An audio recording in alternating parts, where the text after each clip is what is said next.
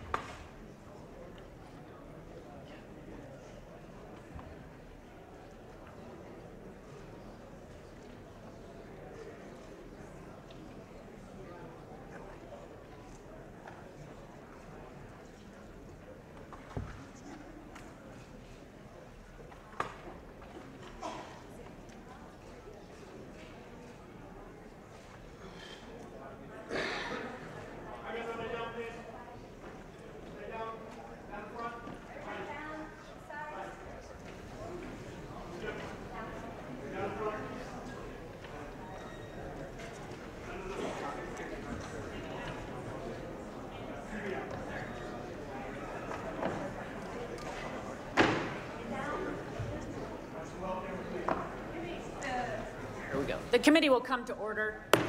Before I begin, I'd like to take a moment to address the guests in the audience. First of all, thank you for coming.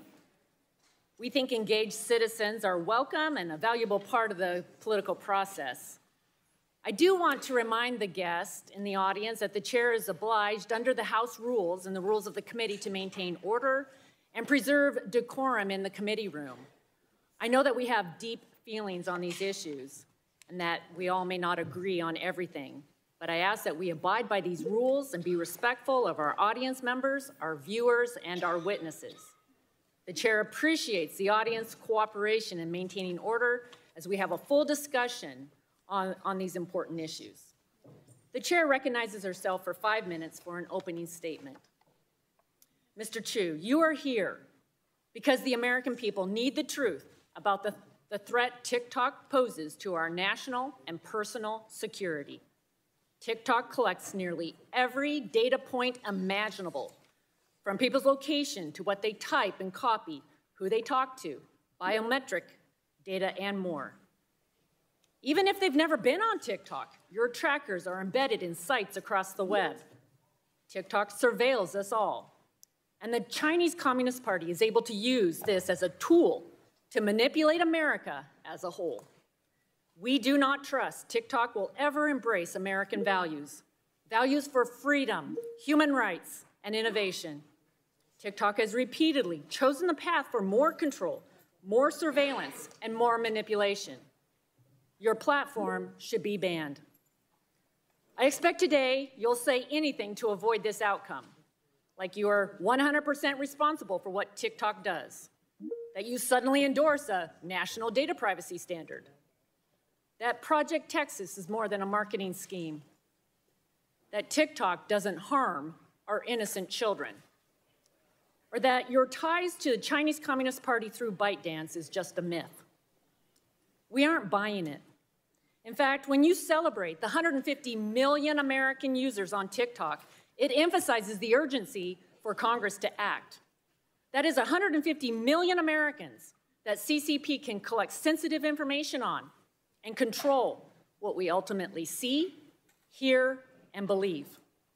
TikTok has repeatedly been caught in the lie that it does not answer to the CCP through ByteDance. Today, the CCP's laws require Chinese companies like ByteDance to spy on their behalf. That means any Chinese company must grant the CCP access and manipulation capabilities as a design feature. Right now, ByteDance is under investigation by the DOJ for surveilling American journalists, both digital activity and physical movements through TikTok. We also know that many of your employees still report directly to Beijing. Internal recordings reveal there is a backdoor for China to access user data across the platform. Your employees said, quote, "Everything is seen in China." A gateway to spy is not the only way TikTok and ByteDance can do the bidding of the CCP. TikTok has helped erase events and people China wants the world to forget. It's even censored an American teenager who exposed CCP's genocide and torture of Uyghur Muslims. The facts show that ByteDance is beholden to the CCP, and ByteDance and TikTok are one and the same. TikTok also targets our children. The For You algorithm is a tool for TikTok to own their attention and prey on their innocence. Within minutes of creating an account, your algorithm can promote suicide, self-harm, and eating disorders to children. It encourages challenges for them to put their lives in danger and allows adults to prey on our beautiful, beloved daughters. It's also a portal for drug dealers to sell illicit fentanyl that China has banned, yet is helping Mexican cartels produce, send across our border, and poison our children. In China, the CCP proactively prohibits this type of TikTok content that promotes death and despair to kids.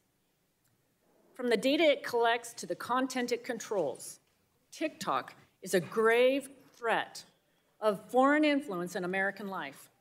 It's been said it's like allowing the Soviet Union the power to produce Saturday morning cartoons during the Cold War, but much more powerful and much more dangerous.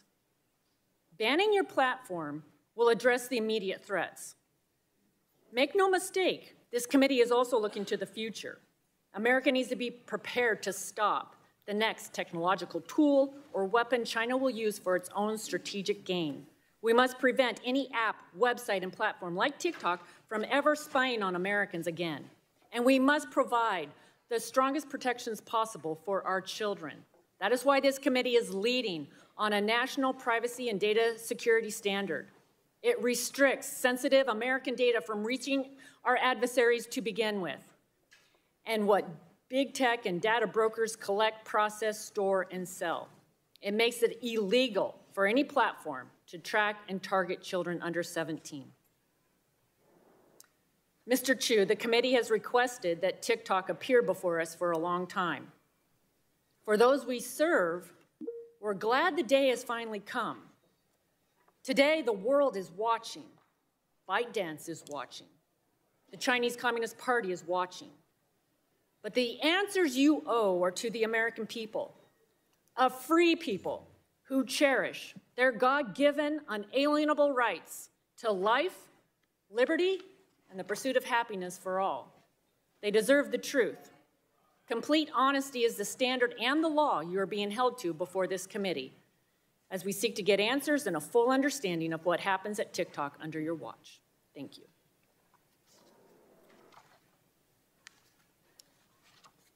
Chair now recognizes the ranking member, Mr. Pallone, for 5 minutes. Thank you, Madam Chair. And let me say that I agree with much of what you just said, and I certainly appreciate your enthusiasm and your commenting on being a mother and concerned about children. And I am glad that we are having this hearing today. Big tech has transformed the information superhighway into a super spreader of harmful content, invasive surveillance practices, and addictive and damaging design features. Data is big tech's most valuable commodity, and by collecting far more user data than they need, big tech platforms can use, share, and sell information to generate billions of dollars in revenue. Today, the American people are powerless to stop this invasion of their privacy, and we can't wait any longer to pass comprehensive national privacy legislation that puts people back in control of their data. We must hold big tech accountable for its actions, and transparency is critical to that accountability. In the past several Congresses, this committee has heard from senior executives of other social media platforms about troubling and repeated instances where they put profits over people. Now, today we intend to bring more transparency to TikTok, which is controlled by its Beijing communist-based parent company, ByteDance. And while TikTok videos provide a new fun way for people to express their creativity and enjoy the videos of others, the platform also threatens the health, privacy, and security of the American people. And I'm not convinced that the benefits outweigh the risks that it poses to Americans in its present form.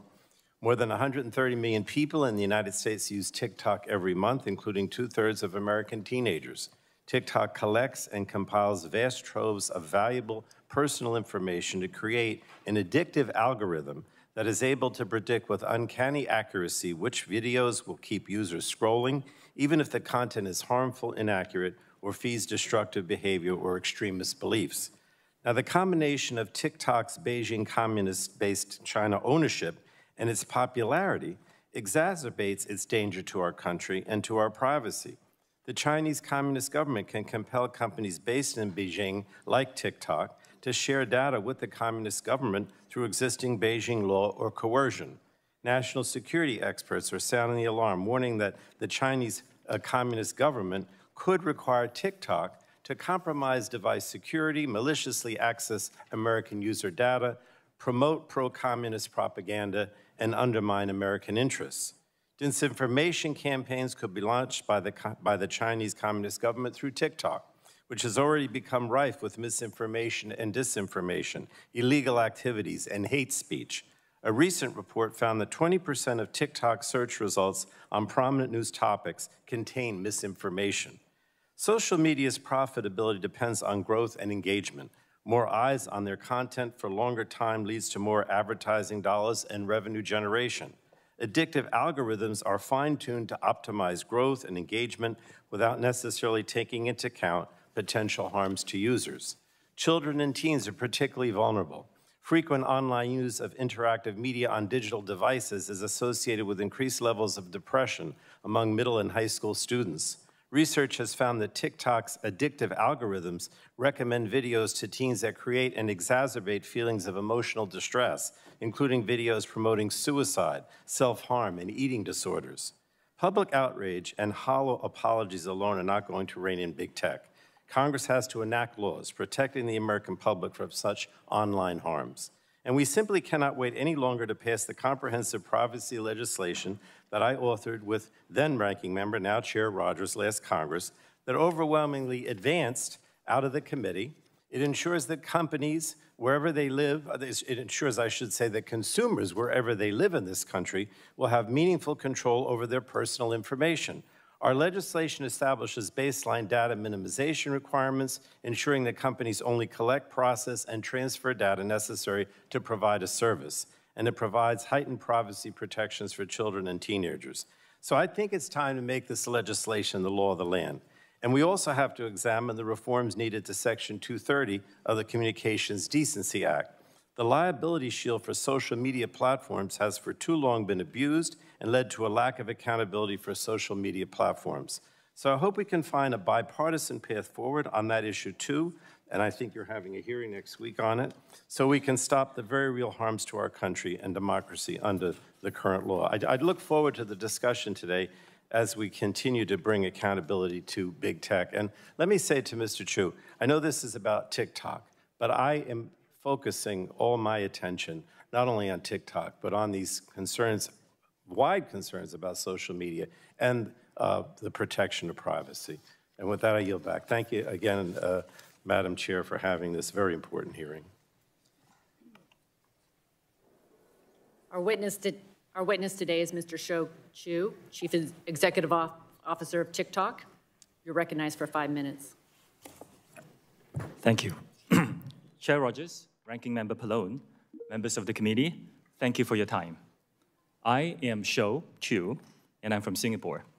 That's where I was born, as were my parents. And after serving in Singapore's military, I moved to the UK to attend college, and then here to the US to attend business school. I actually met my wife here. By the way, she was just born a few miles away from here in Virginia. 2 years ago, I became the CEO of TikTok. Today, we have more than 1 billion monthly active users around the world, including over 150 million in the United States.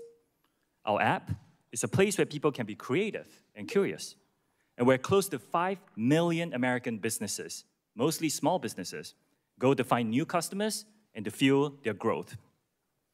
Now, as TikTok has grown, we've tried to learn the lessons of companies that have come before us, especially when it comes to the safety of teenagers.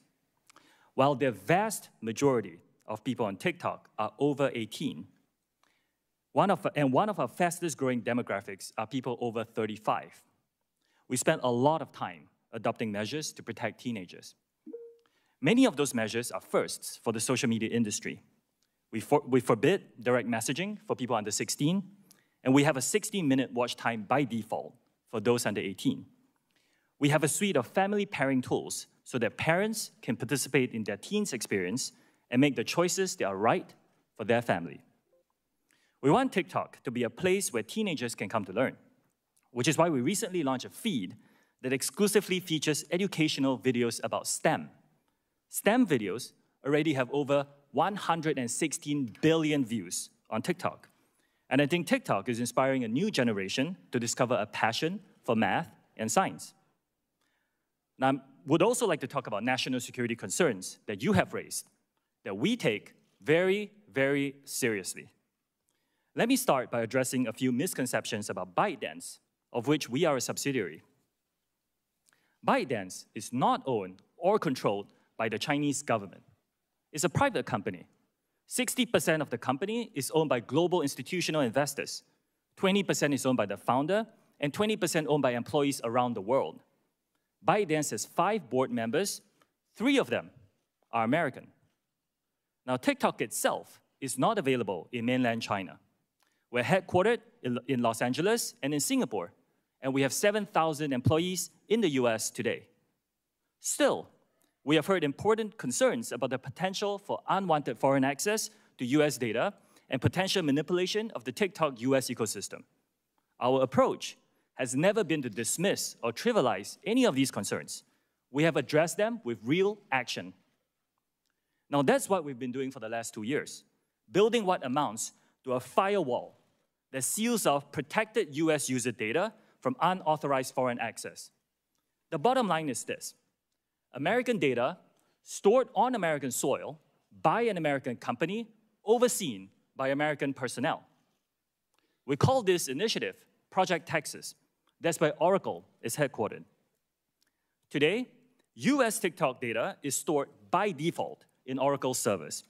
Only vetted personnel operating in a new company called TikTok US Data Security can control access to this data. Now, additionally, we have plans for this company to report to an independent American board with strong security credentials. Now, there's still some work to do. We have legacy US data sitting in our servers in Virginia and in Singapore. We're deleting those, and we expect that to be complete this year. When that is done, all protected US data will be under the protection of US law and under the control of the US-led security team. This eliminates the concern that some of you have shared with me that TikTok user data can be subject to Chinese law. This goes further, by the way, than what any other company in our industry have done. We will also provide unprecedented transparency and security for the source code for the TikTok app and recommendation engine. Third-party validators like Oracle and others will review and validate our source code and algorithms. This will help ensure the integrity of the code that powers what Americans see on our app. We will further provide access to researchers, which helps them study and monitor our content ecosystem. Now, we believe we are the only company that offers this level of transparency. Now, trust is about actions we take. We have to earn that trust with decisions we make for our company and our products. The potential security, privacy, content manipulation concerns raised about TikTok are really not unique to us. The same issues apply to other companies. We believe what's needed are clear, transparent rules that apply broadly to all tech companies. Ownership is not at the core of addressing these concerns. Now, as I conclude, there are more than 150 million Americans who love our platform, and we know we have a responsibility to protect them, which is why I'm making the following commitments to you and to all our users. Number one, we will keep safety, particularly for teenagers, as a top priority for us. Number two, we will firewall protected US data from unwanted foreign access. Number three, TikTok will remain a place for free expression and will not be manipulated by any government. And fourth, we will be transparent and we will give access to third-party independent monitors to remain accountable for our commitments. I'll be grateful for any feedback that you have, and I look forward to your questions. Thank you very much. As you know, the testimony that you're about to give is subject to Title 18, Section 1001 of the United States Code. As you state in your testimony, ByteDance is TikTok's parent company. Is it accurate to say that you are in regular communication with the CEO of ByteDance, Leon Robo? Chair Rogers, yes, I am in communication with him. Okay. Kelly Zhang is the CEO of ByteDance China, overseeing Douyin, the Chinese version of TikTok. Are you in regular communication with Kelly? I'm not in regular communication with her. The ByteDance editor-in-chief is Zhong Fuping, correct? I believe so. And Wu Shugang is Beijing ByteDance technology board member and also an official of the Cyberspace Administration in China. Is this correct? I believe so. They are not in direct... Thank you. All of these individuals work or affiliated with the Chinese Communist Party, are at the highest levels of leadership at ByteDance, a company where you previously served as the chief financial officer and where you regularly communicate with their CEO. TikTok has told us that you weren't sharing data with the CCP, but leaked audio from within TikTok has proven otherwise. TikTok told us that you weren't tracking the geolocation of American citizens. You were. TikTok told us you weren't spying on journalists. You were. In your testimony, you state that ByteDance is not beholden to the CCP. Again, each of the individuals I listed are affiliated with the Chinese Communist Party, including Zhang Fuping, who is reported to be the Communist Party secretary of ByteDance, and who has called for the party committee to, quote, take the lead across all party lines to ensure the algorithm is enforced by, quote, correct political direction. Just this morning, the Wall Street Journal reported that the CCP is opposed to a forced sale of TikTok by ByteDance, quoting a CCP spokesman as saying the Chinese government would make a decision regarding any sale of TikTok. So the CCP believes they have the final say over your company. I have zero confidence in your assertion that ByteDance and TikTok are not beholden to the CCP. Next question. Heating content is a way of promoting and moderating content. In your current or previous positions within Chinese companies, have employees engaged in heating content for users outside of China? Very quickly, yes or no? Our heating process is approved by our local teams in the various countries. The answer is yes, thank you. Have any moderation tools been used to remove content on TikTok associated with the Uyghur genocide? Yes or no? We do not remove that kind of content. TikTok is a place of freedom of expression. And Chair Rogers, like I said, if you use our app, you can go on it and you will see a lot of users around the world expressing content on that topic and many others. Thank you. What about the massacre in Tiananmen Square, yes or no? I'm sorry, I didn't hear the question. The massacre in Tiananmen Square. That kind of content is available on our platform. You can go and search it. I will remind you that making false or misleading statements to Congress is a federal crime. I understand. Again, if you go on our platform, you will find that content. Okay, thank you. Reclaiming my time, can you say with 100% certainty that ByteDance or the CCP cannot use your company or its divisions to heat content to promote pro-CCP messages for an act of aggression against Taiwan? We do not promote or remove content at the request of the Chinese government. The question is, the question is, are you 100% certain that they cannot use your company to promote such messages? It is our commitment to this committee and all our users that we will keep this free from any manipulation by any government. If you can't say 100% certain, I take that as a no. As I previously referenced, TikTok spied on American journalists. Can you say with 100% certainty that neither ByteDance nor TikTok employees can target other Americans with similar surveillance techniques? Chair Rogers, I first of all disagree with the characterization that is spying. It was an internal investigation. Yes or no? Can you do surveillance of other Americans? We will protect the U.S. user data and fire it all from all unwanted foreign access. It's a commitment that we've given to the committee. So I guess my question is, I wanted to hear you say with 100% certainty that neither ByteDance nor TikTok employees can target other Americans with similar surveillance techniques as you did with the journalists. Again, I don't disagree with the characterization is surveillance, and we have given our commitments, Chair Rogers. The 4 commitments, I think it's our commitment that we will not be influenced by any government on these issues. DOJ is investigating this surveillance right now. To the American people watching today, hear this: TikTok is a weapon by the Chinese Communist Party to spy on you, manipulate what you see, and exploit for future generations. A ban is only a short-term way to address TikTok, and a data privacy bill is the only way to stop TikTok from ever happening again in the United States. I yield back. I now yield to the ranking member for 5 minutes. Thank you, Madam Chair. Let me just start out by saying, Mr. Chew, that I don't find what you suggested with Project Texas and this firewall that's being suggested to whoever will be acceptable to me. In other words, you know, I still believe that the Beijing Communist government will still control and have the ability to influence what you do. And so this idea, this Project Texas, is simply not acceptable.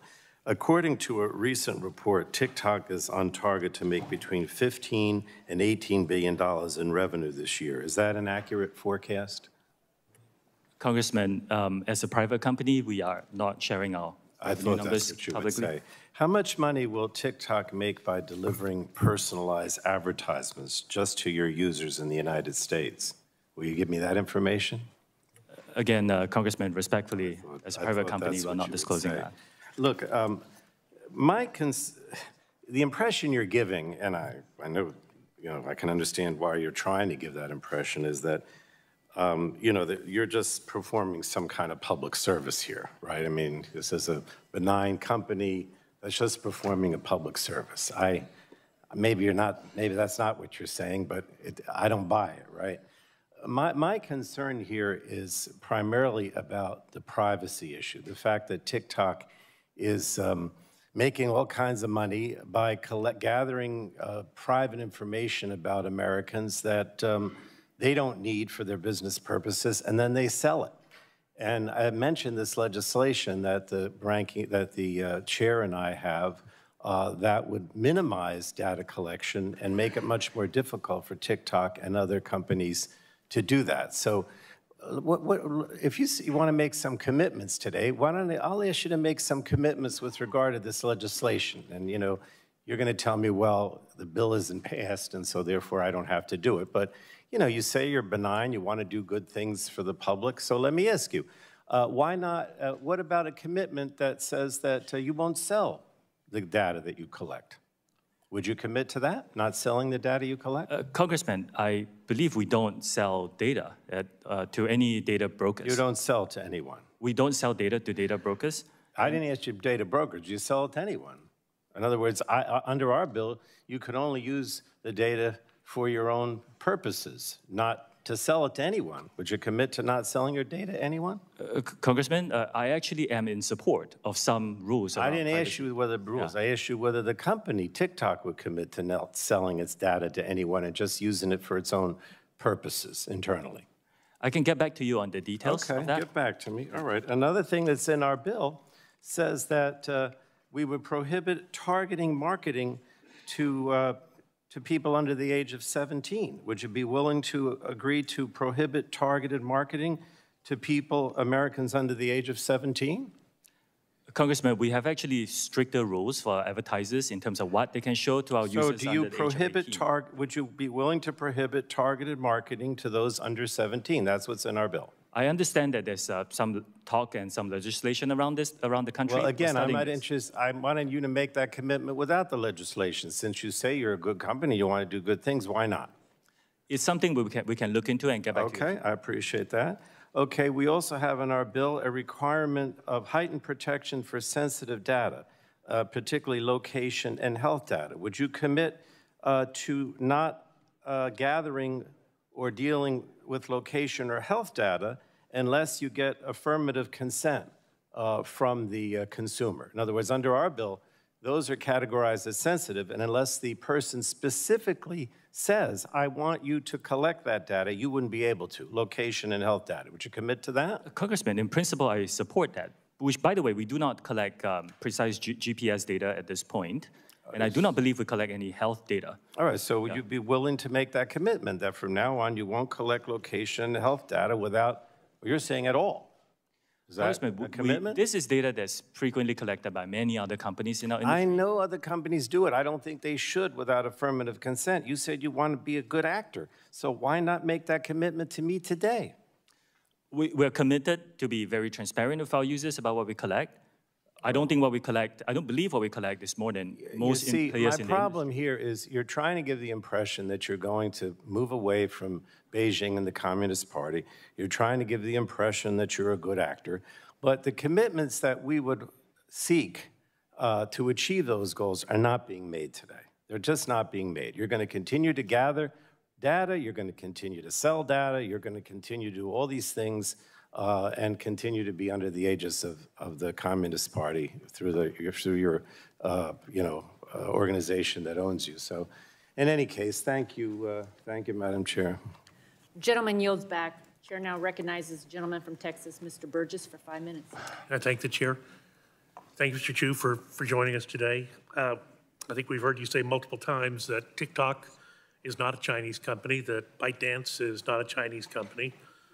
But according to an article in today's Wall Street Journal, quoting here, China's Commerce Ministry said Thursday that a sale or divestiture of TikTok will involve exporting technology that has to be approved by the Chinese government. Continuing to quote, the reported efforts by the Biden administration would severely undermine global investors' confidence in the U.S., said Shou Zi Chew, a ministry spokeswoman. Continuing to quote, if that is true, China will firmly oppose it, she said, referring to the forced sale. So despite your assertions to the contrary, China certainly thinks it is in control of TikTok and its software. Is that not correct? Congressman, TikTok is not available in mainland China. And today we're headquartered in Los Angeles and Singapore. But I'm not saying that the founders of ByteDance are not Chinese, nor am I saying that we don't make use of Chinese employees, just like many other companies around the world. We do use their expertise on some engineering projects. But according to their ministry spokeswoman, it would be a divestiture of exporting technology from China. So they, again, China thinks they own it, even though you do not. Madam Chair, I'd just like to ask unanimous consent to put today's Wall Street Journal Without objection, so ordered. Into the record. Mr. Chew, I wouldn't ask you to discuss any privileged attorney-client materials, but did anyone aside from your lawyers assist you in preparation for today's hearing? I prepared for this hearing with my team here in D.C. Did anyone at ByteDance directly provide input, help, or instruction for your testimony today? Congressman, this is a very high-profile hearing. My phone is full of well wishes. But I prepared for this hearing with my team here in D.C. Are you willing to share who helped prepare you for this hearing with the committee? And you can do that I can in follow up with you if you like. Can you guarantee that no one at ByteDance had a role in preparing you for today's hearing? Like I said, Congressman, this is a high-profile hearing. A lot of people around the world were sending me wishes and unsolicited advice, but I prepared for this hearing with my team here in D.C. Are the attorneys representing TikTok also representing ByteDance? Yes, I believe so. What percentage of TikTok revenue does ByteDance retain? Just give me a ballpark estimate if you don't precisely know. Congressman, like I said, as a private company, we are not prepared to disclose our financials in public today. But can we ask you to get back to us with a ballpark? We're not asking for the precise figures, but to get so the committee can have some understanding of the percentage of TikTok revenue that ByteDance retains. I understand the question. Respectfully, as a private company, we are not disclosing our financials today. Prior to today's hearing, did anyone affiliated with the Chinese Communist Party discuss this hearing with you, or anyone else on TikTok senior management? Congressman, since I've been CEO of this company, I have not had any discussions with Chinese government officials.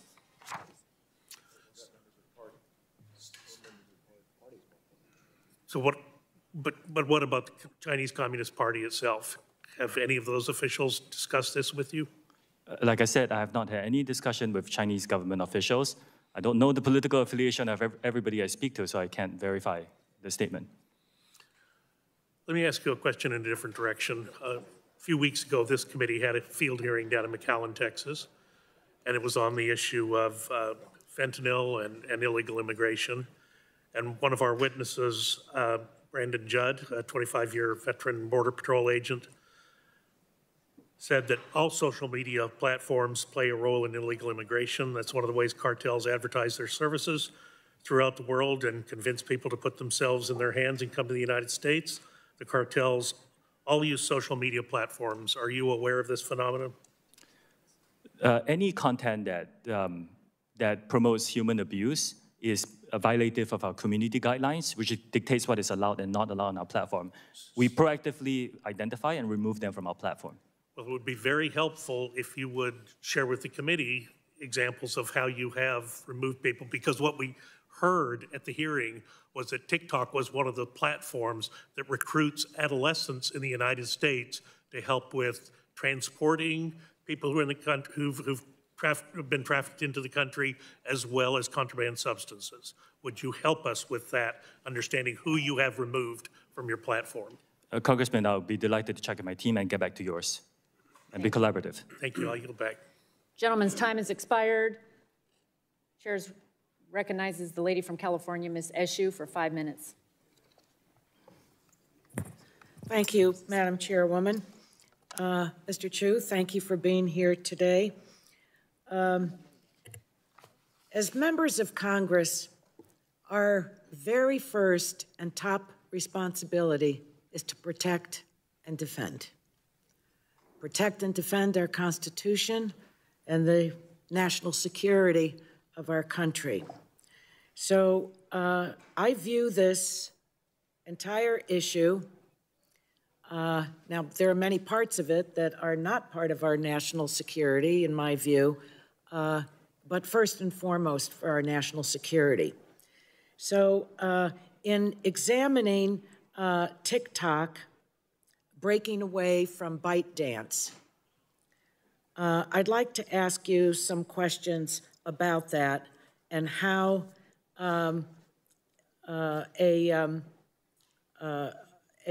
severance in terms of the relationship with ByteDance, how user data, American users' data, would be protected.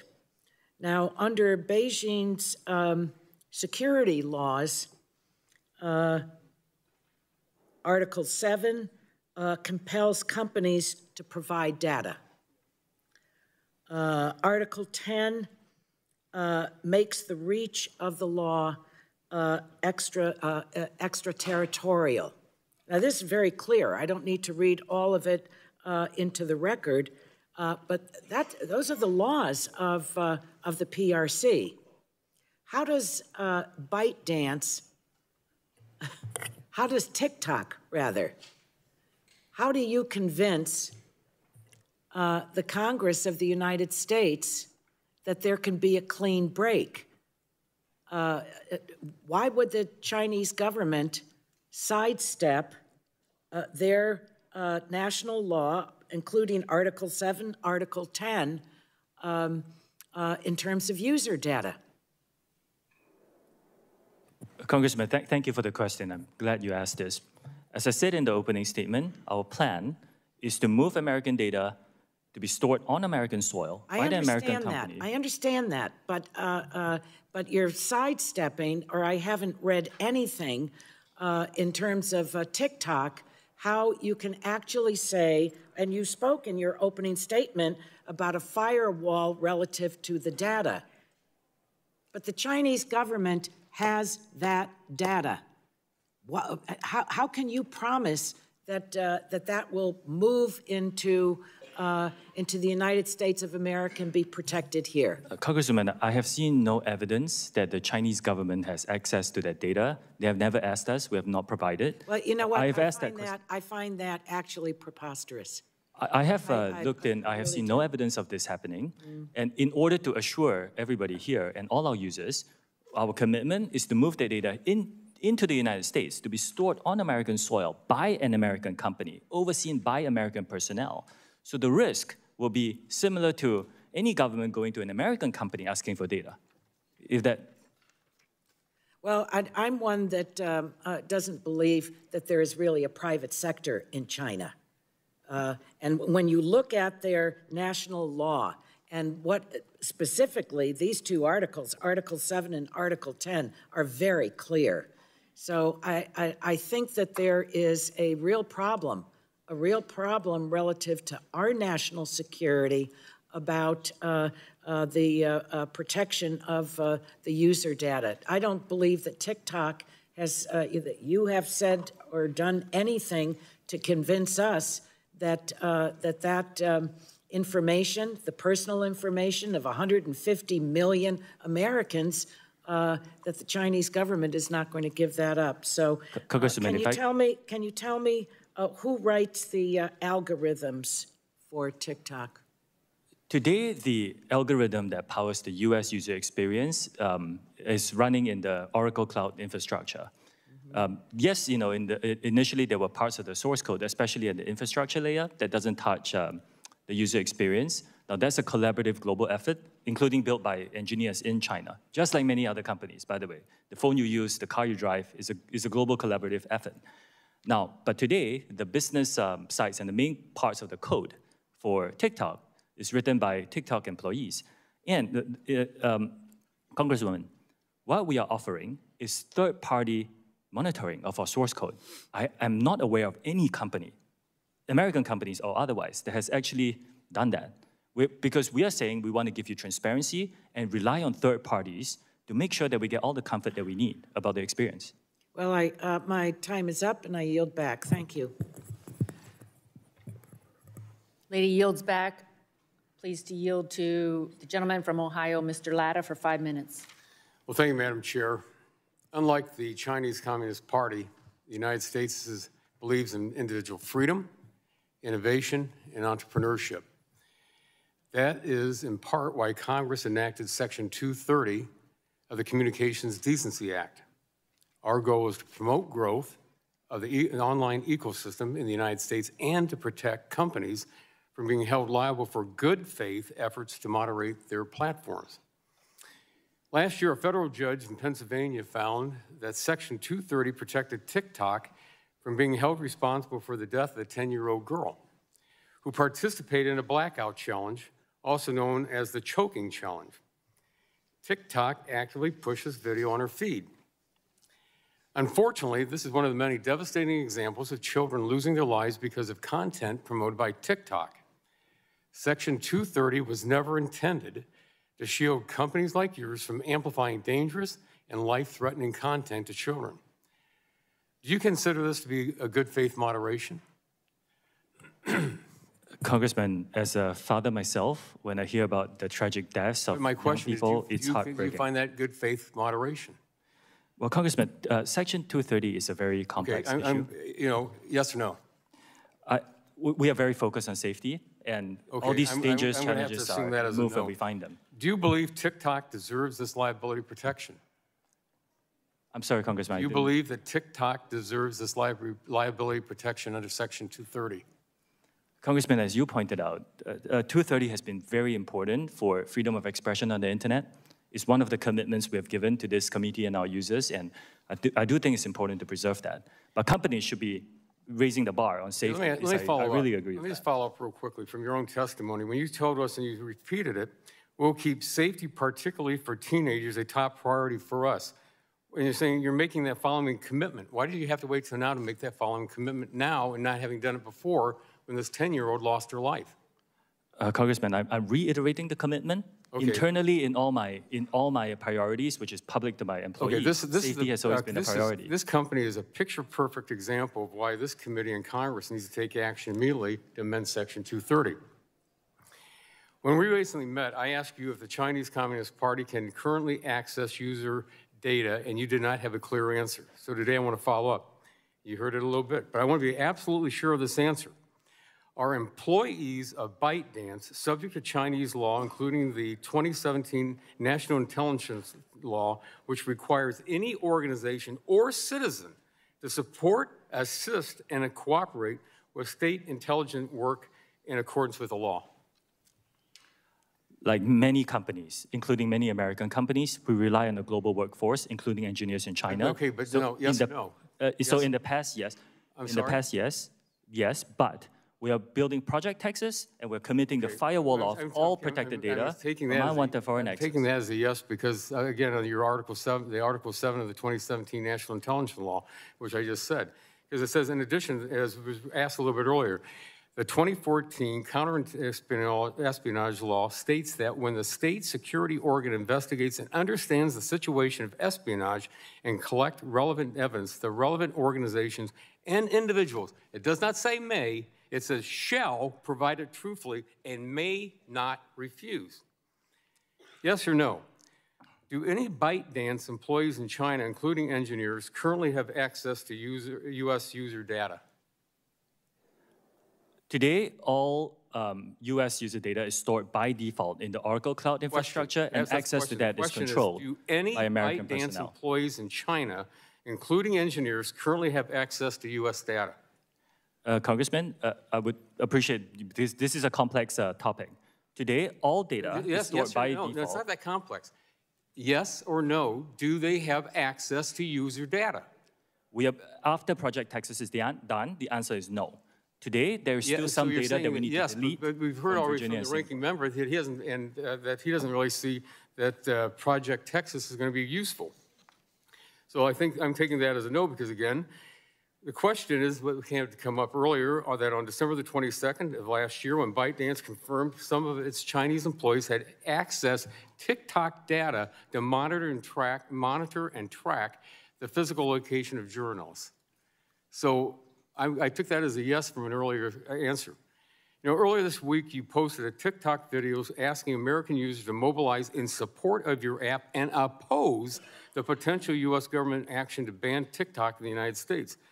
Based on the established relationship between your company and the Chinese Communist Party, it's impossible for me to conclude that the video is anything different than the type of propaganda that the CCP requires Chinese companies to push on its citizens. Now I yield back.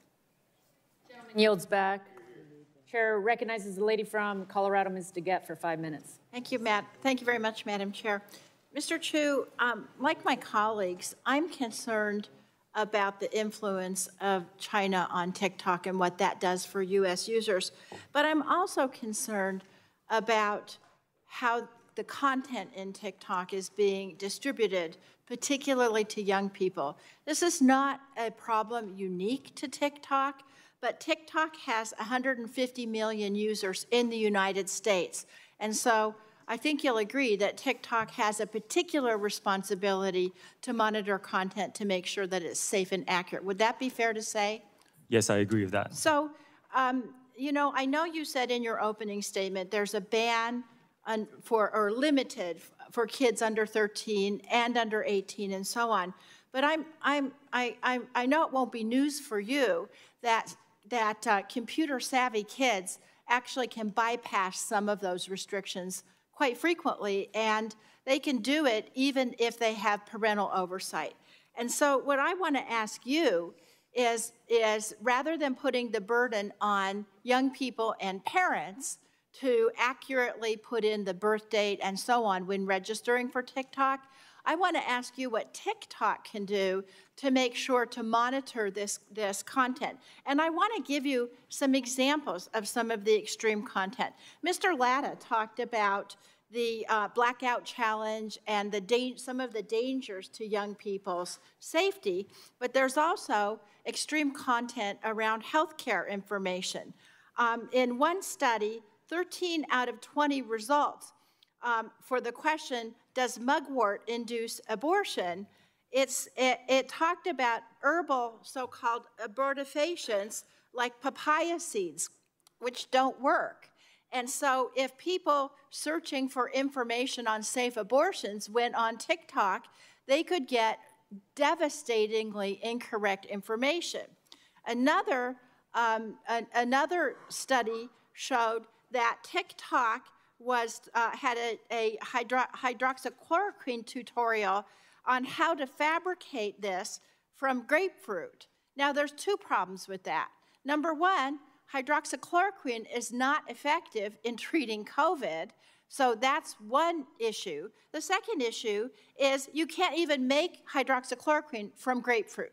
So again, this is a really serious miscommunication about healthcare information that people looking at TikTok are able to get, and in fact, it's being pushed out to them. So I want to know from you, and I will give you time to answer this. You have current controls, but the current controls are not working to keep this information, mainly from young people, but from Americans in general. What more is TikTok doing to try to strengthen its review to keep this information from coming across to people? Thank you for the question, Congresswoman. The dangerous misinformation that you mentioned is not allowed on our platform. It violates them. I'm sorry to report it is on your platform, though. Congresswoman, I don't think I can sit here and say that we are perfect in doing this. We do work very hard. So how can you make yourself more perfect? I don't want you to say it's not there or you apologize. What can you do to limit it as much as possible, more than what you're doing now? We invest a significant amount in our content moderation work. I shared that number in my written I know testimony. you're investing, Yes. but what steps are you taking to improve the AI or whatever else you're doing to limit this content? For example, if you search for certain search terms, we do direct you on TikTok to safety resources. That's one of the things we have done. We will continue to invest in this. I recognize and fully align with you that this is a problem that faces our industry, that we need to really invest and address. This, I'm very in alignment. The vast majority of our users come to our platform for entertaining, safe content, but there are people who do spout some dangerous misinformation, and we need to take that very seriously, invest in it, proactively identify it, and remove it from our platform. Okay, I'm going to stop you right now. I asked you specifically how you're trying to increase your review of this, and you gave me only generalized statements that you're investing, that you're concerned, that you're doing more. That's not enough for me. That's not enough for the parents of America. I'm going to ask you to supplement your testimony and have your experts tell me what you're doing to make this a higher level of scrutiny, not just pablum at a hearing. Thank you. I yield back. Thank you. Lady yields back. Chair recognizes the gentleman from North Carolina, Mr. Hudson, for 5 minutes. Thank you, Chairwoman Morse-Rogers, for holding this important hearing. I appreciate the witness, Mr. Shou Zi Chew, for making yourself available here today. While many consider TikTok to be just another video sharing app, in reality, TikTok has been functioning as a massive surveillance program, collecting vast swaths of personal data from more than 1 billion people worldwide. This includes data from the personal devices of federal employees, contractors, and most concerning, U.S. military service members and their families at places like Fort Bragg in North Carolina. As Fort Bragg's congressman, I have serious concerns about the opportunities TikTok gives the Chinese Communist Party to access the non-public sensitive data of our men and women in uniform. This personal data and location information can be harvested and could be used for blackmail, to conduct espionage, and to possibly even reveal troop movements. While the Department of Defense and most agencies have banned TikTok on government-issued devices, I believe more needs to be done at the command level to urge troops and their dependents to erase the app from the personal devices and keep them off home Wi-Fi. Having an app banned on a device in one pocket but downloaded on your device in the other doesn't make a whole lot of sense to me. I believe Congress and DoD should address the continued use of TikTok on military installations as well as any use that depicts U.S. military operations. Mr. Chew, does TikTok access the home Wi-Fi network? Only if the user turns on the Wi-Fi. I'm sorry, I may not understand the So if I have question. TikTok app on my phone and my phone is on my home Wi-Fi network, does TikTok access that network? It will have to access the network to get connections to the internet, if that's the question. Is it possible then that it could access other devices on that home Wi-Fi network? Congressman, we do not do anything that is beyond any industry norms. I believe the answer to your question is no. It could be technical. Let me get back to you. Okay, I'd appreciate it if you can answer that. I'd like to change directions real quick. Do you receive personal employment, salary, compensation, or benefits from ByteDance? Yes, I do. What is your salary from ByteDance? Congressman, if you don't mind, I would prefer to keep my compensation private. Okay. Do you personally have any company shares or stock in ByteDance or Douyin? Congressman, if you don't mind, I would like to keep my personal assets private. Is TikTok the company your only source of employment compensation? Where's your other source of income outside of TikTok? It's my only source of compensation. Do you have any financial debts or obligations to ByteDance, Douyin, or any other ByteDance affiliated entity? Personally? No, I do not. Does your management team receive separate salary, compensation, or benefits from ByteDance? We receive salaries from the entities that we are employed in, but we do share in the employee stock option plan that is available from the ByteDance top company. So your primary salary comes from TikTok, but you have other compensation that comes directly from ByteDance? You can characterize it as that, yes. Does your management team have company shares or stock in ByteDance or Douyin? Yes, some of our employees are compensated in shares in ByteDance. Does TikTok share technological resources with Douyin? Are the two technology systems or IT systems interconnected in any way? There are, as with many companies, some shared resources on some services, but it doesn't include anything that involves US user data, Congressman, is in Project Texas, as we talked about, stored by default in American soil by an American company. But currently, there is shared technology or interconnected IT systems. Congressman, with respect, I have to get back to you. This could be a very broad question. Like, for example, we could all be using Microsoft Windows. Yeah, if you could get back with details on that, I'd appreciate Yes. it. Can Douyin personnel or employees access TikTok user data? Not after Project Texas, this is not allowed. Are there employees who are employed by both Douyin and TikTok? I do not believe so. Okay, and so I don't believe so. Is that I mean, again, I'll allow you to come back in the written response if you could give me a definitive answer. I will go back and check to be very sure. Okay, thank you. I'm also concerned about an issue that our chairwoman brought up about an apparent pattern of misinformation or misrepresentation from your company in regards to the amount and extent of data that you're collecting, as well as how much has been accessed from inside China. There are dozens of public reports that conclude individuals in the People's Republic of China have been accessing data on U.S. users, directly contradicting several public statements by TikTok employees. And I'm referencing Project Raven, which was first reported on by Forbes last October. Their investigation revealed, I'm sorry, I'm about out of time. Do you want to respond to that? Yes, Congressman. We do not condone the effort by certain former employees to access U.S. TikTok user data in an attempt to identify the source of leaked confidential information. We condemn these actions. After learning about them, we found a highly reputable law firm to thoroughly investigate the incident. We took swift disciplinary action against employees who were found to be involved and are implementing measures to make sure this doesn't happen again. We have made this team available to you. I think they have briefed many of you in this committee very extensively, and I will continue to make them very available to you as part of our transparent commitment. Thank you. My time's expired. I yield back. Gentleman yields back. Chair recognizes the lady from Illinois, Ms. Shurkowski, for 5 minutes. Thank you. So today, in the Wall Street Journal, they said, today,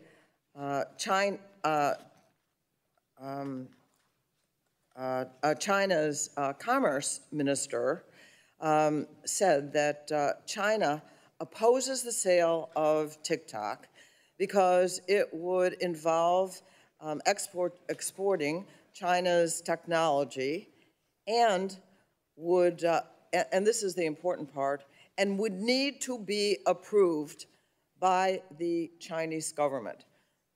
Would need to be approved by the Chinese government. So all of what you've been saying about the distance between TikTok and China has been said to be not true in the paper today, and I would like to see what you have to say in response. Congresswoman, I do disagree with that characterization. I think we have designed Project Texas to protect U.S. user interests and to move forward here in the U.S. Again, it's the protections of storing American data on American soil by an American company looked after by American personnel. And I do not think that our commitments to this committee and all our users is impacted by any event that you mentioned. Now, the whole discussion on this, the resolution of this is an ongoing and developing event. So we will continue to pay attention to this, and we'll get back to you when we have more specifics. So my commitments stand. Yeah. Okay, so if it's an ongoing debate, apparently with China, so it's hard to say with any certainty that China would not have any influence. But let me ask another question. Last fall, along with Gus Bilirakis, who were chair and co-chair of the subcommittee together, were told that TikTok had surveilled, was involved in surveillance of users, very personal information. And you might say, well, not more than other companies, and I agree with Ranking Member Pallone that I really don't want to go by that standard particularly, but that TikTok's in-app browser surveilled everything from Americans, including passwords and credit card numbers, et cetera. So I just want to ask you if TikTok did track and collect this sensitive data that Americans don't want to have disclosed. Congressman, thank you. I'm glad you asked this question because, like you pointed out, we actually do not believe we collect more data than any other social media company out there. A lot of these reports, and we can talk about which specific one you're talking about, a lot of them are not that accurate. Some of them we have actually gotten in touch with the authors to help them understand the data that we're collecting. A lot of it is speculation. You know, this is something they could do. But if you look at the subtext, this is something that every company could do. I'm running out of time. Let me just say that if TikTok chose not to take this sensitive information that you don't need for a transaction and support our comprehensive privacy bill, that would be very helpful. The other thing I wanted to ask, so really this is a yes or no, that does TikTok share user information from companies, from parent companies, from affiliated, or send user information to overseas? In the past, yes, for interoperability purposes. Now, after Project Texas, all protected U.S. data will be stored here with the access controlled by a special team of U.S.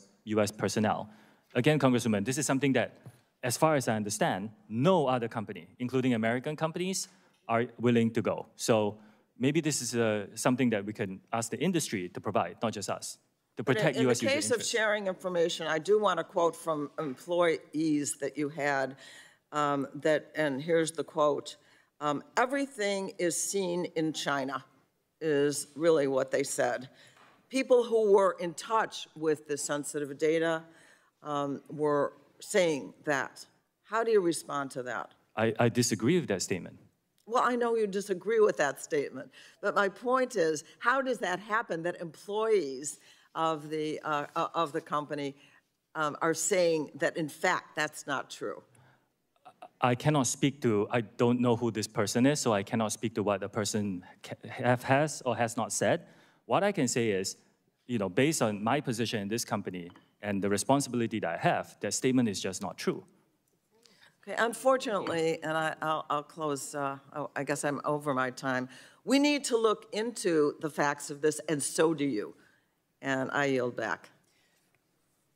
Gentlelady yields back. Chair recognizes the lady from Florida, Ms. Kamek, for 5 minutes. Thank you, Madam Chairwoman.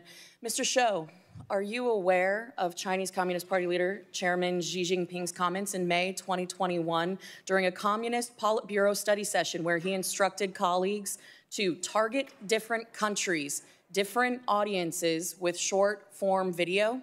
Are you aware of these comments? Yes or no? Congressman, I'm not aware of these comments. Okay. Well, and as was pointed out by Chairwoman Rogers, you have regular contact with Chinese Communist Party Secretary, Mr. Zhang Fuping, who is your boss at ByteDance, correct? No. No? No, he's neither my boss, nor do we have frequent contact. But you have regular contact with ByteDance? With the CEO of ByteDance. Who is, Mr. Zhang Fuping is the editor-in-chief. He's not. My colleague, Representative Burgess, a few minutes ago exposed that TikTok and ByteDance share legal teams. You confirmed this, correct? Our general counsel is an American lawyer, veteran of Microsoft. Also, my colleague, Representative Latta, confirmed that your parent company, ByteDance, currently can access user data. Yes? We have to be more specific. Yes. After Project Texas, no. I'm not asking after Project Texas, I'm asking now. Yes. Some user data is public data, Congresswoman, which means everybody can search What's for it on the interesting internet. to me is that you have used the word transparency over 6 times in your opening testimony and subsequently again in your answers to my colleagues. Yet the interesting thing to me is that ByteDance, your parent company, has gone out of their way to hide an airbrush corporate structure ties to the CCP, the company's founder, and their activities. You can look no further than the fact that ByteDance's website has been scrubbed. In fact, we found web pages from the Beijing Internet Association, the industry association charged with Communist Party building work of internet companies in Beijing. They have been archived, but since deleted. Makes you kind of wonder why. Yes or no, ByteDance is required to have a member of the Chinese government on its board with veto power. Is that correct? No, that is not correct. ByteDance owns some Chinese businesses, and you're talking about a very special subsidiary that is for Chinese business licensing. Mr. Shou, I'm going to have to move on. You've said repeatedly that there is no threat, that this is a platform for entertainment and for fun. I have to ask you then, if there is no threat to Americans, if there is no threat to our data, privacy, security, why did an internal memo from TikTok corporate headquarters explicitly coach senior management to, quote, downplay the parent company ByteDance? Why would they say downplay the China Association and downplay AI? This is from an internal memo from your company. Why, if you had nothing to hide, would you need to downplay the association with ByteDance in China? Congresswoman, I have not seen this memo. You can't answer that question. Mr. Shou, I'd like to direct your attention to the screen for a short video, if you don't mind.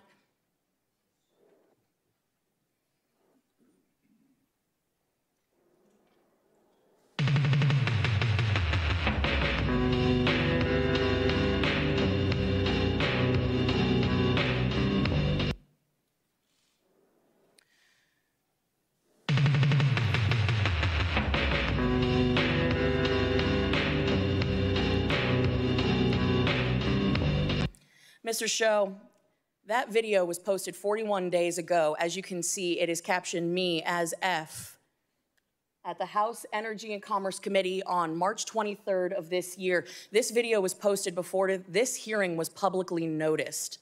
I think that's a very interesting point to raise. But more concerning is the fact that it names this chairwoman by name.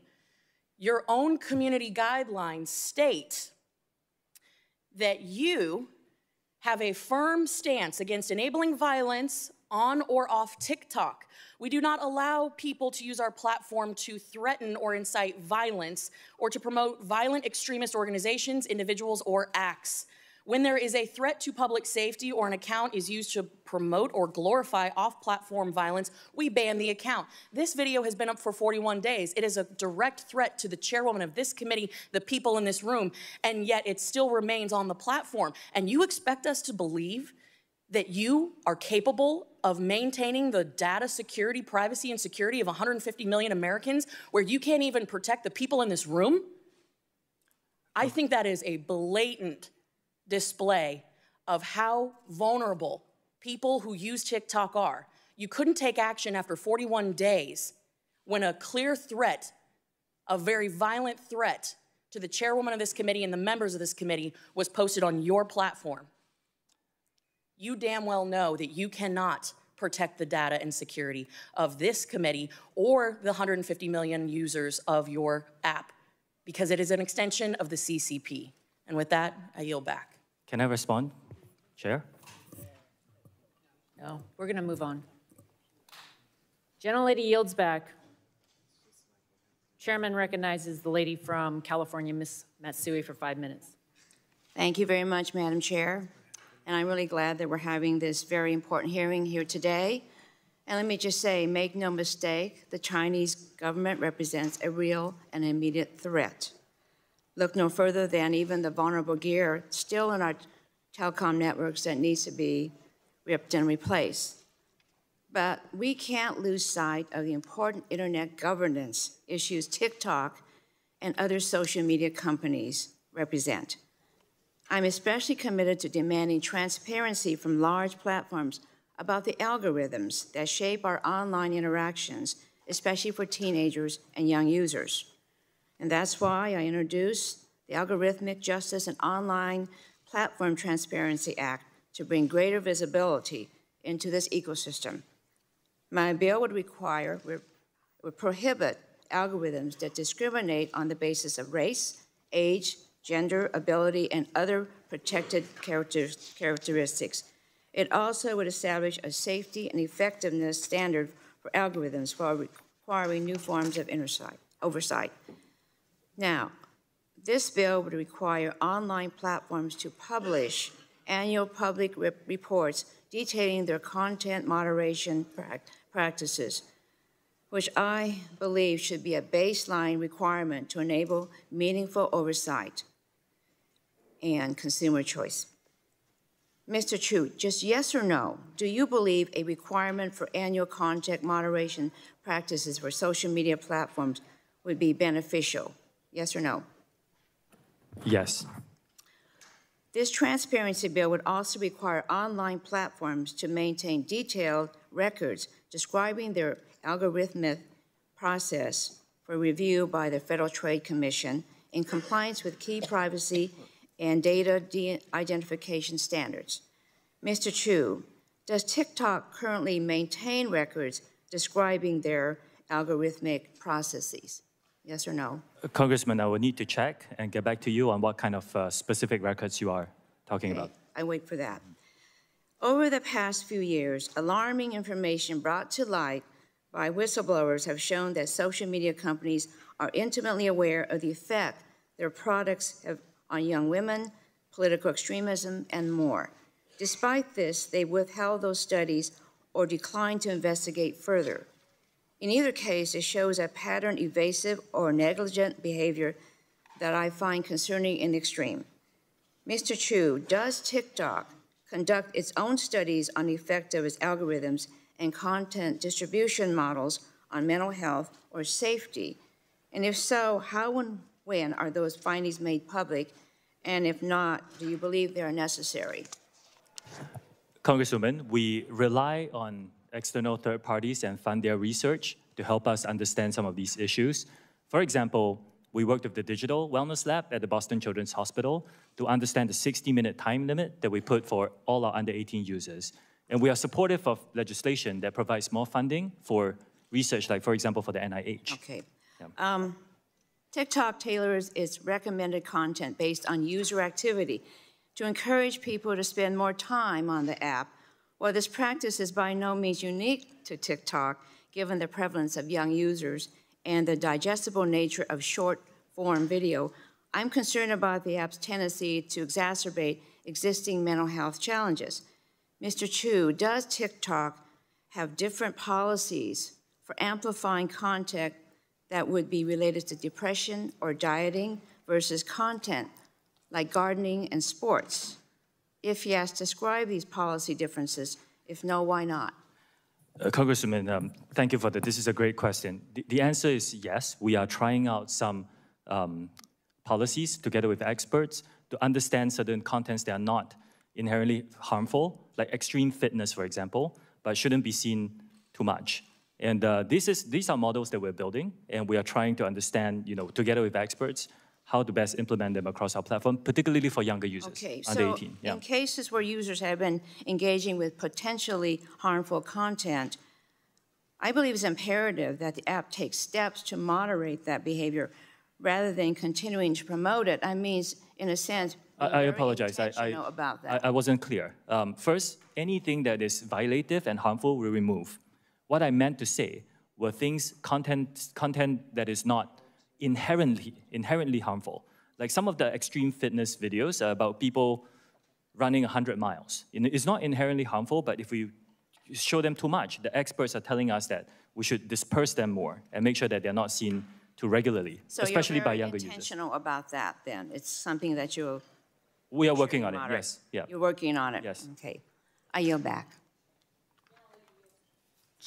Gentle lady yields back. Chair recognizes the gentleman from Florida, Mr. Bill Rockus, for 5 minutes. Thank you, Madam Chair. I appreciate it very much. Thanks for holding this hearing. Mr. Chew, your algorithms have prioritized providing harmful content directly to children, like self-harm challenges and even suicide. Just 3 days ago, Italy opened an investigation into the TikTok over user safety concerns after the so-called French scar challenge went viral on your platform. I know you know about the blackout challenge, which others may know as the choking challenge that encourages children to bring them to the point of unconsciousness or in some cases, tragically, death. If that isn't enough, I want to share the story of Chase Naska, a 16-year-old boy from New York who tragically ended his life a year ago by stepping in front of a train. I want to thank his parents. Again, they are here. I want to thank his parents for being here today and allowing us to show this. Mr. Chew, your company destroyed their lives. Your company destroyed their lives. I admire their courage to be here and share Chase's story in the hopes that it will prevent this from happening to other families. The content in Chase's For You page was not a window to discovery, as you boldly claimed in your testimony. It wasn't content from a creator that you invited to roam the hill today, or STEM education content that children in China see. Instead, his For You page was sadly a window to discover suicide. It is unacceptable, sir, that even after knowing all these dangers, you still claim TikTok is something grand to behold. I want you to see what Chase would see. And I think if you want, again, would you share this content with your children, with your two children? Would you want them to see this? And again, I want to warn everyone watching that you may find this content disturbing, but we need to watch this, please. Blair took. You got to kill yourself. Oh, word? Like right now? And then I'm gonna put a shotgun in my mouth and blow the brains out of the back of my head. Cool.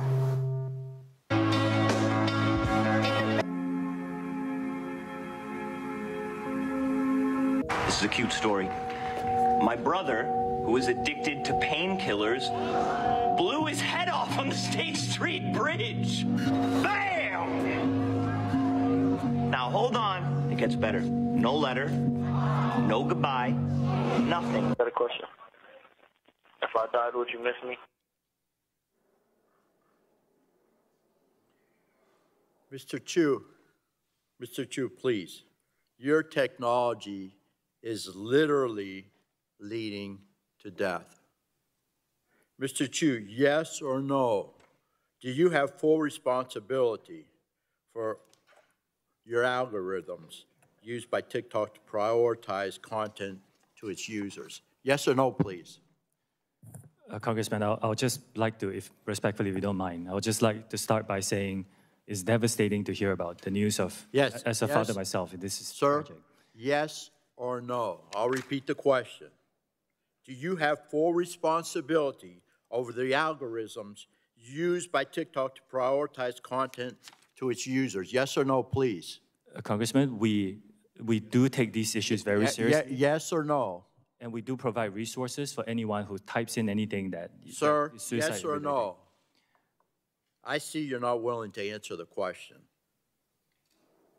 or take any responsibility for your parents' companies, the technology, and the harms it creates. It's just very, very sad. Very sad. It's very sad. This is why Congress needs to enact a comprehensive privacy and data security law to give Americans more control over their information and to protect our children. We must save our children from big tech companies like yours who continue to abuse and manipulate them for your own gain. And I'll yield back, Madam Chair. Gentleman yields back. Chair recognizes the lady from Florida, Ms. Castor, for 5 minutes. Well, thank you, Madam Chair. Colleagues, it is urgent that the Congress pass an online data privacy law that protects the personal privacy of Americans online, and particularly our kids. While this hearing shines a light on TikTok, this hearing also should serve as a call to action for the Congress to act now to protect Americans from surveillance, tracking, personal data gathering, and addictive algorithmic operations that serve up harmful content and has a corrosive effect on our kids' mental and physical well-being. For many years, I've sounded the alarm in this committee of how big tech platforms like TikTok and Facebook and Instagram incessantly surveil, track, gather personal private information, and use it along with data brokers to target and influence our behavior. This is a much broader issue than TikTok in China. There are other malign actors across the world who gather data to use it as an element of social control and influence peddling and worse.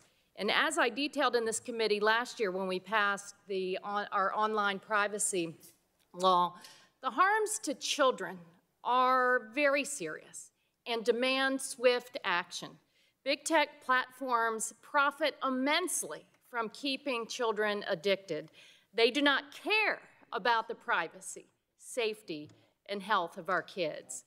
They are the modern-day tobacco and cigarette companies that for so long resisted and misled Congress. And it took action by the Congress to actually protect our kids and to outlaw smoking by young people. In early 2020, based upon the growing body of evidence to harm to kids online, I introduced the Kids Privacy Act and the Kids Act.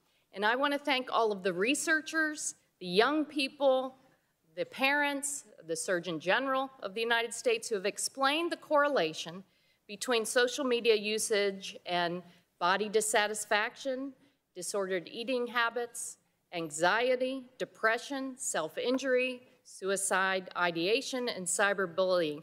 Heck, Frances Haugen, the Facebook whistleblower, was right here and testified to us that Facebook and Instagram conducted research on this topic. They knew and understood the harms, but they continued to elevate profits over the well-being of children. And TikTok does the same. Last Congress, when we passed the ADPPA, the committee incorporated many of these important child online privacy and safety provisions from my bills, but we can make the 118th Congress's version of this bill, of this new law, even more protective of children, and I look forward to working with the chair and the ranking member to make that happen. Mr. Chew, TikTok has incredible sway over children in the U.S., but you don't have a very good track record. In 2019, TikTok was hit with the largest civil penalty by the Federal Trade Commission in a children's privacy case. 4 years later, TikTok still has not taken sufficient action to fix the problems. I assume because child users are incredibly profitable to your bottom line. So answer me this. TikTok allows advertisers to specifically target advertising to children aged 13 to 17, correct? Congresswoman, I do want to disagree with the statement that child abuses are not allowed on our platform at all. It's deplorable conduct and it's not allowed on our platform. Target advertising to young people aged 13 to 17. We do serve personalized advertising at this point, but the policies are very safe for them. How much money does TikTok make selling ads targeted to minors? Congresswoman, can I clarify minors in what age? From just say age 13 to 17. For the teenage population, I want to clarify that we do have a under 13 experience and zero advertising on that platform. For those, well, that's a whole other topic. Okay. Between 13 and 17, if you don't mind, I'll check into my team and get back to you on those answers. You know, TikTok could be designed to minimize the harm to kids, but a decision was made to aggressively addict kids in the name of profits. And it's our responsibility, members, to act swiftly to address this. This has gone on for too long. We've dilly-dallied too much. This committee, thankfully, we've taken responsibility and enacted, but we have an enormous responsibility to act swiftly and get this bill to the floor of the House and passed into law as soon as possible. Thank you. I yield back my time. Gentlelady yields back. Chair recognizes the gentleman from Ohio, Mr. Johnson, for 5 minutes. Thank you, Madam Chair. Mr. Chew, I'm an information technology professional, been doing it for the most of my life.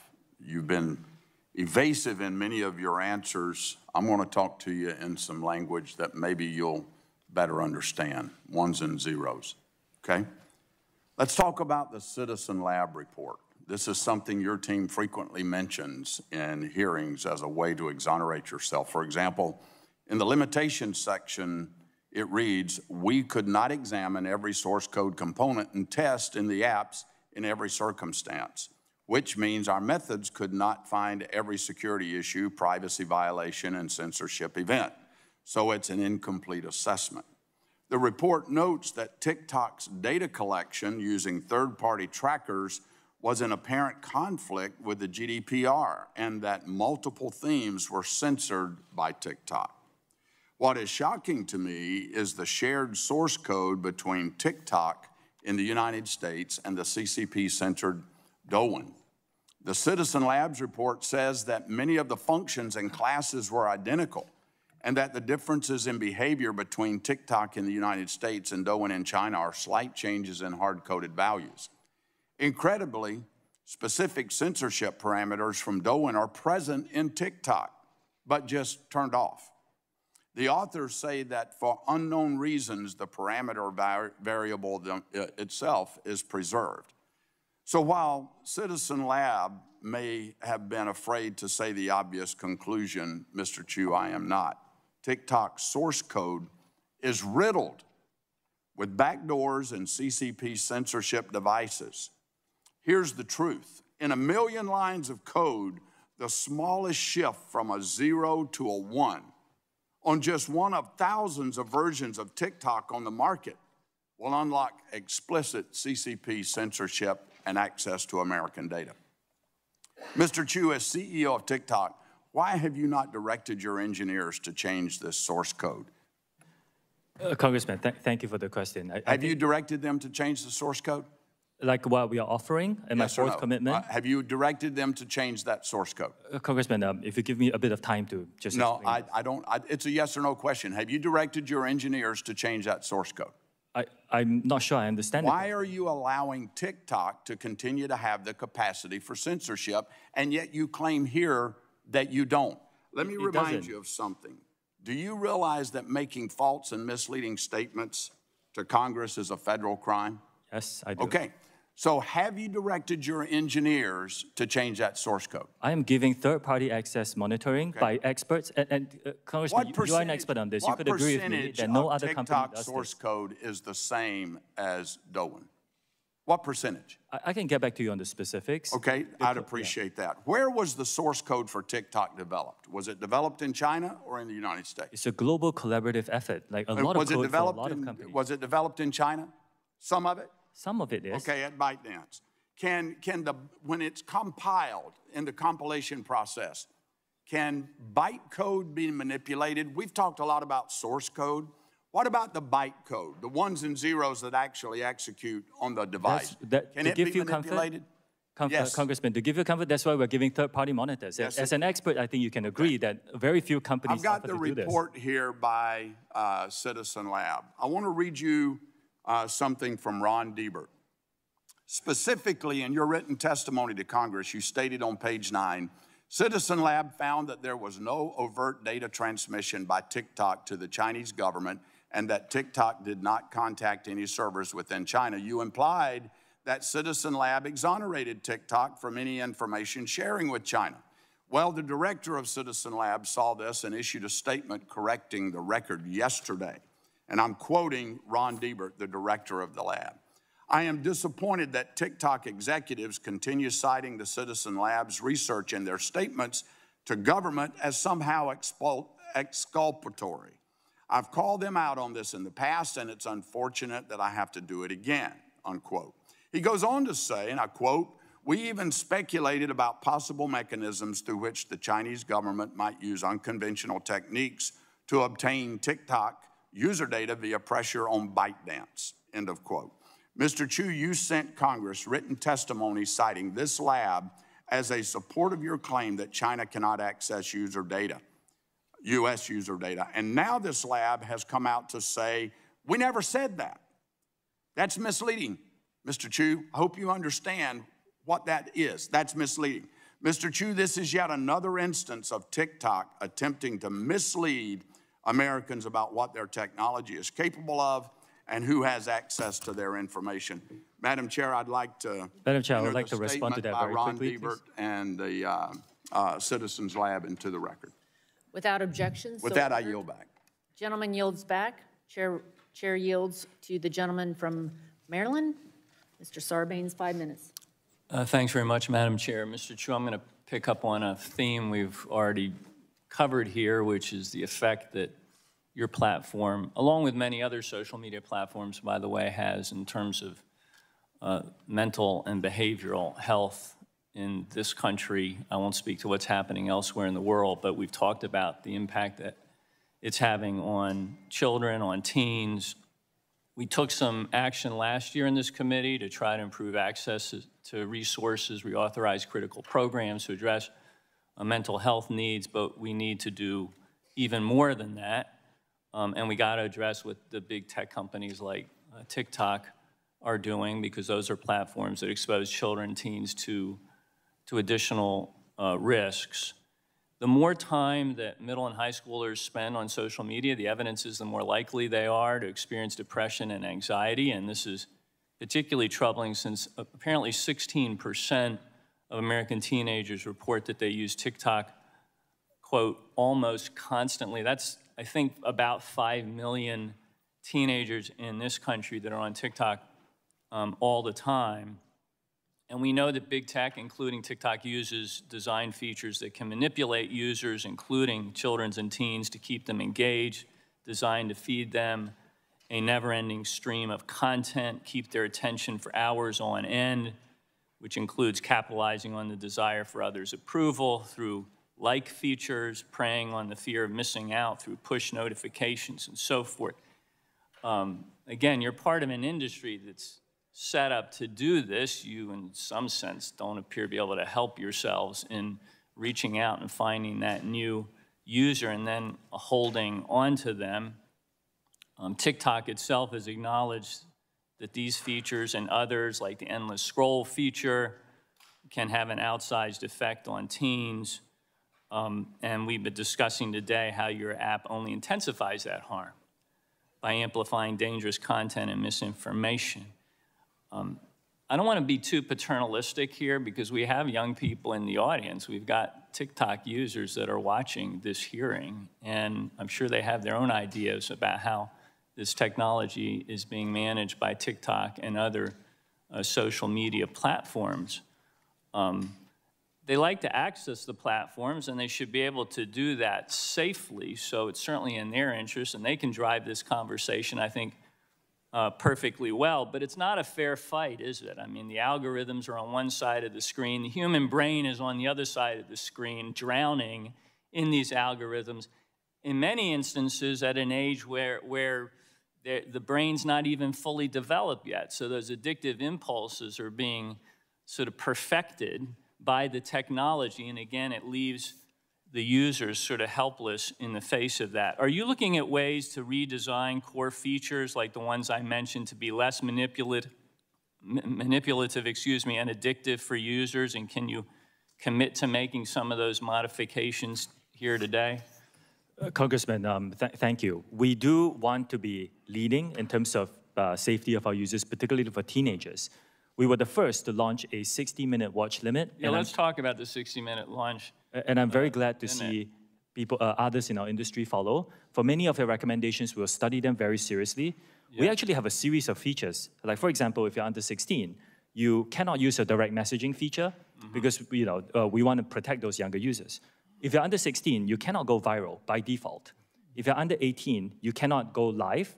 And let me go back to the 60-minute limit because my understanding is that teens can pretty easily bypass the notification to continue using the app if they want to. I mean, let's face it, our teens are smarter than we are by half, and they know how to use the technology, and they can get around these limits if they want to.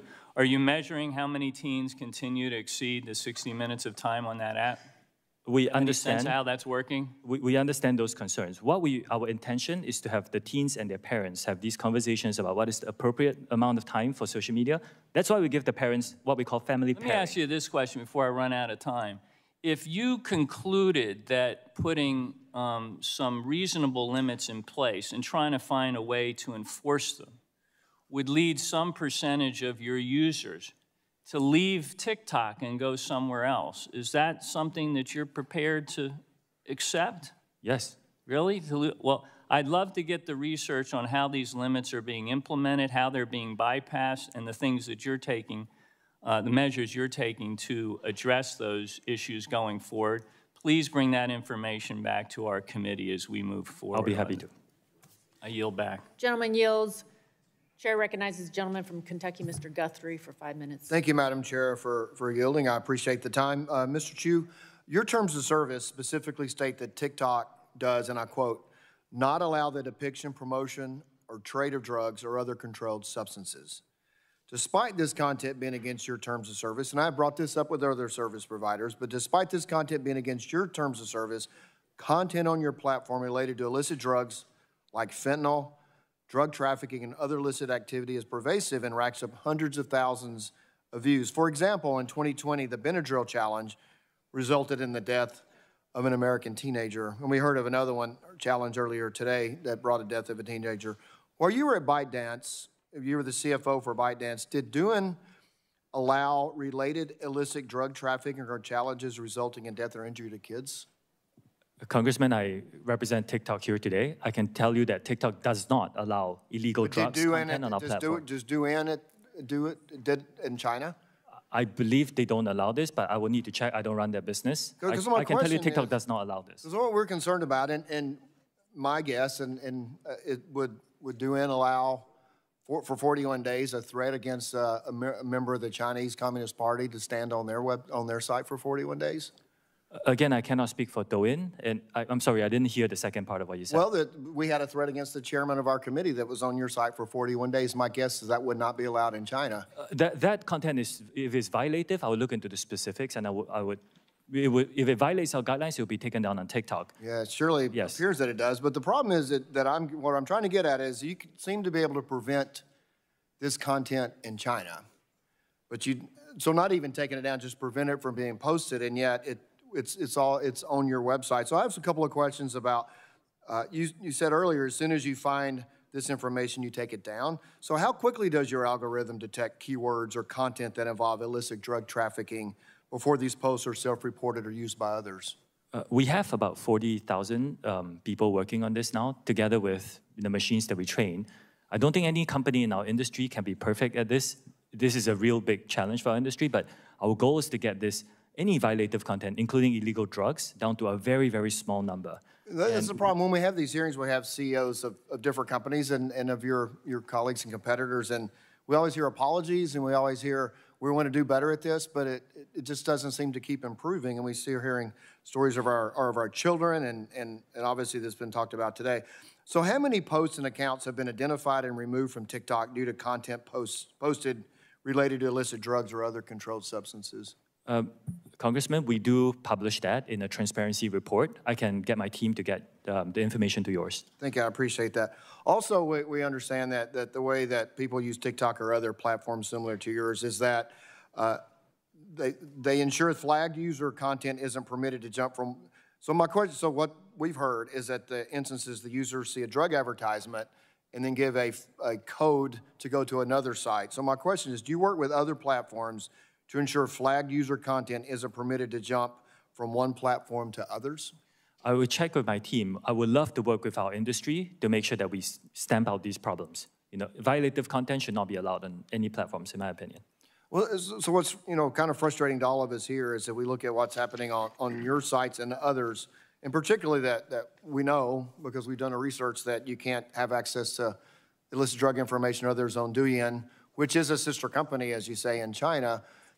And so it absolutely, if you can prevent it on one and not the other, you obviously have the ability to stop it from moving forward, and yet you don't. Would you like to expand how one of your sister companies can prevent that and you not? I know you don't represent Douyin, but they don't allow it, but it happens on your platform. What's the difference? First of all, the majority of the content on TikTok is fun, entertaining, informative, and very positive for our users. Like other companies that operate in this country, we have to deal with some bad actors who come and publish some content on illegal drugs, other. The bad actors don't seem to be able to access Douyin. The TikTok US experience should be compared to other US companies because this is a common challenge. But your parent company has the technology to prevent it because you prevent it in China, but you can't prevent it here. What's the difference? That's why I'm asking. Oh, Congressman, there is no technology that is perfect in doing this. We have to deal with the reality of the country that we're operating in. And here in the United States, as with other companies, we share this challenge. We are investing a lot to address the challenge, but we are, it's a shared challenge. But you invest a lot to seem to be able to address it in China, but not here. Again, I think the comparison has to be within the single country. We face the same set of challenges here in the US. What's the difference? I'm sorry, I'm out of time, but what's the difference in China and here? Let me give you an example, Congressman. In my home country, Singapore, there is literally almost no illegal drug content because Singapore has very strict drug laws. Thank you. My time's expired now. Yield back. Gentleman yields back. Chair recognizes the gentleman from New York, Mr. Tonko, for 5 minutes. Thank you, Madam Chair. I'm concerned that TikTok's algorithm preys on vulnerable people, including those struggling with addiction, eating disorders, and other mental health conditions. The platform is designed to push content to users that will watch more frequently and for longer periods of time. Unfortunately, for many people suffering from certain mental health disorders, videos that reinforce their fears or negative self-image are more engaging. On top of that, TikTok has received sensitive patient health information and records of browsing activity from multiple telehealth companies like BetterHelp, and Cerebral. People's personal struggles should not be fuel for TikTok's profits. People should be able to seek help to address serious medical concerns without being afraid that their information will be shared with social media companies trying to push more products, services, or content at them. So, Mr. Chew, will TikTok continue to get information from third parties on its users' health, including their mental health, yes or no? We will continue to work with experts, yes, if that's the question, to identify these issues. Will you continue to get information from these third parties, including their mental health, yes or no? Congressman, I'm sorry, I may not understand your question. If your question is if I'm working with them on these issues, the answer is yes. It's not the question, it's will you continue to get information from these third parties on its users' health? Get information. We do not get any user health information from third parties, Congressman. You have talked a lot about user privacy and safety. Will you commit here today to no longer using data about users' health, particularly their mental health, to push them content or sell ads? Yes or no? We take our users' mental health very seriously. Yes or no? As far as I'm aware, we don't do that, Congressman. It's not what the... So the answer is no, you will no longer use data about users' health. TikTok systematically exploits users' anxieties by pushing alarming and distressing content onto their For You page. For example, in May of 2022, the LA Times found that some pregnant users searching for information about their pregnancies on TikTok were then shown information about miscarriages, stillbirths, and delivery room traumas. Your company knows that distressing content can have the perverse effect of feeding user engagement. And for TikTok, engagement means money. In the course of a week, what percentage of content that a user sees is considered potentially harmful or distressing content? Congressman, we work with a lot of experts on this. Even before we set the 60-minute time limit for under 18s, if you spend too much time on our platform, you can try it. If you spend too much time, we will actually send you videos to tell you to go out and get some air and get off the platform. What percentage of content that a user sees is considered potentially harmful? I will need to follow up with my team and get back to you on that, if that's okay. Ballpark. I will need to follow up with my team. So are teenagers in particular shown more distressing content? The opposite is true. We actually put in more restrictions to make sure that our teenagers get a better experience. Are expectant or new parents shown more distressing content? I know of many parents, including one I met recently, who actually use our platform to find communities, to connect with other parents and learn a lot more. I've heard amazing stories of creators who have difficulties, and the Reclaiming challenges my they face. time. Are individuals with eating disorders shown more distressing content? We do not, we remove all content that glorifies eating disorders, and we have worked with experts to look at certain certain content that may not inherently be harmful, like diet trends, and make sure that we disperse them more throughout our algorithm. What about those with mental health issues? Are they given more distressing content? If a user searches, words that expresses mental health issues, we actually redirect them to a safety page. Like, for example, if you, I don't know if I should say this in public, if you search, "I want to die," we will redirect you to a safety page, for example. So what about those suffering from addiction? Are they given more distressing content? I'm sorry, Congressman, I missed that question. Those suffering from addiction, are they given more distressing content? I missed the first few words. I apologize. What about those suffering from addiction? Are they given more distressing content? Those suffering from addiction. Addiction. Do you mean drug addiction or? Yes, or any order of addiction. If people search for content, and you can try on a variety of subjects, we will actually direct you to a safety page to give you more resources. And a lot of recovering addicts have actually found their communities on TikTok, and it's really helped them, find their voices and the community and the courage to really overcome their addiction. I personally have heard stories of that. Well, I appreciate your answers, but I was looking for yes or no, and we did not get those. And again, I think the more that they watch this distressing content, the more profit TikTok makes, and that's distressing. Gentleman yields back. Chair recognizes the gentleman from Michigan, Mr. Wahlberg, for 5 minutes. Thank you, Madam Chair, and we're glad that you're here, Mr. Chew. As Chair Rogers and Representative Burgess mentioned this morning, the Wall Street Journal reported that China will firmly oppose any forced sale or divestiture of TikTok. And this is based not on conjecture, but it's based on comments provided by the official spokesperson at the Ministry of Commerce, who said that any TikTok sale or spinoff would amount to a technology export and would have to adhere to Chinese law and approval. This spokesperson was quoted as saying the Chinese, and I quote, "The Chinese government will make decisions according to the law." The Chinese government. Mr. Chew, do you agree with this official? Yes or no? Congressman, I cannot speak on behalf of a Chinese government official. Do you agree with that official?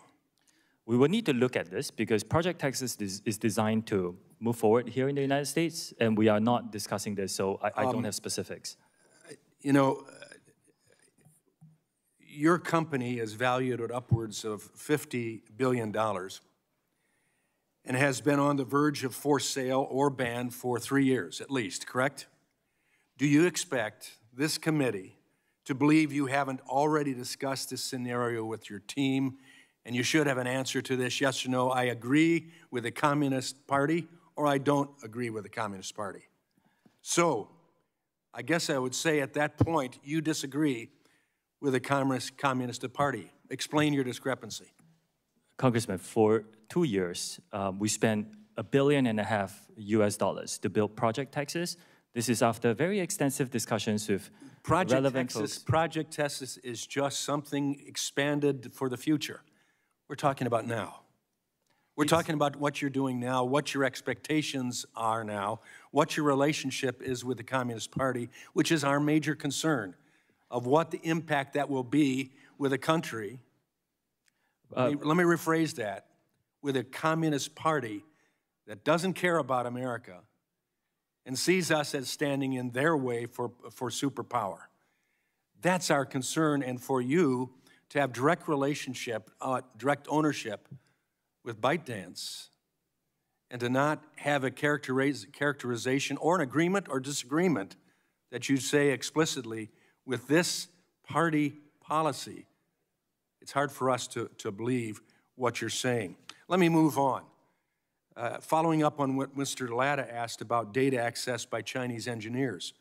In responding to Mr. Latta, you talked about where American user data would be stored in the future. But the question was about access today, storage in the future versus access today. This is total redirection.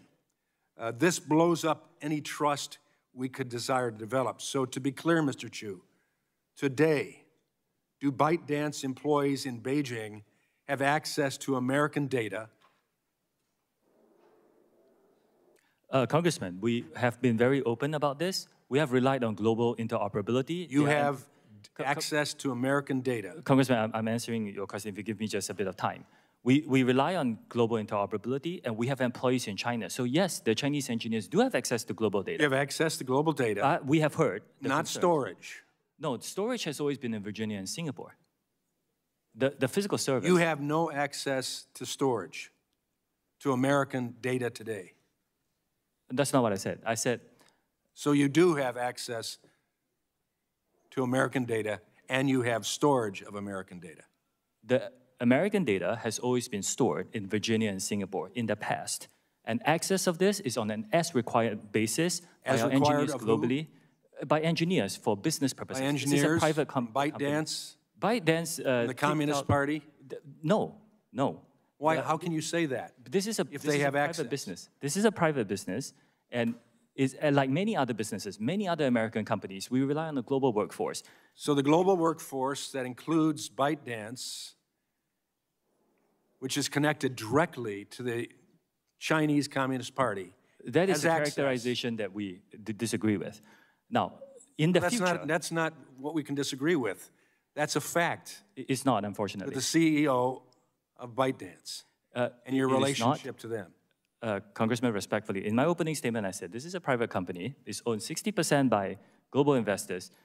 3 out of the 5 board members on ByteDance are Americans. This is a private business. And you report directly to ByteDance with the CEO who is a member of the Communist Party. Let me move on. He's not. I think we got the answer, sadly, at this point. I believe my time has expired, so I yield back.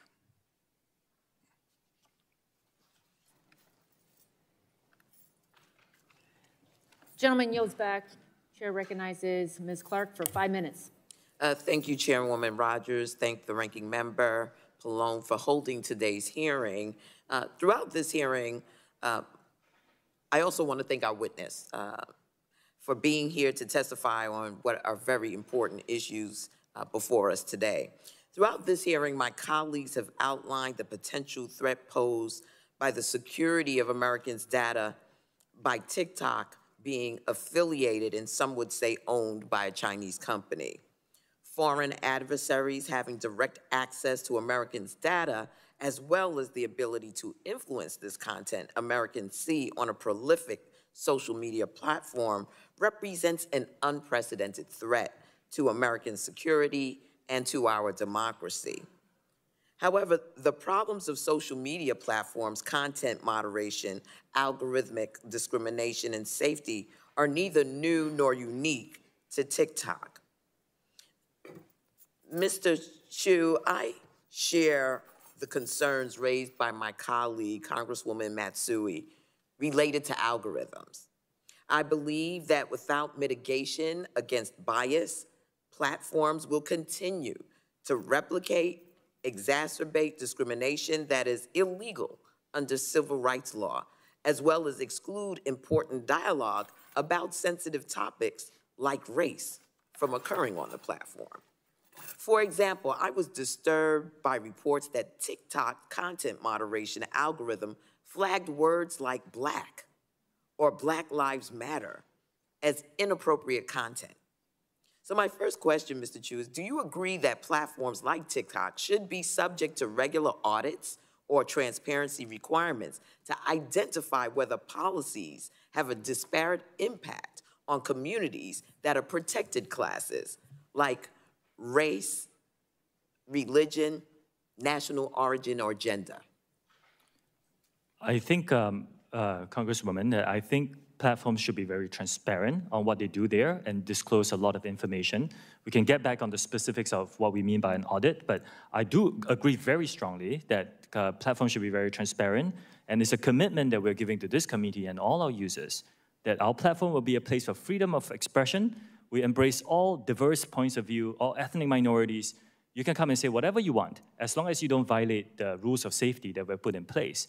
And we also commit to be free of all and any government manipulation. So I think I'm in strong agreement with a lot of what you said.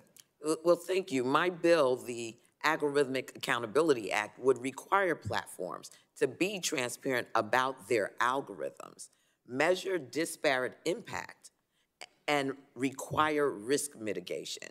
It is vital that the diverse culture of the United States is reflected online, but I'm concerned the algorithms and content moderation practices employed by TikTok are ignorant to the fundamental diversity while also failing to remove content that is harmful, like child sexual abuse material, hate speech, or domestic terrorism content. My next question to you is, it's my understanding that users must be in good standing to be eligible for compensation from TikTok's Creator Fund. For example, they can't have violated community guidelines. Is this correct? There are some details there, but directionally, yes.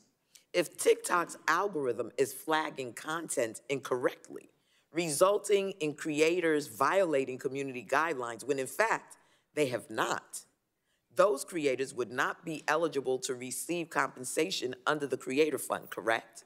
We do have an appeals process. You have an appeals process, okay. Yes, In my view, if TikTok employs algorithms that disproportionately remove content from Black creators, it disproportionately silences and excludes Black creators from compensation opportunities. And this problem happens in parallel to the lack of adequate recognition, attribution, and compensation to Black creatives for their content. The exploitation, cultural misappropriations, the erasure of Black creatives' ownership of their fashion, art, and media is nothing new. We need transparency, accountability, and bold action to mitigate against misinformation, bias, and exclusion of certain communities from the opportunities present on platforms like TikTok. So let me just say this. I'm concerned about transparency. I am concerned about algorithmic accountability. And I'm not clear that your organization holds those values. So I want to ask that you take a look at this because this is all part and parcel of what we're concerned about with respect to social media platforms and the misappropriation, the ways in which those algorithms can discriminate within the context of the social media platform. With that, Madam Chair, I yield back. Congresswoman, is it okay if I just very quickly respond? This is a very important topic.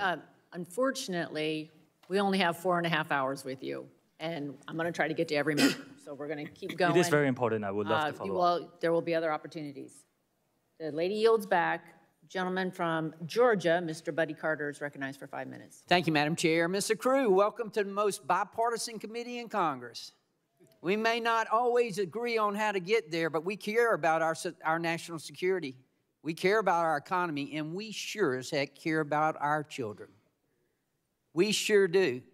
And that's why you're here today, because 2/3 of all the youth in our country are on your app. They spend an average of 95 minutes on your app. And you know, research has shown that TikTok is the most addictive platform out there.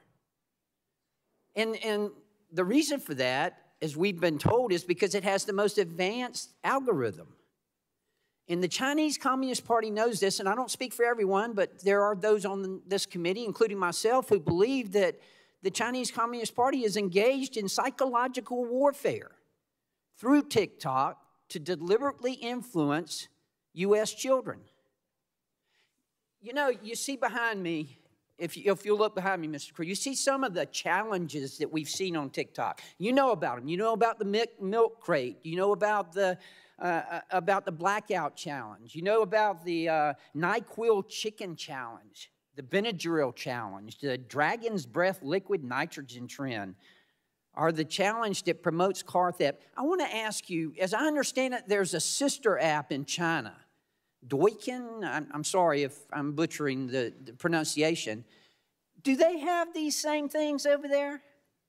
Do they have these kind of challenges in China? Congressman, I'm really glad you asked this question. Do they, yes or no? I'm not sure because... Yeah, whoa, come on now. You're not sure? I really am not sure. Remember, you took the chair lady, she said you got to tell the truth, okay? Do you know whether they have these kind of challenges like this over in China? Because it's my understanding they don't. I'm not sure because I spend my energies running TikTok. And you don't look at any of your other competitors or look at anything similar to yours. So you don't know whether they have. They don't have this over in China. I did. We have it here, but they don't have it here. And that's why I'm asking you this. Why is it that TikTok consistently fails to identify and moderate these kinds of harmful videos? Why is it? Why is it that you allow this to go on? We've already heard, God bless you, from parents who are here with us, who have lost children. I submit to you, everybody up here cares about the children of this country. Tell me why. This is a real industry challenge, and we're working very hard. No, it's not industry. This is TikTok. We're talking about TikTok. We're talking about why is it that you can't control this? And although I believe in giving credit where credit's due, I want to thank you. It's my understanding that the video that threatened life of the chairwoman has been removed. Thank you for doing that. Sorry we had to bring it to your attention here, but it's been removed. Tell me why this goes on. This is an industry challenge for all of us here operating in this country. Okay, so much for industry challenge. I want to shift gears real quick. I want to talk about biometric matrix, and I want to talk specifically, can you tell me right now, can you say with 100% certainty that TikTok does not use the phone's camera to determine whether the content that elicits a pupil dilation should be amplified by the algorithm? Can you tell me that? We do not collect body, face, or voice data to identify our users. We do not. No, the only face data that you will get, that we collect, is when you use the filters to have, say, sunglasses on your face. We need to know where your eyes are. Why do you need to know what the eyes are if you're not seeing if they're dilated? And that data is stored on your local device and deleted after use if you use it for facial. Again, we do not collect body, face, or voice data to identify our users. I find that hard to believe. It's our understanding that they're looking at the eyes. How do you determine what age they are then? We rely on age gating as our key age assurance. Age gating, which is when you ask the user what age they are. We have also developed some tools where we look at their public profile to go through the videos that they post to see whether... Well, that's creepy. Tell me more about that. It's public. So if you post a video, you choose that video to go public, that's how you get people to see your video. We look at those to see if it matches up the age that you talked about. Now, this is a real challenge for our industry because privacy versus age assurance is a really big problem. Look, you keep talking about the industry. We're talking about TikTok here. We're talking about children dying. Do you know how many children have died because of this? Do you have any idea? Can you tell me? Congressman, again, it's heartbreaking. Can you tell me how many children in America have died because of challenges like this? The majority of people who use our platform use it for positive experiences. That's not what I ask you. I ask you, tell me the number of children, of U.S. children who have died because of these challenges. Congressman, again, the majority of people who come on our platform get a good experience. I'm not talking about the majority of children. I want to know a number. Dangerous challenges are not allowed on our platform. If we find them, we will remove them. We take this very seriously. Obviously, you found one today and you removed it. We had to bring it to your attention, and I know I'm out of time. Thank you for being here. Welcome again to the most bipartisan committee in Congress. Gentleman yields back. We will now take a brief recess and resume in 10 minutes. The committee stands in recess.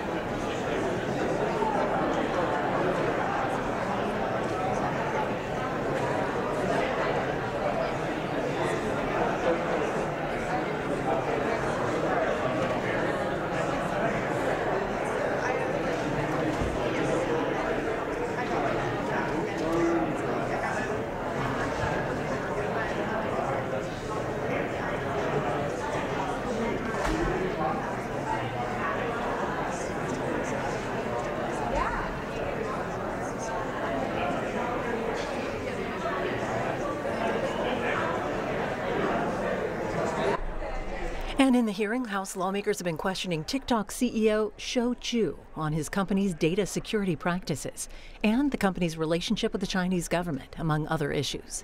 Right now, the House Commerce Committee hearing is in a short break.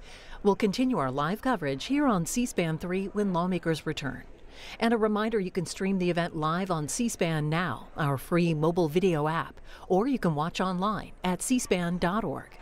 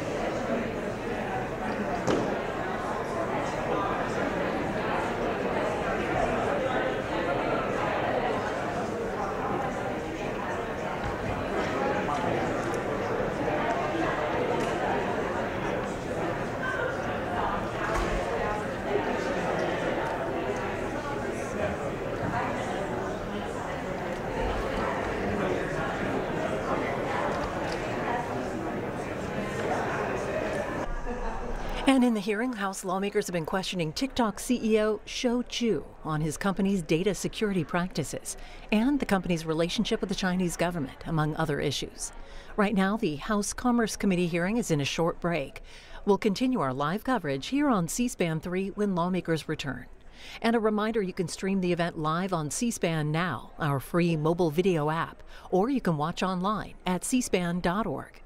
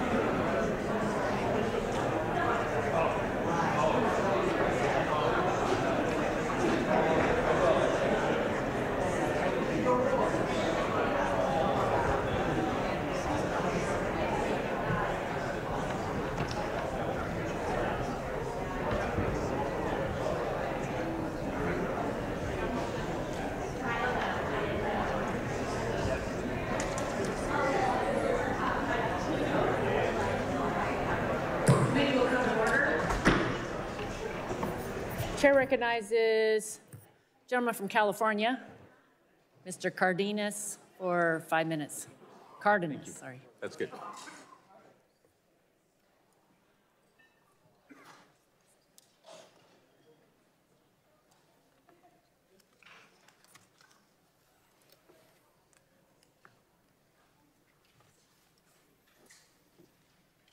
Okay.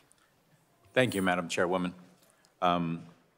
I appreciate this opportunity for this committee to have this important hearing regarding TikTok and its effect on the American people, especially the American children, and the potential effect, not potential, but the effects that it has had and may have in the future when it comes to our democracy and misinformation and disinformation that permeates on TikTok. It's unfortunate that I think most Americans or most parents think that TikTok is this innocent little thing where kids get on there and they do a little dance or something like that. But TikTok is much, much more, as some of my colleagues, and I thank them for bringing up some of these serious issues, literally life and death issues that TikTok is right in the middle of. And also, what I'd like the witness to acknowledge is that it appears that Ms. Kamek, my colleague, brought up those two posters, and since then, TikTok has taken them down since then, not before then. Are you aware of that, Mr. Chew? I was briefed during the break that they are taken down, Congressman. Okay. How do you feel about the fact that it was up for apparently 40-some days, 41 days, and yet in the middle of this hearing, it was brought directly to your attention, and as a result, it has been taken down so quickly? It goes to show the enormous challenge that we have to make sure that although the vast majority of our users come for a good experience, we need to make sure that bad actors don't post violative content. And the way, Mr. Chew, that you can make sure is that you can make sure that you choose to invest more resources, more money into more ability to pull down damaging and deadly information from your platform. Are you investing more and more and more every day into bringing down that kind of content? That's my question. Are you? Yes, and I'm committed to investing more in this regard to stay on top of the growth. Right here in the United States, many, many languages are used and spoken. For example, TikTok in the United States is being used in many languages. Specifically, when it comes to Spanish language, are you dedicating more resources today than you did months ago, years ago, on making sure that you are combing through that content to make sure that if content is dangerous or damaging or deadly, that you are bringing it down as quickly as possible? Yes, we are investing in more Spanish language content moderation, and yes, we will, once we identify violative content, we'll take it down as soon as possible. Thank you. And your testimony today isn't the only opportunity for you to commit to answering questions to this committee, so I'd like you to forward to this committee. Again, I'm not asking for trade secrets, but I would like to get some semblance of understanding as to how much you are investing with the number of bodies, the number of people, the number of resources in making sure that you are investing more in pulling down content that is either deadly or dangerous on your platform. Can you forward that to the committee? I will check with my team and get back to you on this, Congressman. Thank you very much. Appreciate that opportunity. As was mentioned earlier, it might sound a little funny, but you have, in fact, been one of the few people to unite this committee, members, Republicans and Democrats, to be in agreement that we are frustrated with TikTok. We're upset with TikTok. And yes, you keep mentioning that there are industry issues that not only TikTok faces, but others. You remind me a lot of Mike Zuckerberg. When he came here, I said to my staff, he reminds me of Fred Astaire. Good dancer with words. And you are doing the same today. A lot of your answers are a bit nebulous. They're not yes or no. So I'd like to ask you a question. Yes or no? Is your revenue going up at TikTok month over month or year over year? Yes, our revenue is going up year over year. And with that, some of the answers I'd like you to forward this committee is, are you investing more and more money into making sure that content that is dangerous and or deadly, you're investing more and more resources in that aspect of your expenditures and your commitment to your users and to your organization? Yes, I commit to that. And we are investing more, and we will continue to do that. Okay. My last question is this. Are you a Chinese company?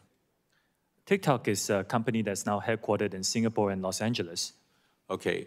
We are not available in mainland China. Our users are in other countries around the world. Okay. Is there a corporation that has any authority above TikTok? TikTok is a subsidiary of ByteDance, which is founded by a Chinese founder. Yes. And ByteDance is a Chinese company? Well, ByteDance owns many businesses that operate in China. Is it or is it not a Chinese company? Congressman, the way we look at it, it was founded by Chinese entrepreneurs. I'm not asking you how you look at it. Fact, is it a Chinese company or not? For example, Dell is a company, it's an American company. They have activities all over the world. Is it a Chinese company? I frequently have these discussions with others on what is a company that is now global. That's okay. I prefer you answer the question and stop dancing verbally on it. Madam Chair, my time has expired. Thank you very much. Gentleman yields back. Chair recognizes the gentleman from California, Mr. Obernolte. Well, thank you very much, Mr. Chew. It's nice to see you again. If I could just bring us back up to 30,000 feet for a second, I just want to talk about what we're afraid of here, what we fear might happen. Social media companies, and TikTok is not unique in this, gather a tremendous amount of user data and then use powerful AI tools to use that data to make eerily accurate predictions of human behavior and then seek to manipulate that behavior. And that's something that it's not just TikTok, it's all our social media companies that are doing this.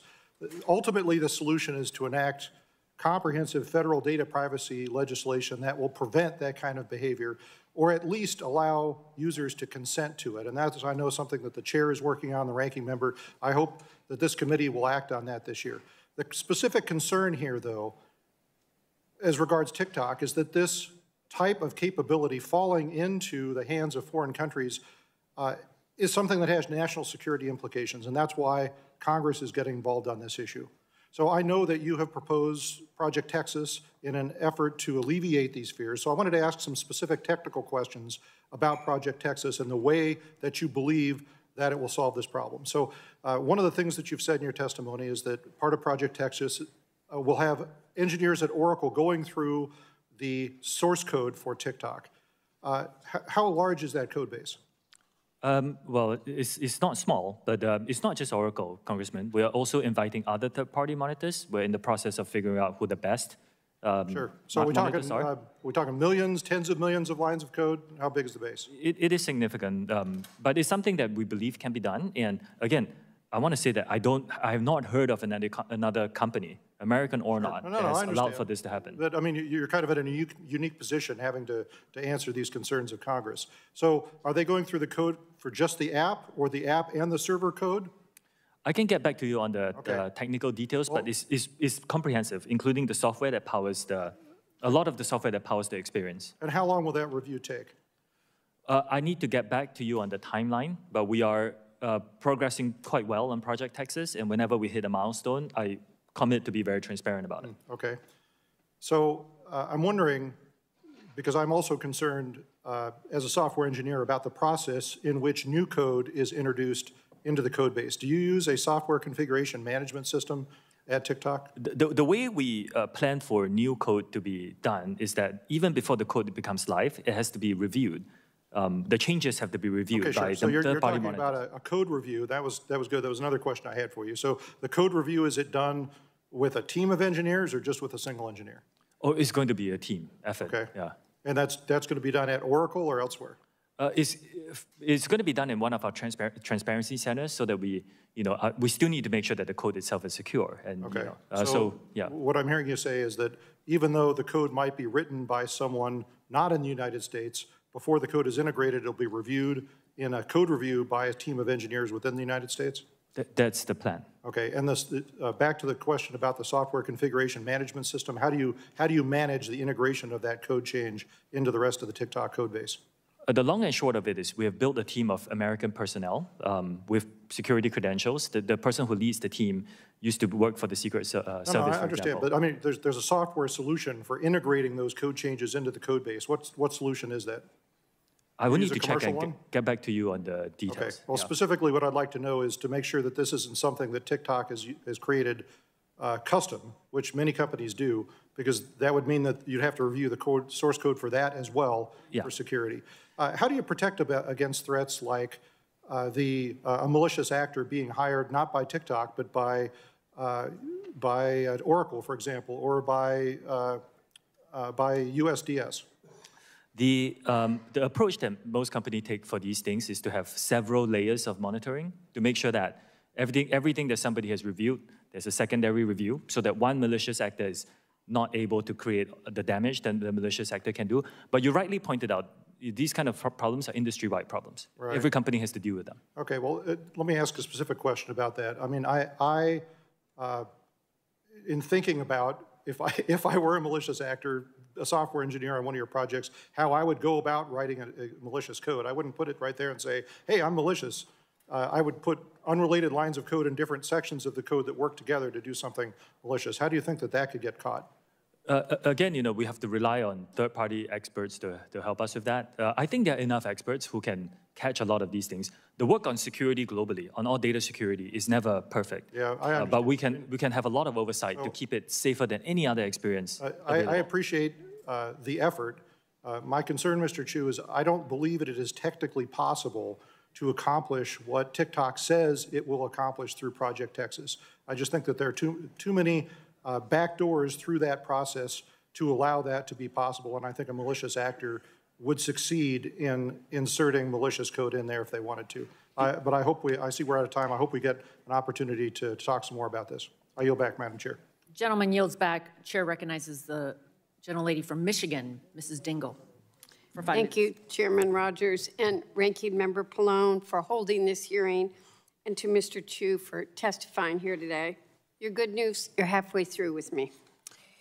As screen time increases, so do inherent risks. And with the proliferation and popularity of new social media platforms, so does the potential reach of dangerous, provocative, and often harmful content. And my fear, the abuse of collected data. As a representative from the state of Michigan, I can speak from experience on how social media has been used to target members of the Michigan delegation, including a plot to kidnap our governor, and how it can be weaponized to perpetuate harms towards individuals and communities. And you saw firsthand how it targeted the chair of this committee. Today, many of my colleagues on both sides of the aisle have raised legitimate concerns about protecting children online, misinformation, and securing our data. Concerns that I share, and has been said by many of my colleagues, are bipartisanly shared.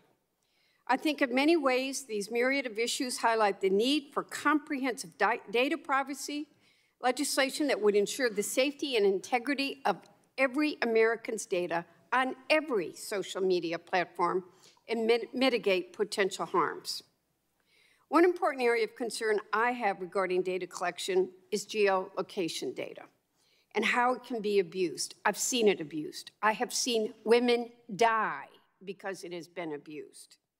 This subject has dangerous implications for survivors of domestic violence, people seeking medical care, and protecting children from potential predators.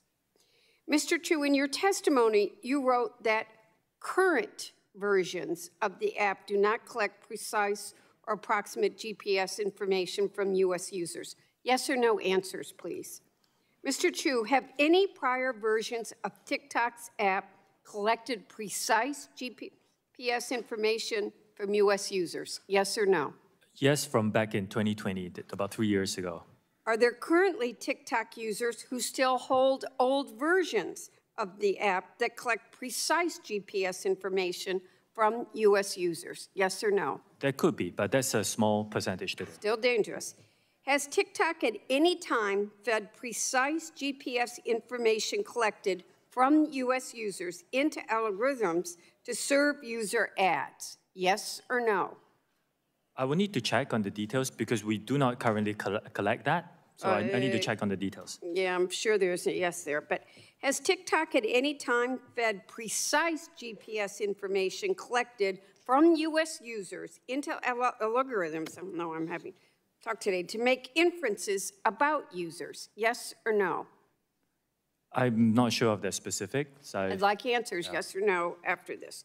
Has TikTok at any time sold precise GPS information collected from U.S. users? Yes or no? We do not sell data to data brokers, if that's the question. And you've never done that? I do not believe so. Has TikTok at any time sold or shared with third parties or algorithmic inferences that were made using, in part or in whole, precise GPS information collected from U.S. users? Yes or no? Congressman, I need to check on these specifics. What I can tell you is right now we do not collect precise GPS location data in the United States. All right.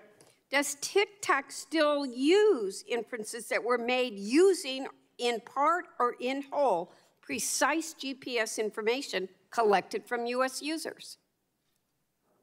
I'm sorry, would you repeat that?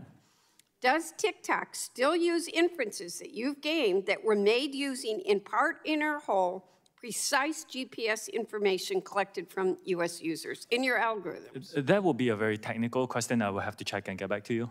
Has TikTok at any time provided the Chinese government with either precise GSP information collected from U.S. users or inferences made from that data? That I can give you a straight and no. Mr. Chew, even in Congress, even if Congress were to ban TikTok, I'm concerned that China or others would still have access to U.S. consumer data by purchasing it through data brokers. Will you commit not to sell any of TikTok's data to data brokers now or in the future? We do not do that. We do not sell data to data brokers now. Will you commit to not do it in the future? There are certain members of our industry who do this. I think this has to be broad legislation to help us, the whole industry, address this problem. I think I'm out of time. Thank you, Madam Chair. I'll yield back. Gentlelady yields back. Chair yields 5 minutes to the gentleman from Alabama, Mr. Palmer. Thank you. When the Chinese Communist government bought a share of ByteDance, it's been described as the Chinese Communist government's way of quieter form of control, and that companies have little choice in selling a stake to the government if they want to stay in business. And what I'd like to know is when the Chinese Communist government moved to buy shares of ByteDance, were you informed beforehand, yes or no? No. Okay. Congressman ByteDance... were you or anyone with TikTok asked for your opinion about the sale of shares of ByteDance to the Chinese Communist government? Yes or no? This hasn't happened. Did you or anyone employed by or affiliated with TikTok state any objections or concerns about the possibility of the Chinese Communist government, once they had shares in ByteDance, exercising control over content, using your platform for conducting misinformation campaigns, or restrictions ensuring nothing is posted that reflects badly on the Chinese Communist government, or for surveillance and data collection for use against anyone? Did any of you or anyone affiliated with TikTok raise any concerns about that? Congressman, we do not collect, we do not promote. I didn't ask you that. We do not yes or no. promote. Did you raise any concerns about it? Because that's why we're here. But we do not promote or remove any content at the behalf of the Chinese government. Did you communicate in any form or fashion with the directors of ByteDance that there might be concerns about government control over content? Yes or no? You either did or you didn't? Congressman, I just want to make this clear. We do not remove or promote content at the request of the Chinese government. TikTok insiders have already said that the company is tightly controlled by ByteDance. It even gets down to the hours they work. So obviously, you didn't say anything. There's a serious concern by Chinese companies, privately held companies, about doing anything against what the Chinese Communist government wants. I want to ask you this. Does TikTok screen against manipulative content from child predators, yes or no? Do we screen? Do you screen against them? Yeah, we do. How about drug cartels? Drug cartels, child predatory content. This is all violated. You had a drug cartel that was engaged in a police chase with Spanish authorities, and they posted it on TikTok and got over 1 million views. Why wasn't that taken down? And are you doing it with human traffickers or terrorists? I mean, do you withhold content from nations that might be committing crimes against humanity?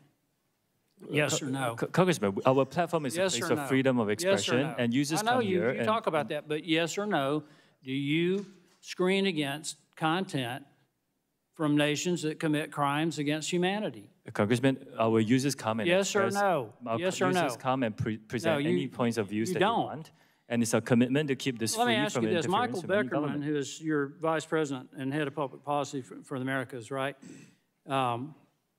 Is he part of the team that helped you prepare for this meeting, yes or no? Can I clarify who you mean? Michael Beckerman. Yes, he is. Okay, where is he at this moment? I'm sorry? Where's Mr. Beckerman at this moment? He's probably here.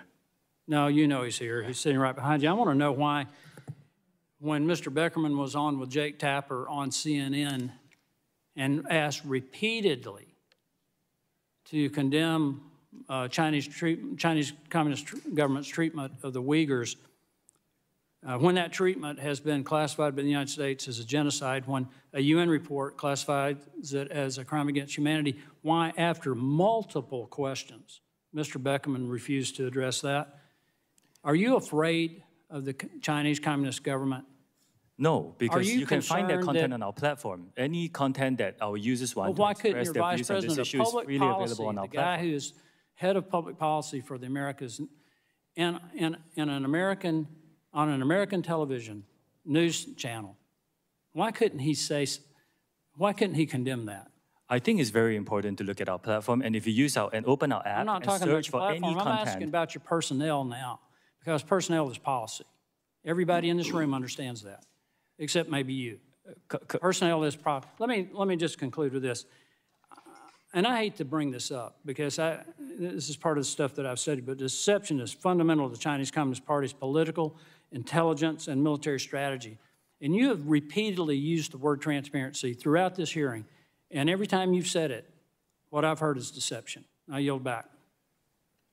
Gentleman yields back. Chair recognizes gentleman from Texas, Mr. Vesey, for 5 minutes. Thank you, Madam Chair. I got to tell you, Mr. Chew, as a father of a 16-year-old that likes social media, a lot of your evasiveness today in answering many of these questions really disturbs me, because I can tell you that the teenagers of today, they really don't want to be on Facebook. They want your platform, and you were asked to come before this committee to testify about many things, and a lot of us are worried about our kids' personal data.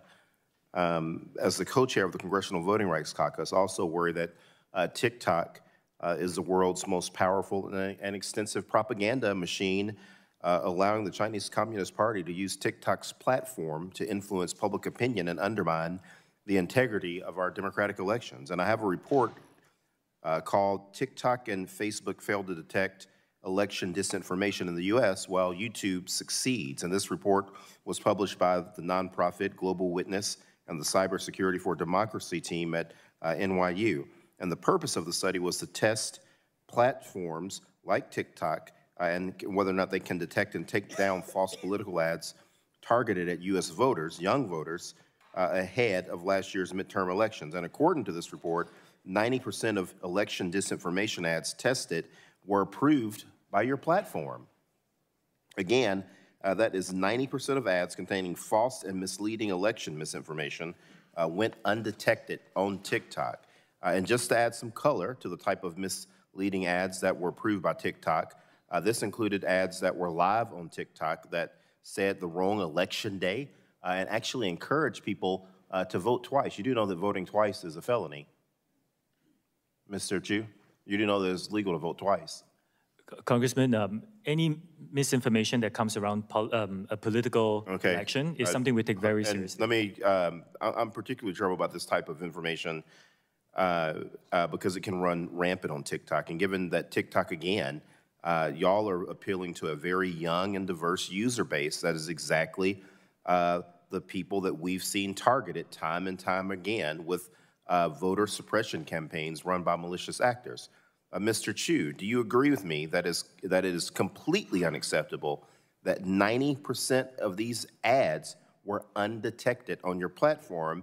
And can you detail for us right now TikTok's policy regarding election misinformation and paid political ads, and how the company monitors such information, and how you plan to get that number down to zero? Whilst TikTok is a place for our users to come and express their points of views freely, we do take misinformation, dangerous misinformation, particularly around an election, very seriously.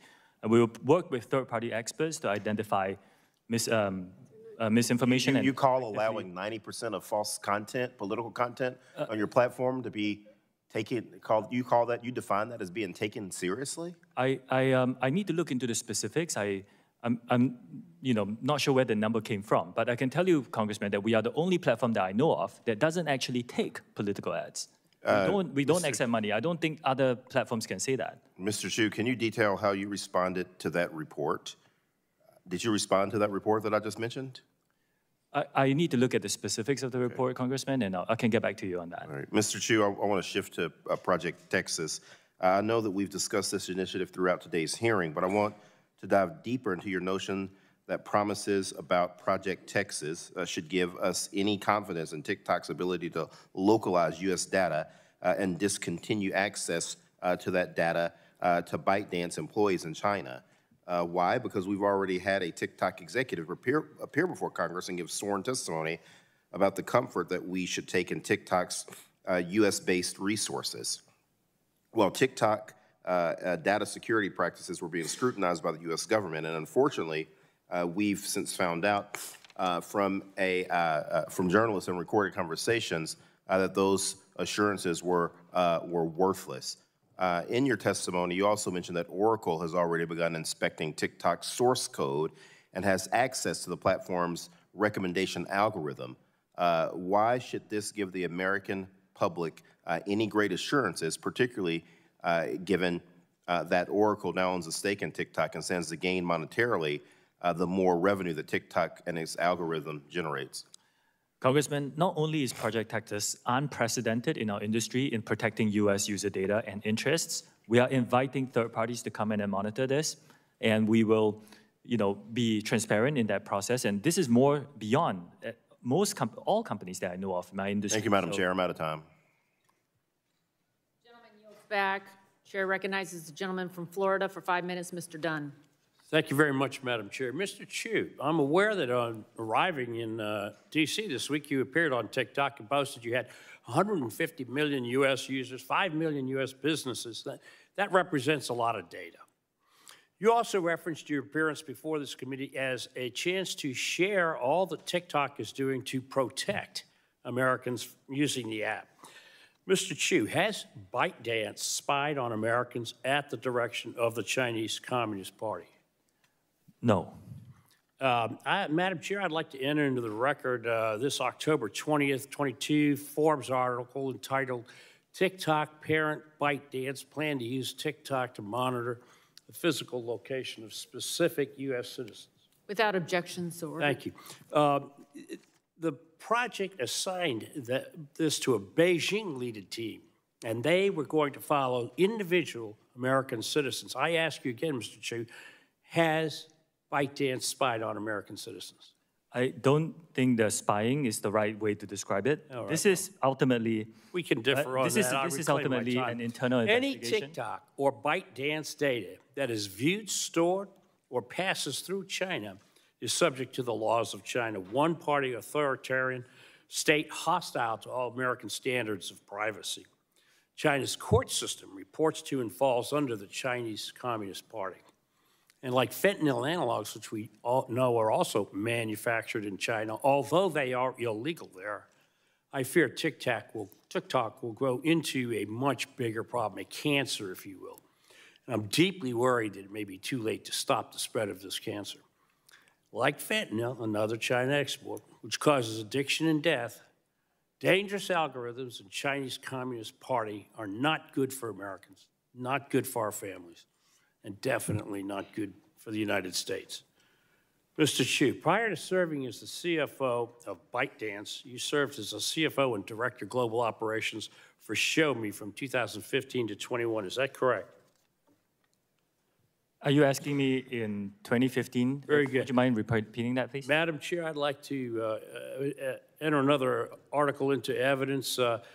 This is from the National Cybersecurity Center in Lithuania. Without objection, so ordered. Thank you. This report outlines numerous data security risks, including how the privacy of European users was violated in clear cases of unauthorized collection of user data by Show Me. This sounds exactly what many of my colleagues have been talking about today. Worse yet, the Show Me phones sold to Europeans had a list of 449 words and phrases which would be automatically censored on the device. Censored phrases included the Voice of America and Democratic Movement, among others. This analysis was conducted on devices which were manufactured and sold to Europeans while you were the head of operations for Show Me. It does not follow that you expect us to believe that you would not censor on behalf of the Chinese Communist Party, since you've already done so. I want to be unequivocal on this. We do not remove or promote content on behalf of the Chinese TikTok, government. in your words, strives to deliver on their mission to inspire creativity and bring joy to American users, I assure you that is not the mission or goal of the Chinese Communist Party, which runs the People's Republic of China, that TikTok's parent company, ByteDance, is domiciled in. Mr. Congressman, Chew, you can these are check with our users straightforward to see the the world experience that they're deserves an getting. answer. You have not given straightforward answers. We don't find you credible on these things. With that, Madam Chair, I'd like to yield the balance. Congressman, you have given me no Mr. time to Obernolte answer your of questions. California. I reject the characterizations. I yield it Who to are you Mr. yielding Obernolte. to, Dr. Dunn? Mr. Obernolte? Yes. Okay. Well, thank you, Madam Chair. Mr. Chew, I'd like to continue our discussion of Project Texas, if we could. Part of Project Texas is that engineers at Oracle will review the algorithms used by TikTok to confirm that they're free of foreign influence. I have a question about that because we're talking about AI, that's a very generic term. Do you use machine learning to influence the algorithms at TikTok? This gets very technical, and we have published several blogs about this, which I can forward to your team. Okay. But yes, it's mainly based on interest signals. Right, okay, yeah. so here's my question. How could looking at the algorithm confirm that it's free from foreign influence? Because the algorithm is just a neural net architecture with inputs and outputs and weights, and how to train that. I mean, the influence is an external factor. So I'd appreciate it if you could give us, I see we're out of time again, a written answer to that. But again, I am concerned that what you're proposing with Project Texas just doesn't have the technical capability of providing us the assurances that we need. I yield back, Madam Chair. Gentleman yields back. Chair recognizes Ms. Custer. Ms. Custer is not here.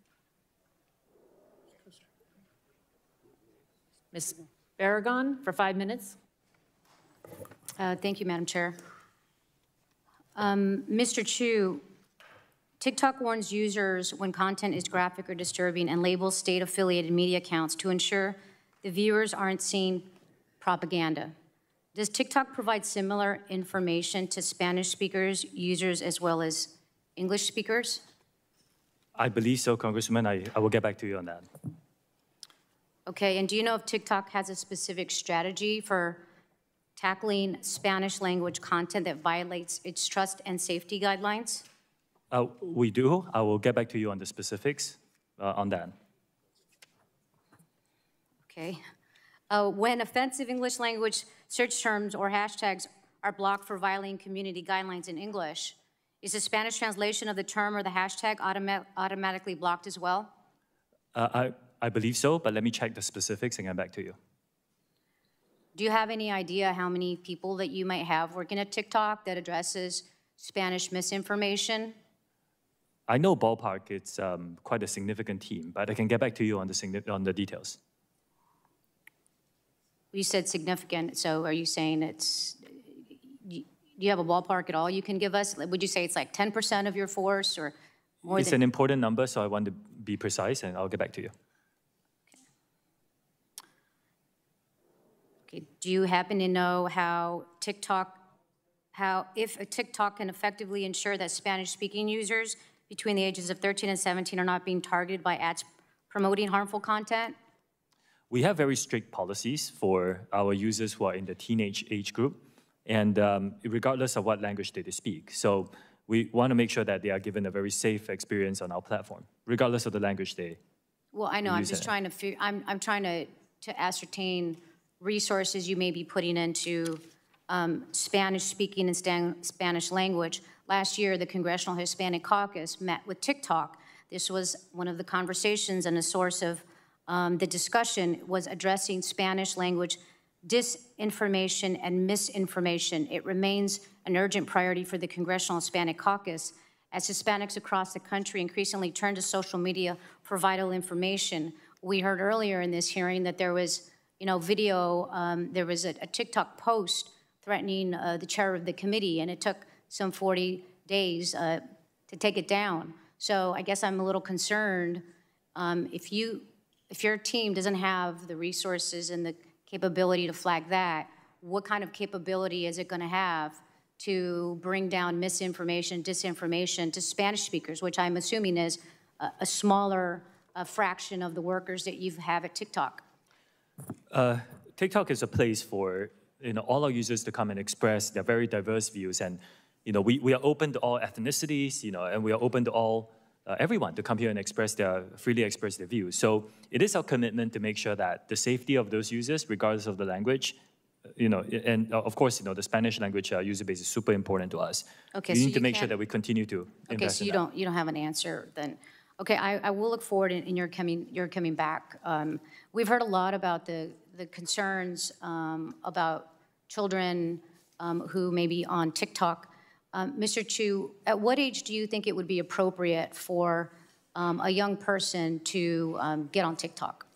We have 3 different experiences here in the United States. There is an experience for under 13s, which is highly restricted. I'm asking what you think would be the appropriate age to have a child get on TikTok? Our approach is to give differentiated experiences for different age groups and let the parents have these conversations with their children to decide what's best for their family. So you think that there is a sufficient safety mechanism for an 8-year-old to be able to access TikTok? An 8-year-old's experience on TikTok will be so highly restricted that every single piece of content he or she will see will be vetted by Common Sense, our third-party child safety expert, and the 8-year-old will not be able to post, and the 8-year-old will not be able to see any personalized feed and zero advertising in that experience. So I believe, yes, it is the appropriate experience for an 8-year-old. Well, then why don't you let your 8-year-old child on TikTok? I have seen these news articles. I would like to address that. My kids live in Singapore, and in Singapore, we do not have the under 13 experience. If they lived here in the United States, I'll let them use the under 13 experience. Okay, so you're saying it's because of the country you live in, it doesn't have the same mechanisms. Is there a reason you don't have the same mechanisms everywhere? In principle, we want to provide, a good experience for our users in general. We don't want to monetize from people who are under 13. In the US, we are COPPA compliant, and as part of that, we will deem as I want to get these specifics right. We will deem as a particular type of audience, mixed audience app. I want to make sure that that's right. And as a result of that, we have to provide an experience to our under 13 users in this country as well. My time has expired. Thank you. I yield back. He yields back. Chair recognizes the gentleman from Utah, Mr. Curtis. Thank you, Madam Chair. Mr. Chew, my children are getting ready to run a marathon, and I noted during this hearing that they'll be running for about the same amount of time that you'll be sitting in that chair today. Unfortunately, I only get you for 5 minutes, so instead of a marathon, I'd like to do a sprint with you. And I want to go back up to that 30,000 feet level. Would you agree with me that Section 230 was created to protect platforms like yours from lawsuits when you distribute information? Don't overcomplicate it, just like 30,000 feet. Yeah. So then would you agree that there's a line drawn between publishers of information and distributors of information, specifically in the Section 230 language? I think 230 is a very complex topic. I understand, but remember, we're at 30,000 feet. So in short, your platform distributes content that other people's publish. One of the early challengers to Section 230 was when AOL refused to take down a post of somebody that had inappropriately put associated a phone number with the Oklahoma City bombings. The courts ruled that AOL was not liable for that post because of Section 230. Now, I want you to do a hypothetical with me because I'm going to use the absurd to try to make a point here. Let's suppose hypothetically that AOL, instead of just posting that, actually wanted to magnify that voice, and so they took out an ad in the Wall Street Journal linking that phone number with the Oklahoma City bombing. And let's suppose they didn't stop there, but they went further, and they took out a Super Bowl ad linking that phone number with the Oklahoma City bombing. And let's suppose, hypothetically, they didn't stop there. They sent a flyer to every home in America linking that phone number to the bombing. And I guess the question is, would AOL have moved from a distributor to a publisher in this made-up example? Congressman, I think respectfully, I think everybody can see that they would. This is not a hard question. Moving that far away from the intent would have moved them to a publisher. So my question is platforms are protected because they post content, but I want this room to see, not just you, the protection has limits. And if AOL moves to a distributor instead of a publisher, they go outside of those limits. Now let's talk algorithms just super quickly. We've thrown that word around a lot today. Let me here again go 30,000 feet, and we'll use another platform so it's not sensitive. But Pinterest, I like to go on Pinterest. My wife and I are building a home, working on the yard right now. If you went on my Pinterest page, you would see swing sets and things made for my grandkids. Now, another hypothetical, let's suppose that there's some devious intent inside Pinterest, and they decide they want to influence John Curtis with these algorithms, and they want me to believe it's the end of the world. And all of a sudden now I'm buying bomb shelters instead of swing sets for my kids. Have they become a publisher and should not be protected from Section 230? And if you don't feel, I'm pretty sure the room understands that they have crossed this line, and you can tell me if you think they have or not. Congressman, I will have to study that specific example and get back to you. It's a hypothetical, but you can see at some point they've crossed the line and they have become a publisher, and a distributor. So we've touched on this today, but I want to be super specific. Is it possible that TikTok had enough data, could get enough data on me, that you could use artificial intelligence and your algorithms and machine learning to write an algorithm that could persuade me to change how I view a policy issue? Does that possibility exist? The way we look at it... 30,000 feet, I run a sprint. I will stay very high level. The way we look at it is our users come in and express whatever views they want. But that's not the point. The point is you could write an algorithm that would change. And we've actually seen, the Washington Post reported the Stop the Willow campaign shows how TikTokers are tackling climate change. I think that's all fine, right, and all good, unless somebody has interjected into that and magnified or diminished voices in that. And what I'm proposing to you today is that that pushes them across the line from a distributor to a publisher if they make those decisions. Now, serious allegations have been made against your platform and others, many of them here today, and you're not new to these allegations. This isn't your platform, but some time ago there was an allegation that a platform recommended ISIS-related videos. We've talked about the weight loss videos. We didn't talk about it, but they're still in the elections. Whatever the motivation, I'm trying to point out that as you move from a publisher, as you manipulate this data with algorithms, that you step out from the protections of Section 230. Do you see that logic? This is a very complex I understand it's very complex, but you see the logic. In your mind, has TikTok ever stepped across the line from a distributor to a publisher? Congressman, again, this is a very complex topic. I will need to get back to you on this. I understand that. Okay, and finally, very quickly, you produced a video that now is well known about your visit here and today in Washington, D.C. Can you tell me 100% that no TikTok employees manually manipulated that to get more views? I checked, and as far as I know, there was no boosting and heating. I went viral organically. Okay, Madam Chair, I'm sorry I'm out of time. I yield my time. Gentleman yields back. Chair recognizes Ms. Blunt Rochester. 5 minutes. Thank you, Madam Chair. Mr. Chew, as I'm sure you know, this hearing is part of an ongoing effort by our committee to examine data security and other concerns with social media companies broadly. And I have to tell you, I came to this hearing interested to hear the actions that TikTok is taking to combat misinformation, protect our young people, and ensure our national security. But I've not been reassured by anything you've said so far. And I think, quite frankly, your testimony has raised more questions for me than answers. As some of my colleagues already noted, platforms like TikTok can easily manipulate and undermine user autonomy with addictive features, invasive data collection practices, and disseminating misinformation and disinformation. That's why I will be reintroducing the Detour Act to mitigate this harm. Mr. Chew, yes or no, would you oppose legislation that banned the use of intentionally manipulative design techniques that trick users into giving up their personal information? In principle, it's just a yes or no. In principle, I agree that that kind of practices is not. And can TikTok users opt out of targeted ads? Yes or no? At this moment in time, we believe that this is a very important part of the experience. Yes or no? Time is ticking. It is an important part of the experience. Even if someone wants targeted ads, do you give a user a clear opportunity to prevent TikTok from using tools like pixels to collect their data and track them off of the TikTok platform? We give our users a lot of tools to control their privacy settings on our app. And by the way, if you're below 16, it's private by default. So you cannot even go viral.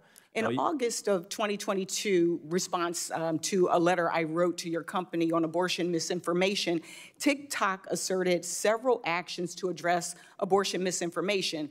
In light of recent attacks on safe and effective medication abortion, I'm remained worried by this misinformation. And following on Ms. DeGette's questioning, how many posts did you actually take down that contained abortion misinformation? Contents and views on both sides of the on abortion is allowed on our platform. It's just freedom of expression. If it's dangerous misinformation, we rely on third-party experts to help us identify and remove them.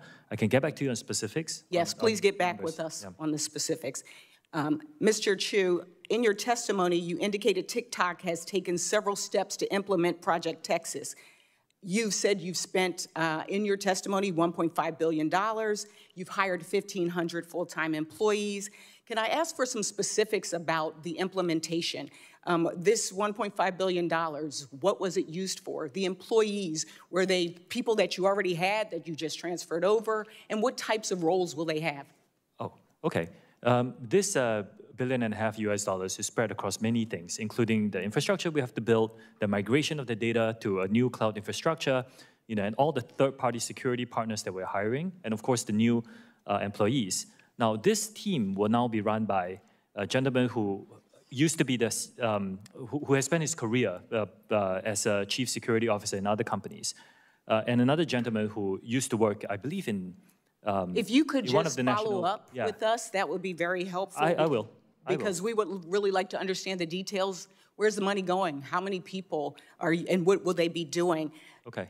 As I put just kind of a finer point on this, one of my concerns is that we came here hoping to hear some actions that would alleviate some of our concerns and our fears. We got family members. We have a lot of folks here that are constituents, that are content creators.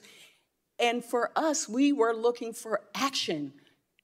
We wanted to make us feel like we really can trust, as you use the word. What I leave here with is thinking about the fact that your company is, I learned that you have personalized data advertising for kids as young as 13. And we've heard until Project Texas is supposedly stood up, engineers in China still have access to personal data. And that means engineers in China have access to personal data of 13-year-olds in the United States. And I think that really summarizes why you see so much bipartisan consensus and concern about your company. And I imagine that it's not going away anytime soon. Thank you, Madam Chair, and I yield back. Gentlelady yields back. Yield to the lady from Arizona, Ms. Lesko, for 5 minutes. Thank you, Madam Chair. Mr. Chew, do you agree that the Chinese government has persecuted the Uyghur population? Congresswoman, if you use our app and you open it, you will find our users who give all sorts of content. That's not my question. My question is, do you agree that the Chinese government has persecuted the Uyghur population? While it's deeply concerning to hear about all accounts of human rights abuse, my role here is to explain what our platform does on this. It's a pretty easy question. Do you agree that the Chinese government has persecuted the Uyghur population? Congresswoman, I'm here to describe TikTok and what we do as a platform. And as a platform, we allow our users to freely express their views on this issue and any other issue that matters to them. Well, you didn't answer the question. Earlier today, Chairman Rogers asked you, and I quote, have any moderation tools been used to remove content associated with the Uyghur genocide, yes or no? Your answer, we do not remove that kind of content. Yet, in 2019, TikTok suspended the account of Feroza Aziz, an American 17-year-old, after she put out a video about the Uyghur genocide. So your answer, sir, does not align with history. That particular case was a mismoderation. I believe that video had a picture of Osama bin Laden, so we thought it was content that was inappropriate. Yeah, I looked it up. That was a different post that they banned. TikTok I can get back on the specifics, yes. My next question. India banned the use of TikTok in their country in 2020. New Zealand has banned the installation of TikTok on devices connected to the country's parliamentary network. Canada banned the installation of TikTok on government devices. The United Kingdom has banned the TikTok app from government-owned devices. Belgium banned the TikTok from government phones. The European Union banned the installation of TikTok on government devices. All cited security risks with the company's data collection and connection to the Chinese Communist Party. Recently, our U.S. FBI Director Christopher Wray said about TikTok, quote, this is a tool that is ultimately within the control of the Chinese government, and to me, it screams out with national security concerns. Mr. Chew, how can all of these countries and our own FBI director have been wrong? I think a lot of risks that are pointed out are hypothetical and theoretical risks. I have not seen any evidence. I'm, eagerly awaiting discussions where we can talk about evidence, and we then can address the concerns that are being raised. Yes, my next question revolves around an article. India banned TikTok in 2020. A March 21st Forbes article revealed how troves of personal data of Indian citizens who once used TikTok remain widely accessible to employees at the company and its Beijing-based parent ByteDance. A current TikTok employee told Forbes that nearly anyone with basic access to company tools, including employees in China, can easily look up the closest contacts and other sensitive information about any user. This current TikTok employee also said, quote, "If you want to start a movement, if you want to divide people, if you want to do any of the operation to influence the public on the app, you can just use that information to target those groups." Why would Mr. Chew, why would a current TikTok employee say this if it wasn't true? This is a recent article. I have asked my team to look into it. As far as I know, we have rigorous data access protocols. There's really no such thing where anybody can get access to tools. All right. So I disagree with a lot of the conclusions of that. Madam Chair, I request unanimous consent that the Forbes March 21st, 2023 article be added to the record. Without objection. And I would like to turn over the rest of my time to Mr. Abernoldi. Thank you, Madam Chair. Mr. Chew, I'd like to continue asking the question that we ran out of time last time. So as part of Project Texas, you're going to have engineers at Oracle review the algorithms, the machine learning algorithms that TikTok uses to ensure that they're free from foreign influence. But as you and I were discussing, reviewing the algorithms doesn't do anything. The algorithms was simple. That's not where the secret sauce is. The secret sauce is in the data used to train them and the outcomes that you're asking them to predict. Would you agree with that?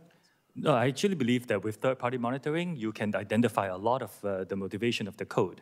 And with enough third-party expert, you can identify a lot of what the code is designed to do. But how would you verify that you couldn't ask the algorithm for a different outcome than the one that the rest of the source code is asking for? The algorithm will be trained, this gets very technical, but it will be trained based on weights, for example, and those are things that we can verify. What weights are you putting on likes? If you could give us a written response to that, I'd appreciate it, because I'm interested. Thank you, Madam Chair. I yield back. Lady yields back. Lady yields back. Chair recognizes for 5 minutes. Gentleman from Florida, Mr. Soto. Thank you, Madam Chair. The genie's really out of the bottle on this now, so to speak. 150 million Americans are now on TikTok. That's almost half of America. They're expressing themselves in art and music, poetry, short film, comedy, among other creative expressions, and many of them are inspiring, talented young people. But we also on the committee recognize there's a darker side to it, right? Violence, adult themes, drug and alcohol, sexualization, suicide, all major issues on TikTok, but also Twitter, Facebook, YouTube, and other social media platforms. So the solution, as I see it, is to regulate TikTok and other social media platforms. And that job, Mr. Chew, as you know, really falls to us. There are real concerns, bipartisan common ground we've already had. We had a federal device ban that was voted on bipartisan in the omnibus. And I co-introduced a bill with my dear friend, Representative Kamek, about notices of that federal ban. Madam Chair, I think the first key is privacy. We have to pass the comprehensive legislation that got out of this community but eluded us in the last Congress. I'm really hoping we can get that done, and I'm really excited about hearing that from folks. The other thing is that TikTok needs to be an American company with American values and end its ties to the Chinese Communist Party. This is something that'll be critical as we look and go forward. And then 3, we all agree we have to protect our kids. The committee should consider banning the use for children under 13 of not just TikTok, but all social media platforms, or at least empower parents. In addition, have rules of the road for teens that are 13 to 17 so that families can do what's right for families. So for privacy, that's on us. Internet privacy is on us. As far as being an American company, Mr. Chew, as you know, the Committee on Foreign Investment in the United States at the Department of Treasury reviews foreign investment that affects national security. Right now, they've negotiated with your company about this Oracle setup that you've talked about, servers in an American company in America, in Texas, and then Oracle would monitor the algorithms. But pressure is mounting. So, Mr. Chew, would TikTok be prepared to divest from ByteDance and Chinese Communist Party ties if the Department of Treasury instructed you all to do so? Congressman, I said in my opening statement, I think we need to address the problem of privacy. I agree with you. I don't think ownership is the issue here. With a lot of respect, American social companies don't have a good track record with data privacy and user security. I mean, look at Facebook and Cambridge Analytica, just one example. So I do think that it is not about the ownership. It is a lot about making sure we have Project Texas, making sure that we're protecting and firewalling US user data from unwanted foreign access, giving third parties to come in to have a look at this, and making sure that everybody is comfortable. We're giving transparency and third-party monitoring, and that's what we're doing for Project Texas. Well, I would at least encourage you all to start having the dialogue, should that be where the President and the Congress ends up going. The third thing is on parents. I had a constituent of mine, Brandy of Lake Nona, say, I'm a parent of two teenagers, 14 and 18 years old, both of whom have been harmed by social media. TikTok's algorithms supply my 14-year-old son with a continuous stream of inappropriate content and has negatively influenced his perception of all females. I noticed the attention span of both of my teens has changed or decreased dramatically, and social media has made my daughter insecure, leading to an eating disorder and ultimately depression. What safeguards do you have, and what should we tell Brandy of Lake Nona about how we can help her protect her children? We have a differentiated experience. I mentioned just now about the experience if you're below 13, very, very restricted. If you're below 13 to 17, Congressman, we actually have a whole series of things. First, the content that you see, we make sure that we remove things that could be mature themes from your feed. We also, by default, do not allow under 16s to use direct messaging. We do not allow under 16s to, we set their accounts to private by default. They can go viral. If you're below 18, we shut off some features for you. Like, for example, you're not allowed to post live streams. Neither are you allowed to send virtual gifts. So we take this very seriously, and we want to continue to build to ensure that we're giving our under 18 teenagers on our platform. Although today they are only a minority of our user base today, but we still take it very seriously. Mr. Chew, I'd encourage you to continue thinking about how to get the word out to parents across the nation on some of these tools, as well as we here craft a privacy law that will help provide well-needed regulation to social media companies across the nation. Thank you, and I yield back. Gentleman yields back. Chair recognizes the gentleman from Indiana, Mr. Pence, for 5 minutes. Thank you, Chairwoman Rogers and Ranking Member Pallone, for holding this hearing. I love both of your opening remarks. Like my colleagues have discussed today, our increasingly digital world leaves Hoosiers and all Americans in the dark about who has access to their information. For TikTok users, that could be third-party data brokers, advertisers, or the Chinese Communist Party. TikTok aggressively feeds addictive content to users to glean massive amounts of personal data that's worth a fortune. For Hoosiers watching at home, this isn't just data about your favorite sports team. You know, if there really are 150 million users in the U.S., this suggests to me that the CCP has a finger on the pulse of almost half our nation's population. I find that hard to believe. But this week, I decided I would ask my constituents in southern Indiana to share their stories with me. Went out Monday night, and we got 800 responses in less than 12 hours, okay? Let me share a couple of those with you. One of my constituents shared, I quote, "I'm a mental health counselor. Most of my teenage clients are on TikTok. They spend hours online being negatively influenced by others. I have seen kids experience self-harm, gender dysphoria, and many mental illnesses they have picked up from TikTok. I will not allow my children to have TikTok. The creators know the algorithms are addicting our children. They know that children are suffering more anxiety and depression from screen time, but they do not care. They will not change their algorithms because it's financially lucrative for them to keep their kids addicted. Another parent said, we let our daughter try it out. The feed was continuously suggesting sexually explicit, stupid, and vulgar videos. We discontinued it within a week. And there's been many more. Like I said, 800, okay? In your testimony, Mr. Chew, you walked through a number of supposed actions taken by your company to create a safe environment, empower parents to oversee content shown to their children. But virtually everything we've heard reflects the opposite, and some of your answers are a little confusing. You know, all of those sitting here and maybe watching on C-SPAN, this is the 32nd hearing we have held about privacy and big tech. Each hearing I've been part of, we've heard the same stories about our constituents' experience and the same promises for big tech to do better. The truth of the matter is this disgusting and dangerous content littered across your platform is not justifiable and it's uncontrollable. Americans' data is not safe and big tech is doing nothing to protect it. Putting aside the dangers of the CCP involvement, and after these 32 hearings, I believe it's actually time to change the narrative, change the focus, and change the outcome by talking about the money you're making at TikTok. Mr. Chew, I have a question. How much revenue is generated per user? Congressman, private company, and you're not going to tell me. Does each user receive a comparable benefit for the amount of profit their data brings to your company? We do share some revenue with some creators who produce, say, 1 minute plus informative content. When am I going to get paid for the data that you are selling, or you're getting revenue from advertisers?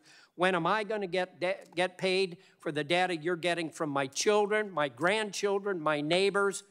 I think that's the only way to get your attention, is talk about the money you're making, and maybe that'll get you all to do what you're supposed to do. I respect and understand your opinion. The vast majority of our users have a great experience. I sent a video recently as well. I got hundreds of thousands of comments. But what am I getting? It's a great experience. What about these 800 bad experiences that people in the Indiana 6th District have been getting?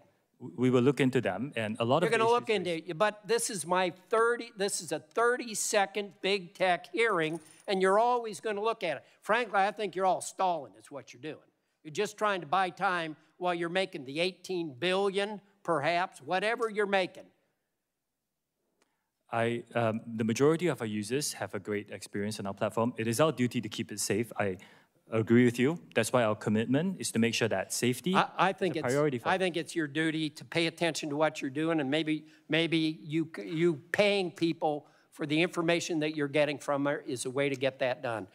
Thank you. Yield back. Gentleman yields back. Chair recognizes gentlelady from Washington, Ms. Schreier, for 5 minutes. Thank you for being here, Mr. Chew. I'm really concerned about everything that we are hearing in this conversation today, and I appreciate your good intentions, but the actions are really falling short. As a pediatrician and the parent of a teenager, I'm particularly concerned about how social media generally, and TikTok specifically, is affecting our kids and teens. We just heard a lot about this from testimony from a psychologist.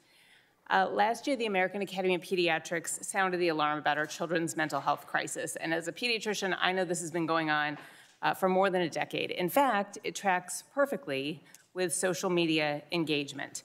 And during the pandemic, teens who are missing out on in-person interactions turned even more to social media to connect with friends. Social media is designed to be addicting. That's the business model. And your platform is the most addictive of all. And this endless, mindless scrolling takes teens away from human relationships. And here's what's important. It keeps teens awake all night, well past their bedtime, at a time in their lives when sleep is critical for brain and physical development. In fact, sleep deprivation alone, ignoring even content alone, can cause depression, anxiety, social withdrawal, inattention, poor coping skills, and academic failure. So, Mr. Chew, I just want to follow up a little bit on what my colleague, Mr. Sarbanes, was discussing. It is your business model to keep eyes on the app, to keep it addictive. I know you likely have experts who have advised you on how to design this to keep those eyes on your platform for the longest possible time. So I want to know if you have psychologists or other health experts on staff looking at screen time, hours of use, and sleep. We worked with the Digital Wellness Lab, Congresswoman, and at the Boston Children's Hospital, and we came up with a 60-minute default limit for any users under 18. We were the first to do it in our industry. That is an opt-out, and I can tell you, they're going to immediately opt out. It is addictive. It's we like also give tools. Asking a chain smoker not to take the next cigarette. It is not going to happen. And by the way, so first I have a question, then I'll go back to Boston Children's. Mr. Sarbanes asked earlier, what is the percentage of teens who actually adhere to the 60-minute limit? I would need to check on those numbers and get back to you on specifics. I'd appreciate those numbers. Yes. I'm guessing it is an incredibly low percentage who actually heed that. Now, as far as Boston Children's goes, I know you're referring to them as a source for these ideas about go outside, get some air, take some time out. But I can tell you as a pediatrician, I'm guessing their suggestions were a little stronger than that. And so I'm wondering what is the next step? What are you doing when you find out that almost nobody is really opting out after 60 minutes to take this burden off of the kids and off of the parents and change your algorithms to make them not so hooked? We give our parents, as you pointed out, the family pairing tool. And in that tool, if you pair it with your teenager's phone, you can actually set a restriction, how many minutes. And we believe it's very important for parents to have these conversations with their teenagers so to decide what's best for their family. I also, Congresswoman, a lot of people come to our platform to have a really informative experience. Like I said, there were 116 billion pieces of content on STEM, and we're creating a feed dedicated to that. Book Talk has 115 billion. We've also heard today that well over 20% of the information is misinformation. We heard that about medical remedies that are not really remedies. We've heard it about mental health topics. I mean, this becomes very dangerous, especially when people who are not trained to think very critically are being given information and thinking that it's true. And you've said many times that the destructive information isn't available to kids, but it is. Like, we keep seeing examples here. And so I'm just wondering, what are you going to do with the algorithms? I mean, just because you're removing something that says anorexia, bulimia, or eating disorder, that doesn't do it. If you show girls repeatedly skinny bodies and advice on how to cook meals that are less than 300 calories, that's dangerous. We have worked with, first of all, anything that glorifies eating disorders, we remove that from our platform. It's violative. We're working with experts now. It's a challenging problem for our industry, but we're actually identifying some of these themes that you're talking about and trying to build models where that kind of content is not chained up for the younger users. So it's something we take very seriously too. We're seeing eating disorders in elementary age kids now, and I need you to expedite that process as much as possible because parents out there are worried, and I'm worried as a pediatrician.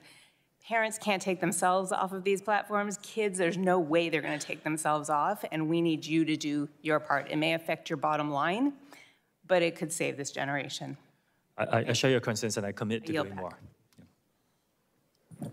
Gentlelady yields back. Chair recognizes the gentleman from Pennsylvania, Mr. Joyce. Thank you, Chair Rogers and Ranking Member Pallone, for holding this hearing. According to an August 2022 article in the New York Times, TikTok's in-app web browser can track every individual keystroke made by a user. We have heard today about the various ways in which the app's code could be used to monitor or track users, and likewise, we've heard concerns that this data may not be fully isolated from access by the Chinese Communist Party. That said, I'd like to know more about the historical, non-public U.S. personal data that your company has already amassed. Mr. Chew, you have publicly stated that the non-public information of TikTok users in the United States is being transferred to an Oracle-based cloud infrastructure because of safety concerns. Will that be completed by the end of this week, by the end of this month? What's the outline for dealing with that data that you've already amassed? All new data is already stored by default in this Oracle Cloud infrastructure with the No, I'm talking safeguards. about the data that you've already amassed. We are in the process of deleting. What timeline will that data be able to be stored? I believe we will be able to get it done this year. I'm hiring. This year, thank you. It's not going to occur anytime soon. To be clear, until that data transfer happens, user data remains accessible to the Chinese Communist Party. On March 1st of this year, the committee asked you when you plan to delete non-public historical U.S. user data. Are you aware of this? Congressman, I disagree with this assessment that the Chinese government can get access to the data. It's really for, look, this is a private company. This is what Chinese employees You responded. You responded in writing to this committee. I have the response that we got back from you on March 7, just 6 days later. Your attorneys wrote, the company, I'm quoting, the company plans to begin the process of deleting non-public historic U.S. user data this month and anticipates that the process will be completed this year. You came up with a supposed plan in the summer of 2022, specifically based on our concerns that the Communist Chinese government was spying on U.S. users. But you only just came up with the idea to delete historic non-public U.S. data just 2 weeks ago? Let me read it again. On March 7th, your attorneys wrote, and I quote, the company plans to begin the process of deleting non-public historical U.S. data this month and anticipates that the process will be completed this year. Mr. Chew, did you just come up with this plan only because we asked about it on March 1st? No, we started deleting this. Well, because that's what it looks like to me. We hired a third-party auditor to help us with this. Wouldn't you agree that awaiting even minutes for this personal privacy protection is absolutely wrong and it is not in the best interest of your users?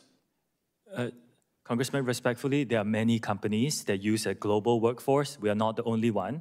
We are just taking action after hearing Given the delay in many other deleting companies this have data not. and what we've already established about the ability of the Chinese Communist Party to access personal user data, would you agree that no U.S. government electronic devices should have access to TikTok platform as your lackluster security currently stands? I disagree with that characterization. Like I said, Do you think the U.S. that any individual should be utilizing that on any government platform? I think the government devices shouldn't have no social media apps, to be honest, but not targeted to us. Mr. Chew, during this hearing, you have mentioned several times that there is a, quote, different experience, your words, for children under the age of 13. That is correct. Different experience. Mr. Chew, do you allow your children under the age of 13 to participate in TikTok? Yes or no? I did just explain this in detail. This experience doesn't exist in Singapore, where my children live. If my children lived here, then yes. Based on what we've heard today, it's clear to me that TikTok as a company cannot be trusted, and that Americans remain significantly at risk because of the TikTok app. I still contend that TikTok is the spy in Americans' pockets. I want to acknowledge that TikTok does have the ability to make those changes, but unfortunately, we have not heard that from you today. We have not heard a commitment to be able to protect the personal privacy that Americans expect and that Americans deserve. Thank you, Madam Chair, and I yield the remainder of my time. Gentleman yields back. Chair recognizes Ms. Tran for 5 minutes. Thank you, Madam Chair. Mr. Chew, many big tech CEOs have sat where you're seated today and tried to run out the clock during a hearing like this one. They were trained not to answer questions and just wait for the news cycle to pass so that they could get on with business as usual. Those same executives want this moment, TikTok's moment under the microscope, to distract Congress and the American people from the very real issues that exist on their platforms. You have an opportunity to turn the tables on them. While US-based social media giants have regressed on protections for children and teens, on protecting our data privacy, and on embracing transparency, you can lead, and you should lead. Last month, you announced that TikTok would expand access to its researcher API, but I'm concerned that your new policy could be more bark than bite, that it won't actually lead to the rigorous research that we as lawmakers and that parents and everyday TikTok users need. In fact, your terms of service demand that researchers delete their data at TikTok's unilateral direction. It puts onerous restrictions on how researchers' findings can be published, and it only allows access to public data, which researchers already have access to within the app. In order to actually address the content moderation and algorithmic amplification concerns that my colleagues have raised here today, and that I've heard about directly from parents in my home state of Massachusetts, independent researchers, not just other tech companies like Oracle, need to be able to evaluate how TikTok's algorithm is making decisions to promote content. Mr. Chew, will you commit to expanding your API to include data that would let researchers investigate how your algorithm is pushing content to users, whether it's showing up on your For You page, the hashtag page, or somewhere else? We are, one of the commitments I gave in the opening statement is a commitment to transparency and third-party monitoring. So, Congresswoman, I will look into the details of that and get back to you. And as well as the algorithm, including data on what types of users were targeted by the algorithm so that researchers can fully understand what content is being prioritized and who it's being pushed to. Again, we have a commitment to transparency. These are very important questions, and I will get back to you on the specifics. Under this same proposal, you require that researchers give TikTok, quote, worldwide, free, non-exclusive, and perpetual, end quote, rights to their papers. This threatens to clash directly with well-established practices of exclusive publication rights in research journals. Mr. Chew, why does TikTok need those rights? I would need to get back to you on that specifics, if that's okay. Yes, I don't see how we can expect researchers to do their work under these terms and then tout transparency. I'm going to shift gears with the time that I have remaining, Mr. Chew. I'd like to talk about TikTok's efforts to protect children and young users. In 2021, the UK's Age-Appropriate Design Code went into effect, mandating 15 standards that companies like you need to follow to protect children on your platform. You still operate in the United Kingdom, which means you should be in compliance with this code. So my question is simple. Will you commit to extending the protections currently afforded children in the UK to the millions of kids and teens who use your app here in the United States? We take the safety of the younger users on our platform very seriously. This is a good way to prove it. Every country is a little bit different in context, and let me look at the specifics and bring some of the best practices across the world. But well, those best practices are they're being executed around the world. We just want the same for our kids here in the United States. I mean, Mr. Chew, when we spoke a couple of weeks ago, you indicated interest in taking steps to earn trust, our trust. And to me, it hasn't happened today so far. But rather, you've ducked behind industry standards and comparables to your competitors, which we know are woefully insufficient. I strongly urge you to consider these terms, these commitments, make the case for why you're different from your American competitors and do better than them on transparency, which you've mentioned countless times today, but which we don't really have anything tangible to point to. Yes, I don't want to make excuses for our industry or ourselves. I think there's a lot of work that needs to be done. We take this very seriously. Nothing is not perfect. We need to keep investing to stay ahead of our growth. So I agree that we need to prioritize safety and continue to do that as part of our company. And well, I look forward to getting back your comments and your commitments and those updated terms of service when you write back to the committee. Thank you, Madam Chair. I yield back. Gentlelady yields back. Chair recognizes the gentleman from North Dakota, Mr. Armstrong, for 5 minutes. Thank you, Madam Chair. We've heard a lot today about the procedural safeguards, independent code review, server locations, and the corporate independence between ByteDance and the CCP. But I think there's something else a little more telling. When you were asked about Chinese censorship, you pivoted immediately to drug use in Singapore. You have absolutely tied yourself in knots to avoid criticizing the CCP's treatment of the Uyghur population. And I think it begs the first question, before we ever get to Project Texas, which I'll get to in a section. If the CCP demanded that ByteDance hand over all of the data that they had on U.S. users in their possession, and ByteDance refused, I wonder what would happen. I wonder if Jack Ma might have an opinion on that, and I wonder if he'd be allowed to give it. But let's talk about Project Texas for a second. Project Texas envisions a new US-based TikTok subsidiary. You have stated that this arrangement is unprecedented. I'd argue the reason it's unprecedented is because it requires continual oversight and monitoring by the US of a private business because it poses a national security threat. The new subsidiary's board would report to and be approved by CSPAN. CSPAN will also specify hiring requirements as well as interact with Oracle as it performs its data role. That is an extraordinary corporate governance structure. I have questions whether it complies with corporate law and fiduciary duty to shareholders. Yet the core concern is that the proposes unparalleled integration with the US government with a private company, which will require significant government resources. All of that to allow a continued operation of a social media platform that has serious national security implications. And CFIUS's workloads already dramatically increased in recent years, with a 30% increase in declarations and a 45% increase in joint voluntary notices. And there's bipartisan consensus that CFIUS needs to be expanded as we speak. Mr. Chew, can you identify a similar corporate arrangement that requires federal government to expand such resources to monitor an alleged data privacy and national security risk? Congressman, I'm not an expert on this matter. I believe that there are certain similar arrangements, but I'm not the expert on this matter. Well, the only one I could find was the UK created the Huawei Cybersecurity Evaluation Center in 2010 to assess Huawei's tech and to detect malicious activity and guard UK's networks. That's worked so well that the United Kingdom is now planning on kicking Huawei out of Great Britain.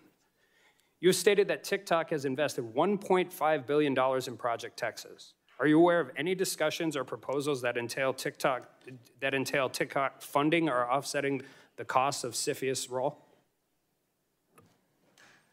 Those discussions are, I need to get back on the specifics, but I can tell you, yes, we did spend approximately $1.5 billion on our side. You spent $1.5 billion on Project Texas. But do you have any, you agree that if CFIUS takes on this role, they're going to need a massive influx of dollars and human resources, right? I cannot speak on behalf of CFIUS, Congressman. Should the U.S. government expend such resources to create this extraordinary arrangement for TikTok, especially considering alleged data privacy and national security risks? Congressman, I cannot speak on behalf of the United States. Well, but Project Texas doesn't work without CFIUS, right? Project Texas, as you guys have proposed it, does not work without CFIUS involvement. The idea behind Project Texas is the firewall of U.S. user data. Make sure it's stored by an American company, overseen by American personnel, and we will invite third-party monitors to monitor this. So that, in essence, at least as far as I know, is the majority of the cost, because it will rely on not just us building the infrastructure, but us, finding and hiring these third-party monitors who are vetted to come in and monitor this structure. You talked earlier about the shareholders' ownership of TikTok, and you said 60% is global investors, 20% is employees, and 20% is original founders. Are all those voting shares the same? No, the founder has weighted voting rights, as is common in our industry. So as far as a voting block of shares owned in ByteDance, do you know if the Chinese Communist Party, not Chinese government Communist Party officials, the Chinese Communist Party, do you know what their percentage of the actual voting block share of ByteDance is? The Chinese Communist Party doesn't have voting rights in ByteDance. Chinese Communist Party members is a different question. Do the founders control the voting block of ByteDance's shares? I do know that the founder himself is not a member of the Communist Party, but we don't know the political affiliation of our employees because that's not something we ask. Does the Chinese government know the political affiliation of their Chinese citizens? I cannot answer that question on their behalf. I yield back. Gentleman yields back. Yield to the gentle lady from New Hampshire, Ms. Custer. 5 minutes. Thank you, Madam Chair. Mr. Chew, I just want to say I agree with all of the comments of many of my colleagues today that we need to take a close look at whether TikTok poses a national security risk. For today, I'm going to focus my limited time on how TikTok can better protect its youngest users. And I think a number of us have identified as parents today and have serious concerns as we relayed to you. Just this week, I heard from a parent in my district in Nashua, New Hampshire, whose child was served harmful content on TikTok and has needed counseling as a result. This experience is not unique to this family, and it underscores the need for better child protections on your app. I'd like to dig further into TikTok's current safety and privacy controls for children. I understand that TikTok restricts certain app capabilities for users under age 18 and has additional restrictions for users under age 16 or 13, such as limiting who can interact with them on the platform. However, these protections are worthless if any savvy child can easily bypass these age restrictions by deleting their own account and creating a new one with a different age. And by easily, I mean you can literally go in and open another account using the same email address.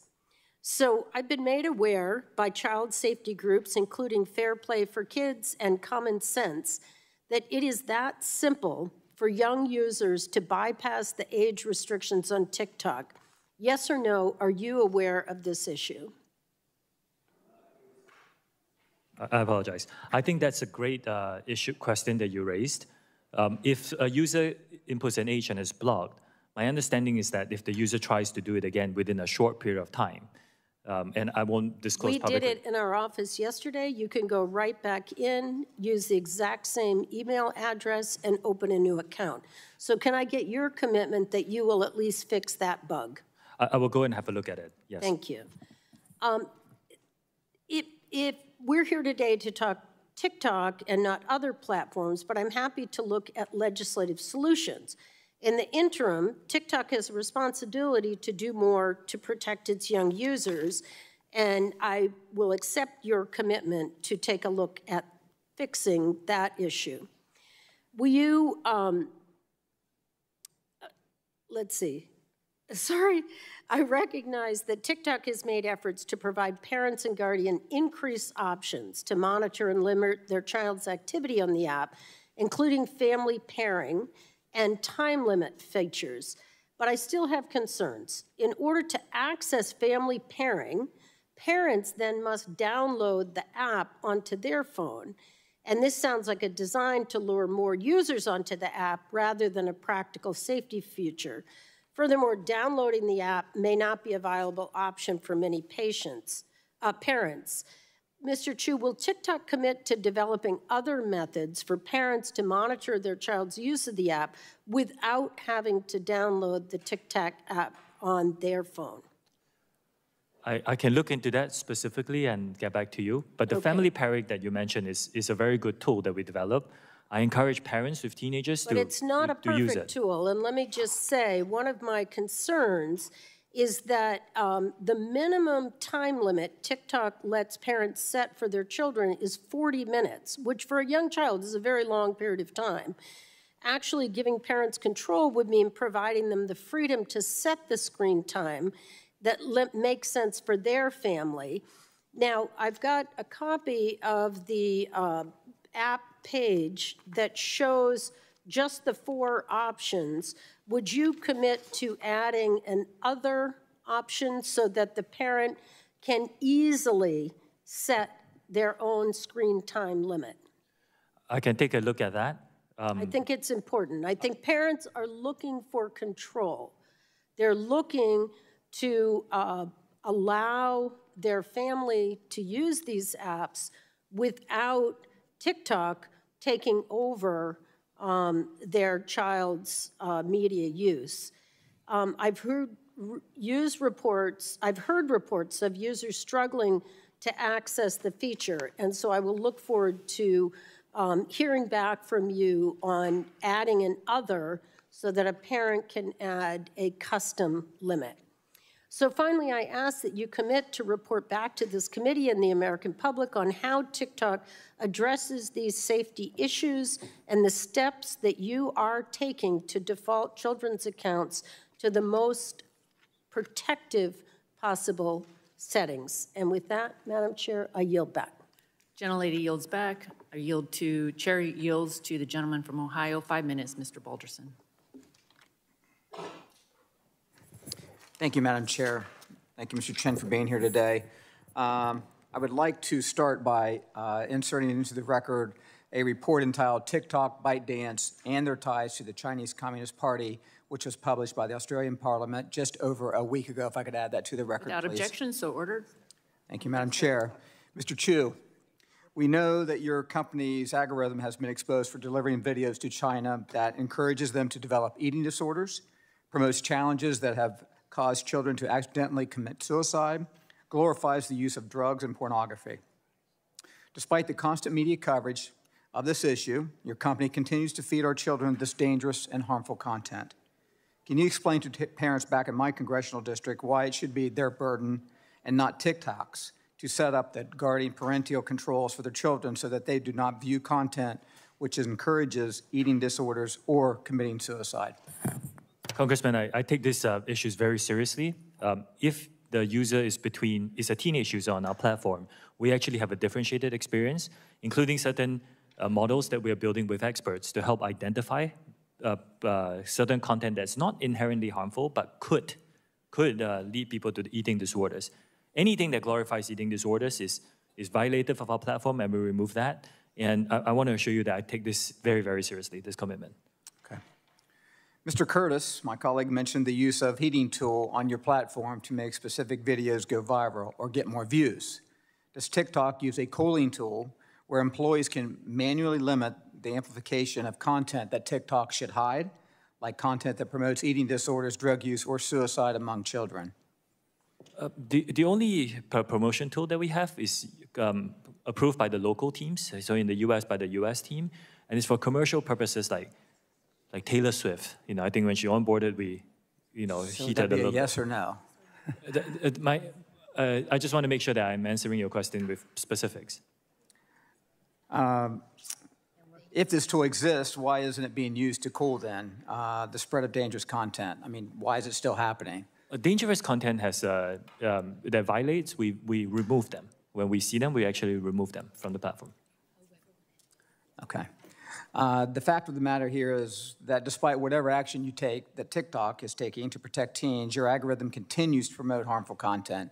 Wouldn't you agree that indicates there is something inherently wrong with the algorithm your platform employs?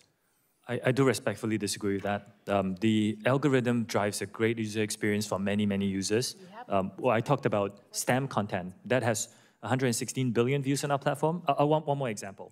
Book Talk is a trend that happened on our platform. It's to encourage people to read.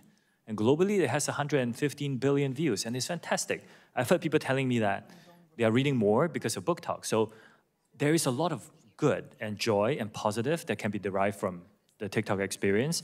Yes, there are some bad actors who come in and post violative content, and it's our job to remove them. But the overwhelming experience is a very positive one for our community. But if it's your job to remove them, it's been said many times here today about the 41 days that video stood up with addressing the chairwoman. After this, I'm going to go and look into the specifics of that. All right, thank you. Madam Chair, I yield back. Gentleman yields back. Chair recognizes the lady from Texas, Ms. Fletcher, for 5 minutes. Thank you, Chairwoman McMorris-Rogers, and thanks to Ranking Member Pallone for holding today's hearing, and thank you, Mr. Chew, for appearing today.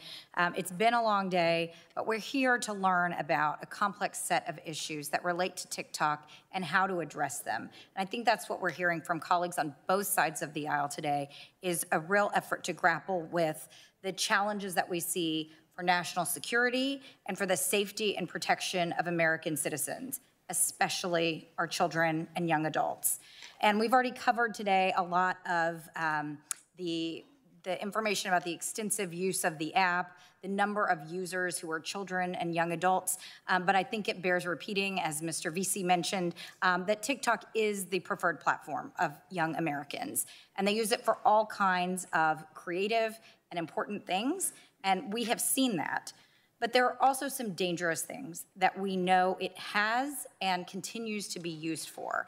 And that also, that the data that's collected is posing additional dangers. And that's what we're here for. Most people using TikTok do not realize that TikTok is collecting data about their keystrokes or about their browsing history on other sites and so much more. And I agree with my colleagues that we need a comprehensive set of data privacy laws here in the country, and we've heard some very good ideas today. Mr. Chew, you've mentioned several times today that these are industry-wide issues, and I agree with you that there are industry-wide challenges here. But there are also some specific things relating to TikTok that I want to focus my questions on and really want to understand where there's a difference and how we can craft legislation that addresses the very real challenges that we've been hearing about today. As you know, states across the country have joined an ongoing investigation into possible violations of consumer protection laws by TikTok as they pertain to TikTok's effect on the mental health of American children and teenagers. As part of this investigation, states have requested to review internal TikTok communications that takes place on LARC. That's TikTok's primary instant messaging system. Is that right? Yes. Okay. And does every TikTok employee have a LARC account? It is very similar to companies that use Slack or any other instant messaging tool. But LARC is a proprietary instant messaging tool. It's not Slack. It is something that was developed, yes, by ByteDance. It was developed by TikTok? No, it's developed by ByteDance. It's developed by ByteDance, okay. And so a couple of questions stemming from that. Is it true that LARC video conferencing has a translation feature in which Chinese is translated to English text and vice versa?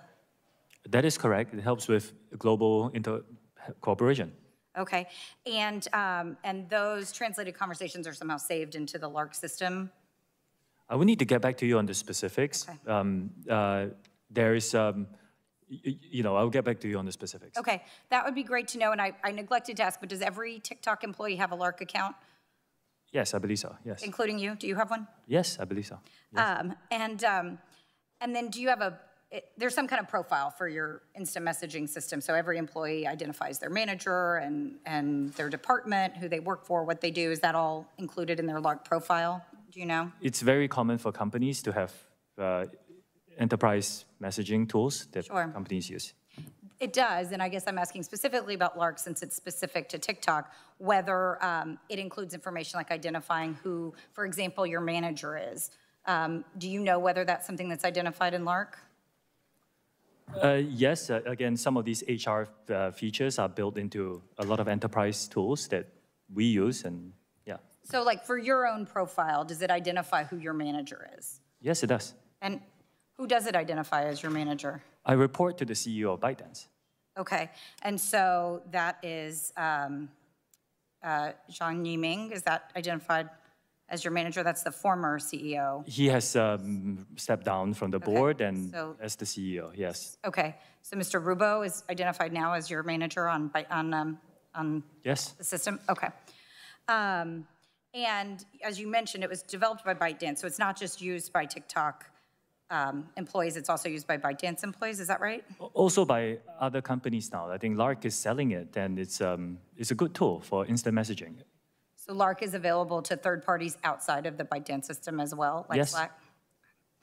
And do you personally ever use LARC to communicate with ByteDance? With employees at ByteDance? Yes, I do. You do, okay. Well, I'm running out of time, and I'm sorry to say, because this is really interesting. I do think it underscores some of the concerns that have been raised in this hearing.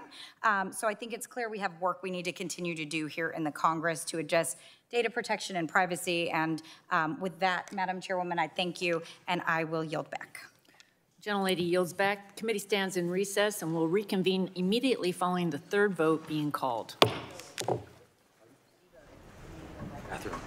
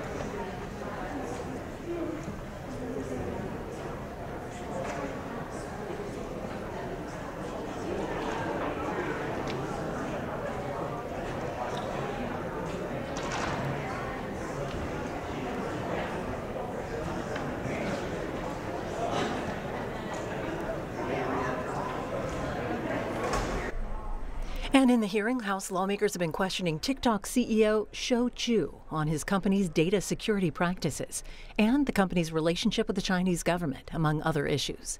Right now, the House Commerce Committee hearing is in a short break. We'll continue our live coverage here on C-SPAN 3 when lawmakers return.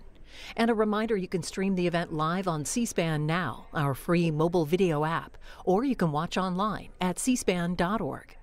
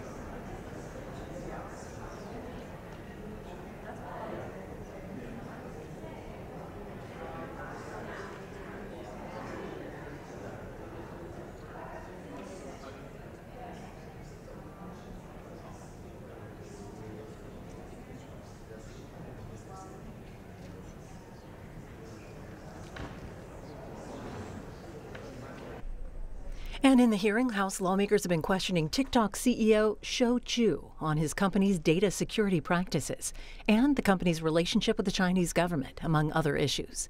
Right now, the House Commerce Committee hearing is in a short break. We'll continue our live coverage here on C-SPAN 3 when lawmakers return. And a reminder, you can stream the event live on C-SPAN Now, our free mobile video app, or you can watch online at cspan.org.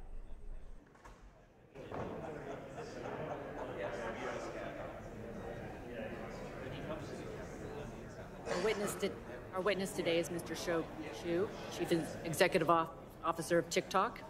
You're recognized for 5 minutes. Thank you. Chair Rogers, Ranking Member Pallone, members of the committee, thank you for your time. I am Shou Zi Chew, and I'm from Singapore. That's where I was born, as were my parents. And after serving in Singapore's military, I moved to the UK to attend college, and then here to the US to attend business school. I actually met my wife here, By the way, she was just born a few miles away from here in Virginia. 2 years ago, I became the CEO of TikTok. Today, we have more than 1 billion monthly active users around the world, including over 150 million in the United States.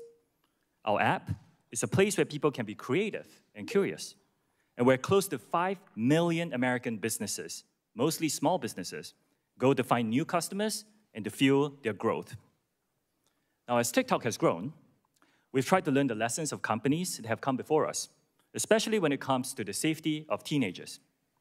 While the vast majority of people on TikTok are over 18, one of our fastest growing demographics are people over 35. We spent a lot of time adopting measures to protect teenagers. Many of those measures are firsts for the social media industry. We forbid direct messaging for people under 16, and we have a 60-minute watch time by default for those under 18. We have a suite of family pairing tools so that parents can participate in their teens' experience and make the choices that are right for their family. We want TikTok to be a place where teenagers can come to learn, which is why we recently launched a feed that exclusively features educational videos about STEM. STEM videos already have over 116 billion views on TikTok. And I think TikTok is inspiring a new generation to discover a passion for math and science. Now, I would also like to talk about national security concerns that you have raised, that we take very, very seriously. Let me start by addressing a few misconceptions about ByteDance, of which we are a subsidiary. ByteDance is not owned or controlled by the Chinese government. It's a private company. 60% of the company is owned by global institutional investors. 20% is owned by the founder, and 20% owned by employees around the world. ByteDance has 5 board members. 3 of them are American. Now, TikTok itself is not available in mainland China. We're headquartered in Los Angeles and in Singapore, and we have 7,000 employees in the US today. Still, we have heard important concerns about the potential for unwanted foreign access to US data and potential manipulation of the TikTok US ecosystem.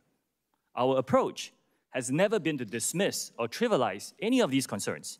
We have addressed them with real action. Now, that's what we've been doing for the last 2 years, building what amounts to a firewall that seals off protected US user data from unauthorized foreign access. The bottom line is this: American data stored on American soil by an American company, overseen by American personnel. We call this initiative Project Texas. That's where Oracle is headquartered. Today, US TikTok data is stored by default in Oracle servers. Only vetted personnel operating in a new company called TikTok US Data Security can control access to this data. Now, additionally, we have plans for this company to report to an independent American board with strong security credentials. Now, there's still some work to do. We have legacy US data sitting in our servers in Virginia and in Singapore. We're deleting those, and we expect that to be complete this year. When that is done, all protected US data will be under the protection of US law and under the control of the US-led security team. This eliminates the concern that some of you have shared with me that TikTok user data can be subject to Chinese law. This goes further, by the way, than what any other company in our industry have done. We will also provide unprecedented transparency and security for the source code for the TikTok app and recommendation engine. Third-party validators like Oracle and others will review and validate our source code and algorithms. This will help ensure the integrity of the code that powers what Americans see on our app. We will further provide access to researchers, which helps them study and monitor our content ecosystem. Now, we believe we are the only company that offers this level of transparency. Now, trust is about actions we take. We have to earn that trust with decisions we make for our company and our products. The potential security, privacy, content manipulation concerns raised about TikTok are really not unique to us. The same issues apply to other companies. We believe what's needed are clear, transparent rules that apply broadly to all tech companies. Ownership is not at the core of addressing these concerns. Now, as I conclude, there are more than 150 million Americans who love our platform, and we know we have a responsibility to protect them, which is why I'm making the following commitments to you and to all our users. Number one, we will keep safety, particularly for teenagers, as a top priority for us. Number two, we will firewall protected US data from unwanted foreign access. Number three, TikTok will remain a place for free expression and will not be manipulated by any government. And fourth, we will be transparent and we will give access to third-party independent monitors to remain accountable for our commitments. I'll be grateful for any feedback that you have, and I look forward to your questions. Thank you very much. As you know, the testimony that you're about to give is subject to Title 18, Section 1001 of the United States Code. As you state in your testimony, ByteDance is TikTok's parent company. Is it accurate to say that you are in regular communication with the CEO of ByteDance, Leon Robo? Chair Rogers, yes, I am in communication with him. Okay. Kelly Zhang is the CEO of ByteDance China, overseeing Douyin, the Chinese version of TikTok. Are you in regular communication with Kelly? I'm not in regular communication with her. The ByteDance editor-in-chief is Zhong Fuping, correct? I believe so. And Wu Shugang is Beijing ByteDance technology board member and also an official of the Cyberspace Administration in China. Is this correct? I believe so. They are not in direct... Thank you. All of these individuals work or affiliated with the Chinese Communist Party, are at the highest levels of leadership at ByteDance, a company where you previously served as the chief financial officer and where you regularly communicate with their CEO. TikTok has told us that you weren't sharing data with the CCP, but leaked audio from within TikTok has proven otherwise. TikTok told us that you weren't tracking the geolocation of American citizens. You were. TikTok told us you weren't spying on journalists. You were. In your testimony, you state that ByteDance is not beholden to the CCP. Again, each of the individuals I listed are affiliated with the Chinese Communist Party, including Zhong Fuping, who is reported to be the Communist Party secretary of ByteDance, and who has called for the party committee to, quote, take the lead across all party lines to ensure the algorithm is enforced by, quote, correct political direction. Just this morning, the Wall Street Journal reported that the CCP is opposed to a forced sale of TikTok by ByteDance, quoting a CCP spokesman as saying the Chinese government would make a decision regarding any sale of TikTok. So the CCP believes they have the final say over your company. I have zero confidence in your assertion that ByteDance and TikTok are not beholden to the CCP. Next question. Heating content is a way of promoting and moderating content. In your current or previous positions within Chinese companies, have employees engaged in heating content for users outside of China? Very quickly, yes or no? Our heating process is approved by our local teams in the various countries. The answer is yes, thank you. Have any moderation tools been used to remove content on TikTok associated with the Uyghur genocide? Yes or no? We do not remove that kind of content. TikTok is a place of freedom of expression. And Chair Rogers, like I said, if you use our app, you can go on it and you will see a lot of users around the world expressing content on that topic and many others. Thank you. What about the massacre in Tiananmen Square, yes or no? I'm sorry, I didn't hear the question. The massacre in Tiananmen Square. That kind of content is available on our platform. You can go and search it. I will remind you that making false or misleading statements to Congress is a federal crime. I understand. Again, if you go on our platform, you will find that content. Okay, thank you. Reclaiming my time, can you say with 100% certainty that ByteDance or the CCP cannot use your company or its divisions to heat content to promote pro-CCP messages for an act of aggression against Taiwan? We do not promote or remove content at the request of the Chinese government. The question is, the question is, are you 100% certain that they cannot use your company to promote such messages? It is our commitment to this committee and all our users that we will keep this free from any manipulation by any government. If you can't say 100% certain, I take that as a no. As I previously referenced, TikTok spied on American journalists. Can you say with 100% certainty that neither ByteDance nor TikTok employees can target other Americans with similar surveillance techniques? Chair Rogers, I first of all disagree with the characterization that is spying. It was an internal investigation. Yes or no? Can you do surveillance of other Americans? We will protect the U.S. user data and fire it all from all unwanted foreign access. It's a commitment that we've given to the committee. So I guess my question is, I wanted to hear you say with 100% certainty that neither ByteDance nor TikTok employees can target other Americans with similar surveillance techniques as you did with the journalists. Again, I don't disagree with the characterization is surveillance, and we have given our commitments, Chair Rogers. The 4 commitments, I think it's our commitment that we will not be influenced by any government on these issues. DOJ is investigating this surveillance right now. To the American people watching today, hear this: TikTok is a weapon by the Chinese Communist Party to spy on you, manipulate what you see, and exploit for future generations. A ban is only a short-term way to address TikTok, and a data privacy bill is the only way to stop TikTok from ever happening again in the United States. I yield back. I now yield to the ranking member for 5 minutes. Thank you, Madam Chair. Let me just start out by saying, Mr. Chew, that I don't find what you suggested with Project Texas and this firewall that's being suggested to whoever will be acceptable to me. In other words, you know, I still believe that the Beijing Communist government will still control and have the ability to influence what you do. And so this idea, this Project Texas, is simply not acceptable. According to a recent report, TikTok is on target to make between $15 and $18 billion in revenue this year. Is that an accurate forecast? Congressman, as a private company, we are not sharing our revenue numbers publicly. How much money will TikTok make by delivering personalized advertisements just to your users in the United States?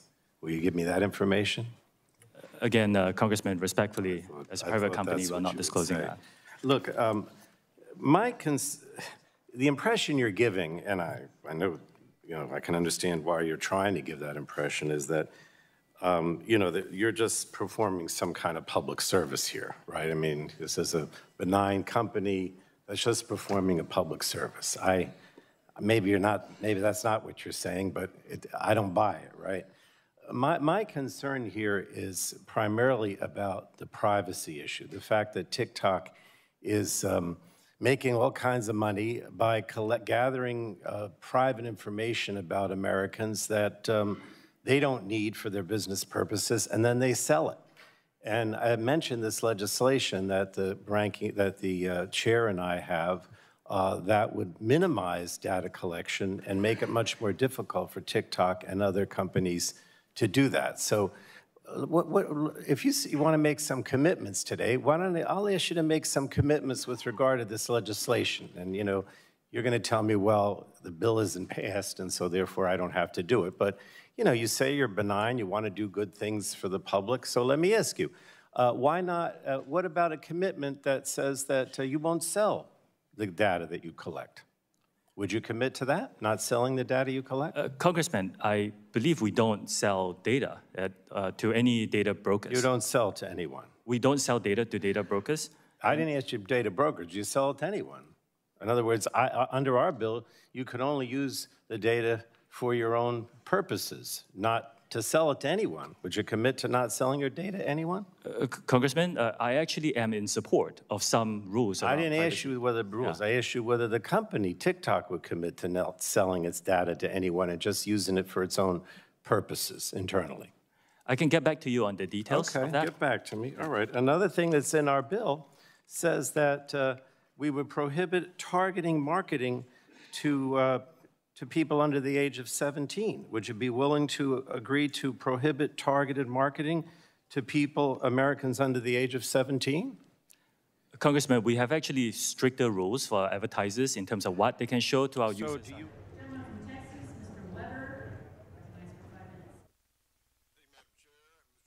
Being here, Mr. Chew, I am one of 6 Texans on this committee.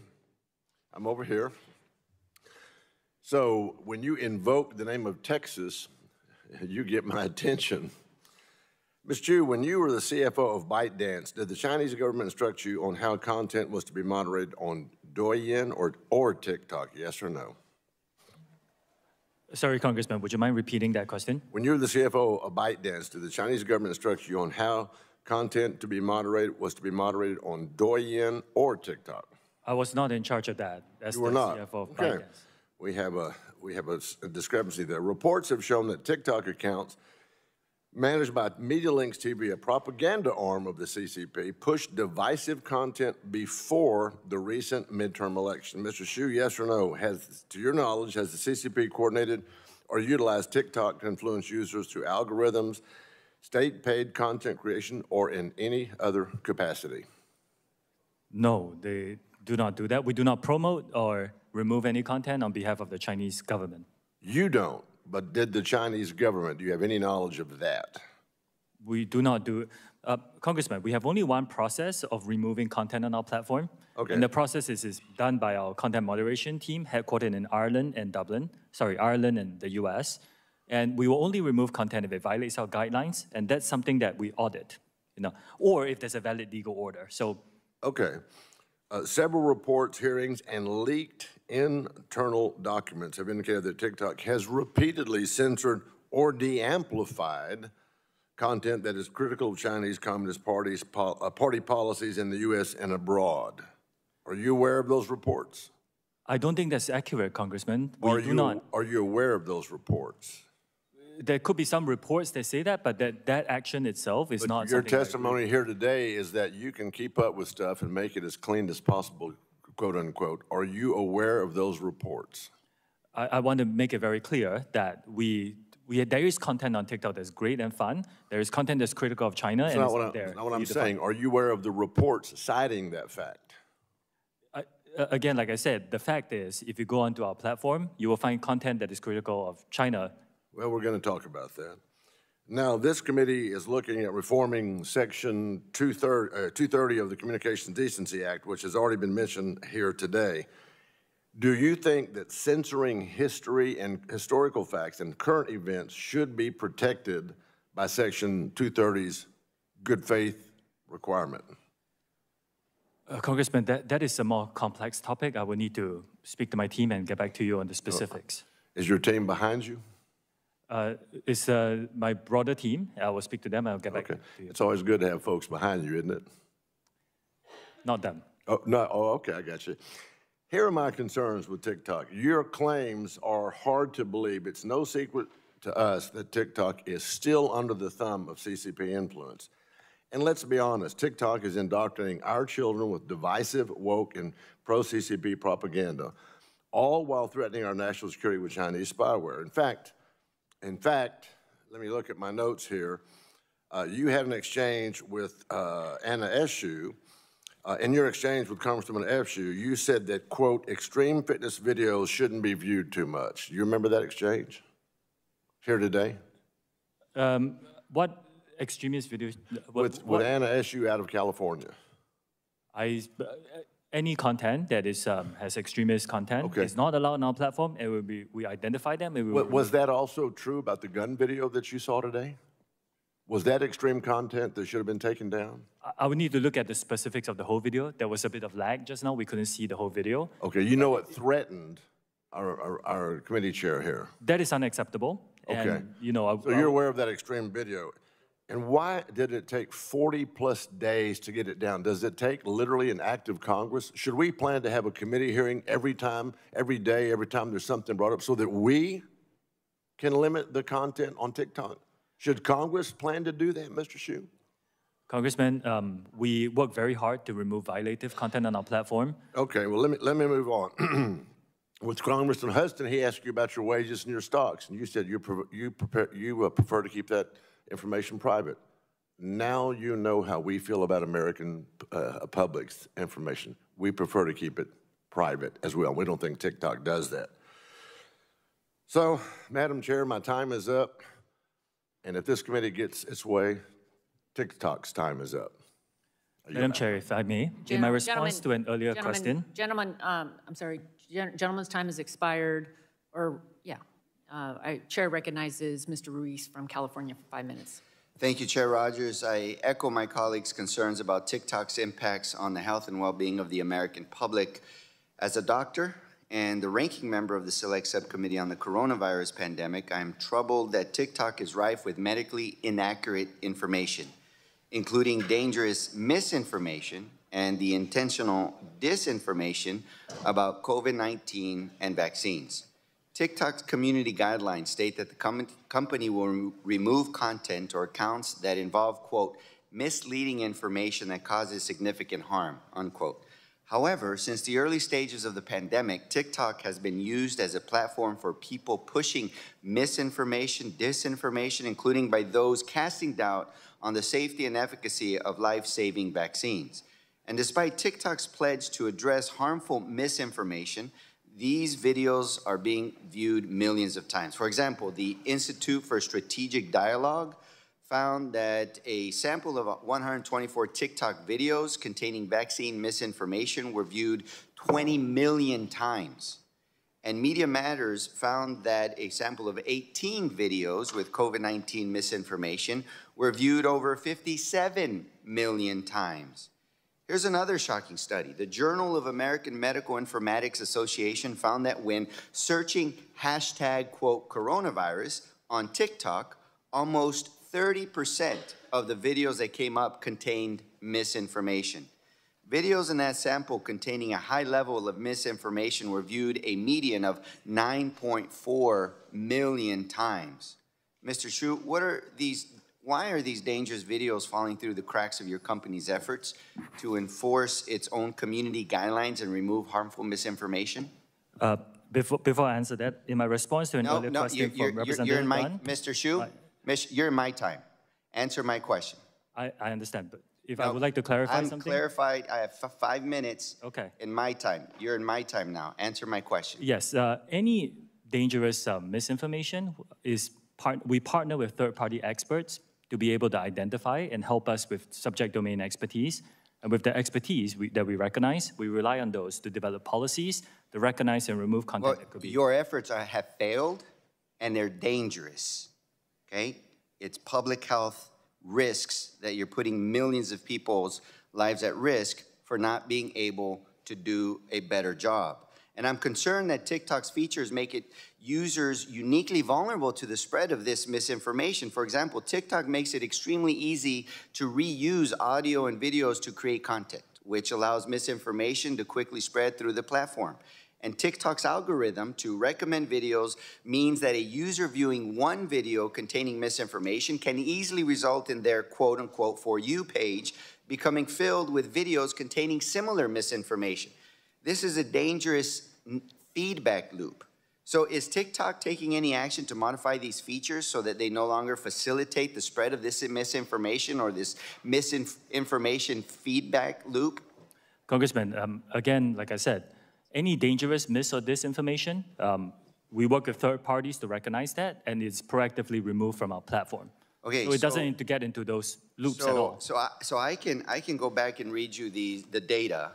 And the Journal of American Medical Informatics, 30% of videos after searching for hashtag coronavirus had misinformation. Almost 1 out of 3, your third party and your company are missing almost 1 out of 3 misinformed videos. So you're telling me what you're doing. I'm telling you the data shows that you are grossly failing at that effort. The other question I have for you is that TikTok is also in Spanish, and Spanish-speaking populations have been specifically targeted to misinformation when it comes to many aspects, especially medical misinformation. And as chair of the Congressional Hispanic Caucus, we reached out to you last Congress on this issue. So what is your intent, or how does your team look like to address Spanish versus English? How many staff do you have focusing on Spanish versus how many staff do you have focusing on English misinformation? Congressman, I was, like I explained just now, the Spanish-speaking population is very important to our platform. We do have a lot of Spanish-speaking moderators, and we will continue to. So how many Spanish-speaking staff versus English-speaking staff for misinformation do you have? I can get back to you on the specifics, but dangerous misinformation is moderated regardless of language. Not to the degree that it needs to be. We can continue to work hard. And when there's misinformation, people base their decisions that oftentimes put them at risk in exposures and their families at risk. And with the coronavirus, especially prior to the vaccines, the risk was their life. Thank you. Yield back. Madam Chair, I would like to clarify something. In the follow-up question to Representative Dunn's question just now, I misunderstood the follow-up about ByteDance spying on behalf of the Chinese government. My answer to that question should be a no, because it came very rapidly. I just want to clarify that. Gentleman's time has expired. Gentleman, or the chair recognizes the gentleman from Idaho, Mr. Fulcher, for 5 minutes. Thank you, Madam Chairman.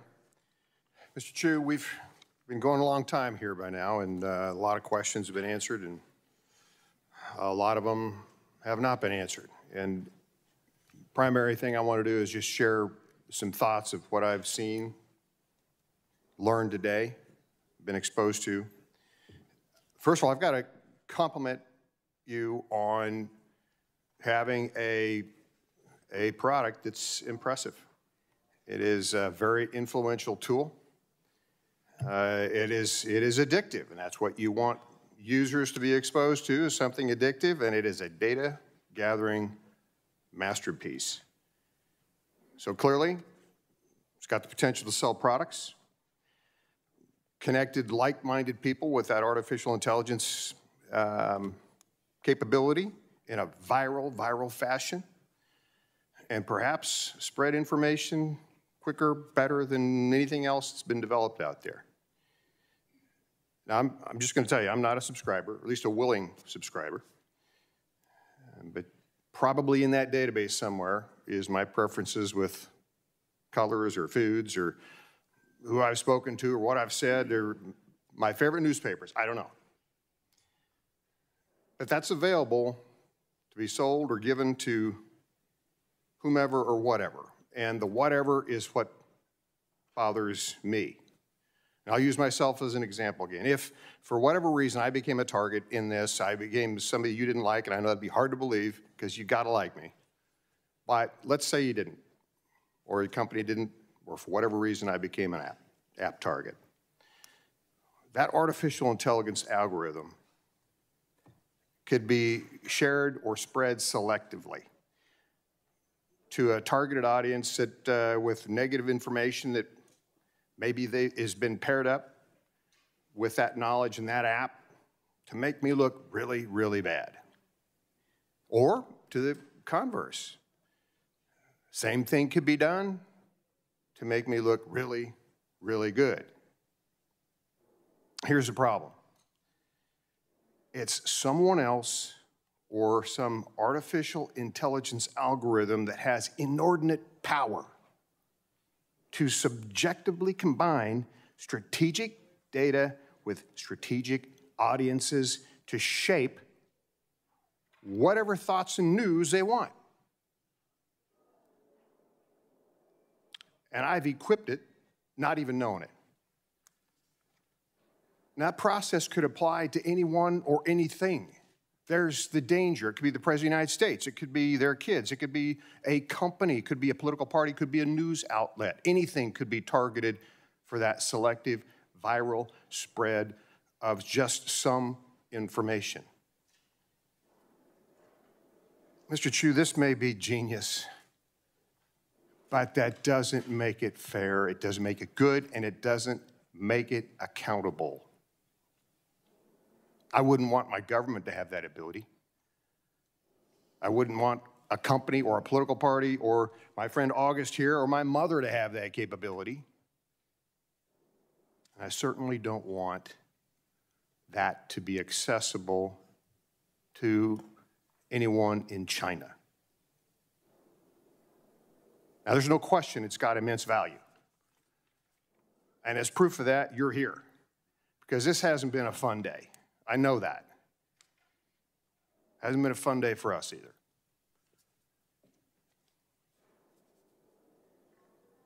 Artificial intelligence is difficult to manage once it's on auto cruise control, and it's, as we've talked about, nearly impossible to wall off data. I know the idea, I know a little bit about databases, I know a little bit about corruption of those databases. It's very difficult to wall things off. And unfortunately, there's this thing called human nature where there's some dark components from time to time. There's always a temptation to monetize things or perhaps use some of these tools for nefarious purposes, and they can have absolutely devastating consequences. So, Mr. Chew, I'm going to wrap up my comments and just say that this is so attractive. TikTok poses as a Mr. Rogers neighborhood, but it acts like Big Brother. And that's got to stop. Madam Chair, I yield. Will the gentleman yield? Gentleman yields back. The gentleman yield?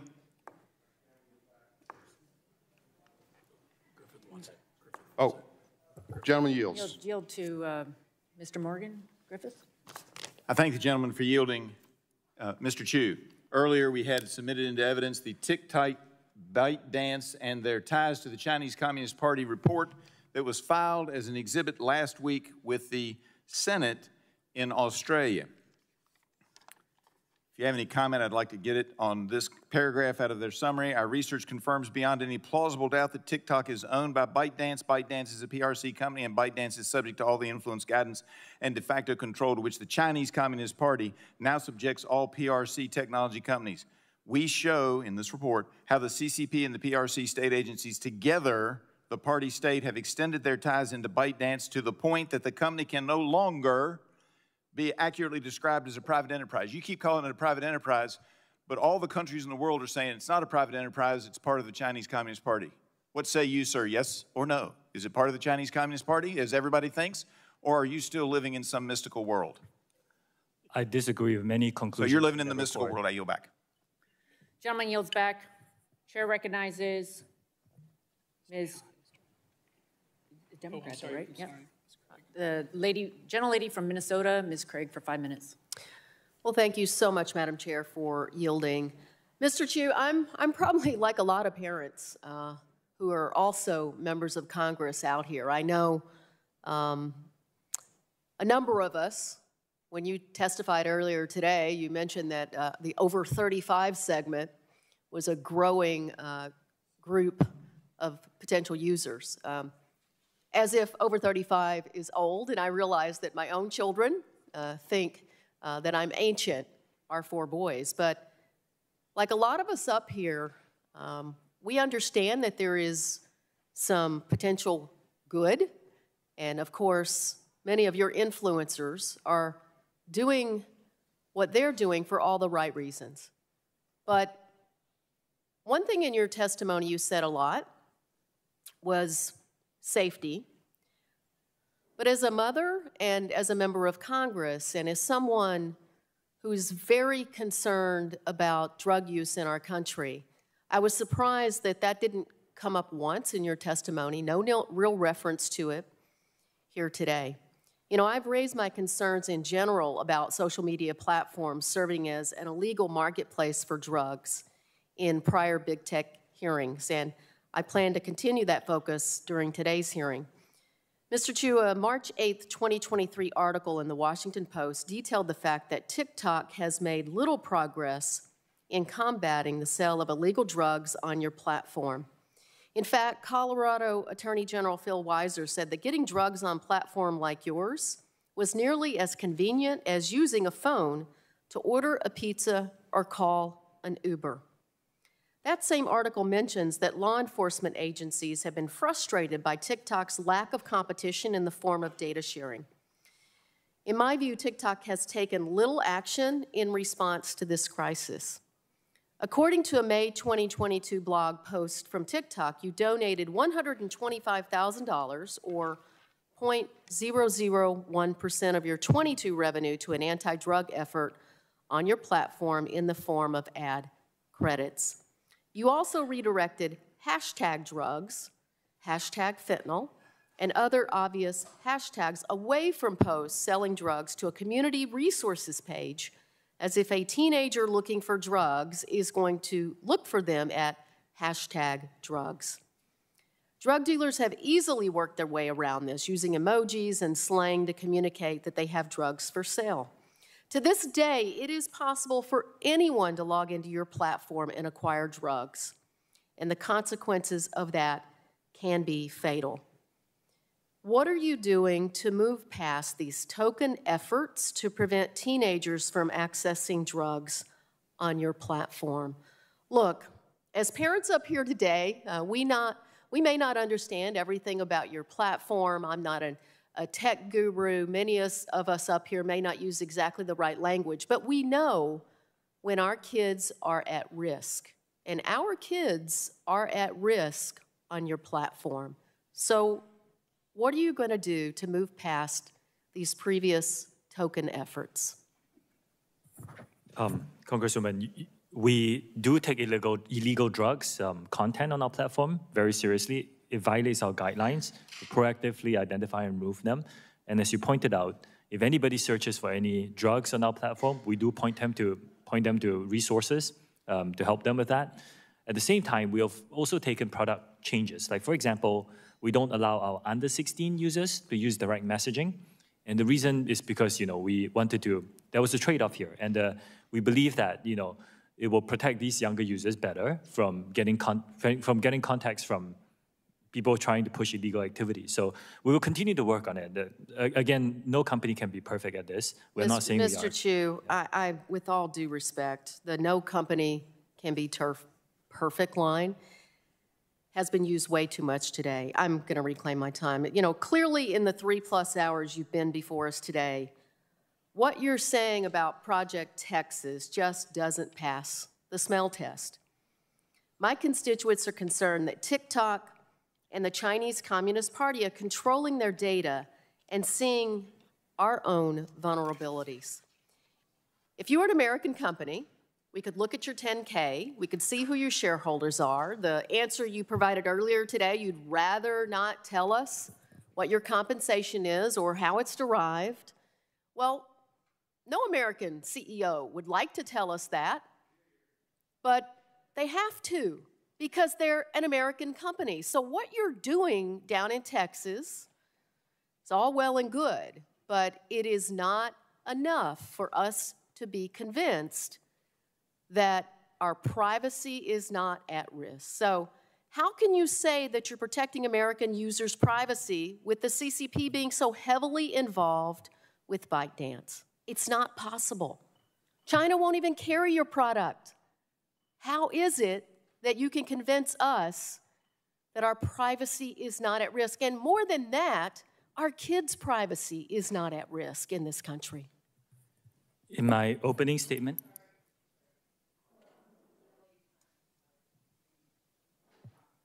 thank you, Madam Chair. Gentlelady's time has expired. We're going to have to continue on. Gentleman from Georgia, Mr. Allen's recognized for 5 minutes. Thank you, Madam Chair, and thank you, Mr. Chew, for being here today. In September 2021, the Wall Street Journal published an article titled "How TikTok Serves Up Sex and Drug Videos to Minors." This article gives a chilling depiction of the types of content that TikTok's algorithm is curating for our children. This article claims that your application served an account that was registered as a 13-year-old, quote, videos about drug use. It referenced to cocaine, meth addiction, and promotional videos for online sales of drugs. The algorithm was also found to have delivered countless videos depicting, quote, pornography and other adult content to the device of an account that was registered as a 13-year-old. Could you please explain to the members of this committee and parents across the country why your company deems it acceptable for such inappropriate content to be prominently featured on a child's For You page? A lot of the content that you mentioned, Congressman, are violative of our own policies, and we don't think they're acceptable, and we will remove them when we identify them. We take this very seriously. I mentioned this. This is an industry-wide challenge. We're investing as much as we can. We don't think it represents the majority of the user's experience on TikTok, but it does happen. Some bad actors try and come in and post some of this content, and we're doing our best to invest as much as we can to remove them. Well, I would say you're not doing enough. I have 14 grandchildren, Mr. Chew. You personally believe that such content is appropriate for minor children to consume? A lot of the content that you mentioned, like porn, for example, is not allowed on our platform. So no, I do not think they're acceptable for young people to consume. Earlier this week, the Wall Street Journal published an article titled, quote, "TikTok's Chinese partner has another wildly popular app in the U.S. This app is called CapCut. Is a video editing tool to help users go viral on TikTok. While for obvious reasons, most of our attention is focused on TikTok and ByteDance, other companies and their applications are also continuing to exploit the privacy of Americans. TikTok, CapCut, Lark, FaceU, all of these apps are also controlled by ByteDance and pose serious privacy concerns. In 2022, it was reported that TopBuzz, an international version of ByteDance's censored Chinese news app, was used to spread pro-China messages to Americans. When it comes to the data privacy of Americans, we must have a clear set of guidelines to ensure Americans' data is protected and not passed along to unknown third-party actors who could pose a threat to our security. I urge my colleagues to continue to work together to pass a national data privacy bill, not just one out of the House Energy and Commerce Committee, but also through the House of this Congress. It is the only systematic way we can address privacy concerns. Unfortunately, I've been given no reason to believe that TikTok does not pose a threat and cannot be trusted to follow our laws when they conflict with the desires of the Chinese Communist Party. Your firewall that you're talking about, if you had a bad actor in your, what you call your Texas initiative, could get through that firewall and send any information that they wanted to send anywhere directly to the Chinese Communist Party. Would you deny that? Congressman, this risk that you talk about exists for every company, bad actors. I'm talking about TikTok, sir. In fact, the risk is lower for us because these... It is a risk, correct? The personnel will be vetted. So the risk is actually lower than most companies in the industry. Well, that is why we have to deal with your company. And with that, Madam Chair, I yield back. Gentleman yields back. Chair recognizes the gentleman from California, Mr. Peters, for five minutes. Thank you, Madam Chair. Mr. Chew, thanks for being here today. You know, your testimony discusses an effort your company has named Project Texas and the investments your company has made in creating a firewall between the United States user data and entities in China susceptible to influence by China's government. And with your company's recent announcement by CSPAN that CSPAN has instructed TikTok to separate itself from ByteDance or face a ban, TikTok's commitment to retaining this firewall is at a crossroads. So I want to ask you some questions about your company's long-term plans to ensure the safety and security of American data. And this, for me, is the crux of the concern for me about TikTok. First of all, does the Chinese government need to approve Project Texas for TikTok to agree to it? Congressman, we have designed Project Texas to move forward in the United States. This is something that we have described at length in the written testimony and in my opening statement. The firewall of American data stored on American soil by an American company overseen by American personnel. This is designed to move forward in the United States. But does the Chinese government need to approve Project Texas for you to agree to it? We do not believe so. How is TikTok considering the future of Project Texas in the event of a sale or other ownership changes? Are there elements of the Project Texas that TikTok would change prior to, or? I cannot speak on this hypothetical or on, on potential, owners who I cannot represent. Okay, you don't know? I don't know, yes. Despite Project Texas's planned positive changes, it does include several broad exceptions that would allow large amounts of U.S. user data to routinely leave the country. I want to know a little bit more about these exceptions so I can understand whether Project Texas can live up to its promise of protecting Americans' user data. I understand that under Project Texas, business data and public data will be permitted to regularly leave the United States. Is that correct? Almost all the data is under the that's not public, is under the definition of protected data. This accepted data that you mentioned, I can get back to your team on this, is really for interoperability purposes, to make sure that the business can still operate and American users are still getting the benefit. Can you tell us of a global where the data goes and how it's used by the company? It will travel outside of the United States, but I can get back to you on the specifics. It's data that it cannot be used to identify users, so it really is data that ensures the interoperability of the platform. And I understand that. I think we would want to have some understanding of how we would distinguish that by definition and then also how it would be enforced.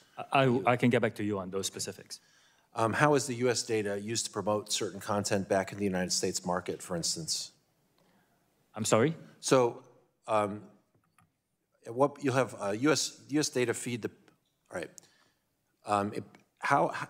When you discuss where the data goes and how it's used by the company, how and at what points of data transfer does the U.S. data feed the PRC-developed algorithm used by TikTok? How would the data that you're talking about? TikTok is not available in mainland China. The PRC-developed algorithm used by TikTok, how does U.S. data get fed by that?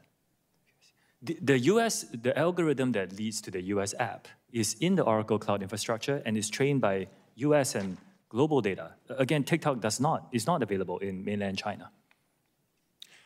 How can we trust that these exceptions for Project Texas won't be abused by China's government or by foreign adversaries? This is the fourth commitment: transparency, third-party monitors, including the definitions of these exceptions, and we can be very transparent on how they're used.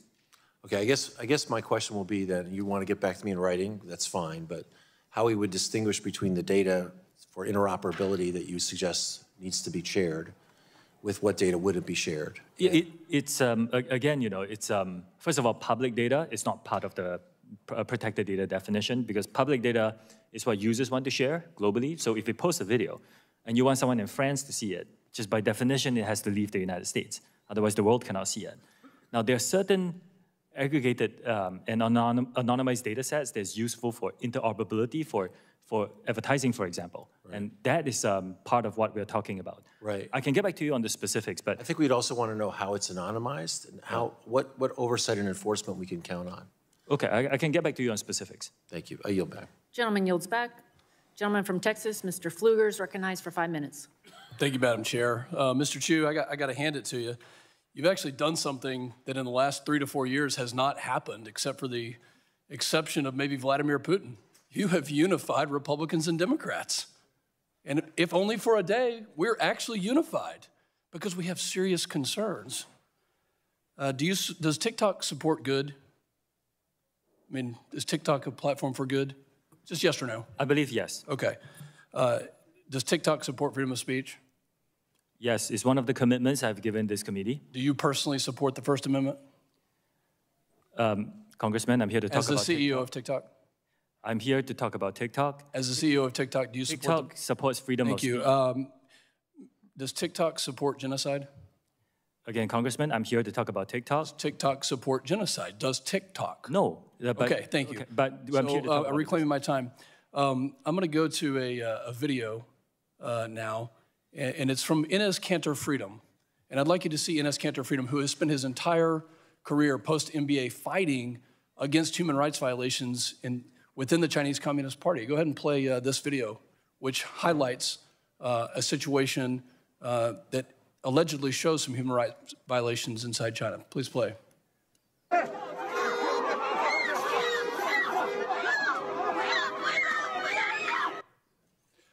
Mr. Chew, this was a video that was posted on TikTok by Enes Kanter Freedom. Are you familiar with this basketball player?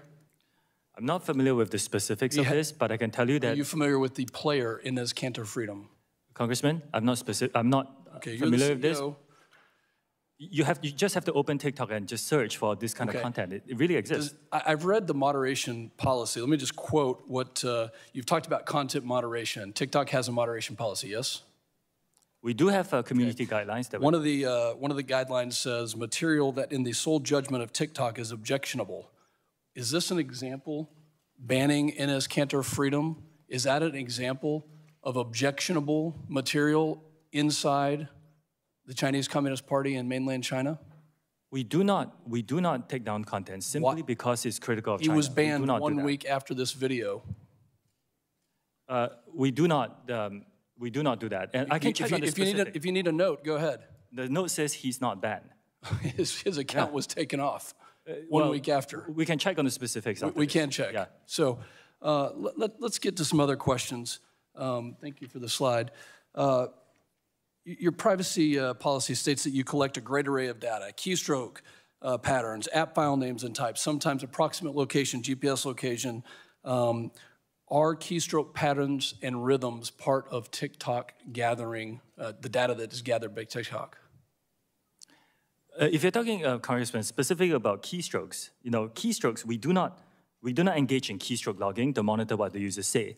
It's to identify bots. Okay. It's for security purposes, and this is a standard industry practice. You gather a lot of data, it's safe to say. We don't believe we gather more than any other social media company. TikTok gathers a lot of data because your value proposition, as you sat in my office and told me, was to connect people to each other around the world. You told me this in my office. So you gather data on what they like and what they don't like, and then you show them things that they don't know they like, but eventually they may. You told me this. I think that's, I don't think that's what I said. What I said is that we connect people together, yes. These are interest signals, and that doesn't mean that we collect more data. Are you aware of any instances of TikTok distributing content from Chinese state media? I'm sorry? Are you aware of any instances of TikTok distributing content from Chinese state media on the platform? We will label them clearly for our users to understand that.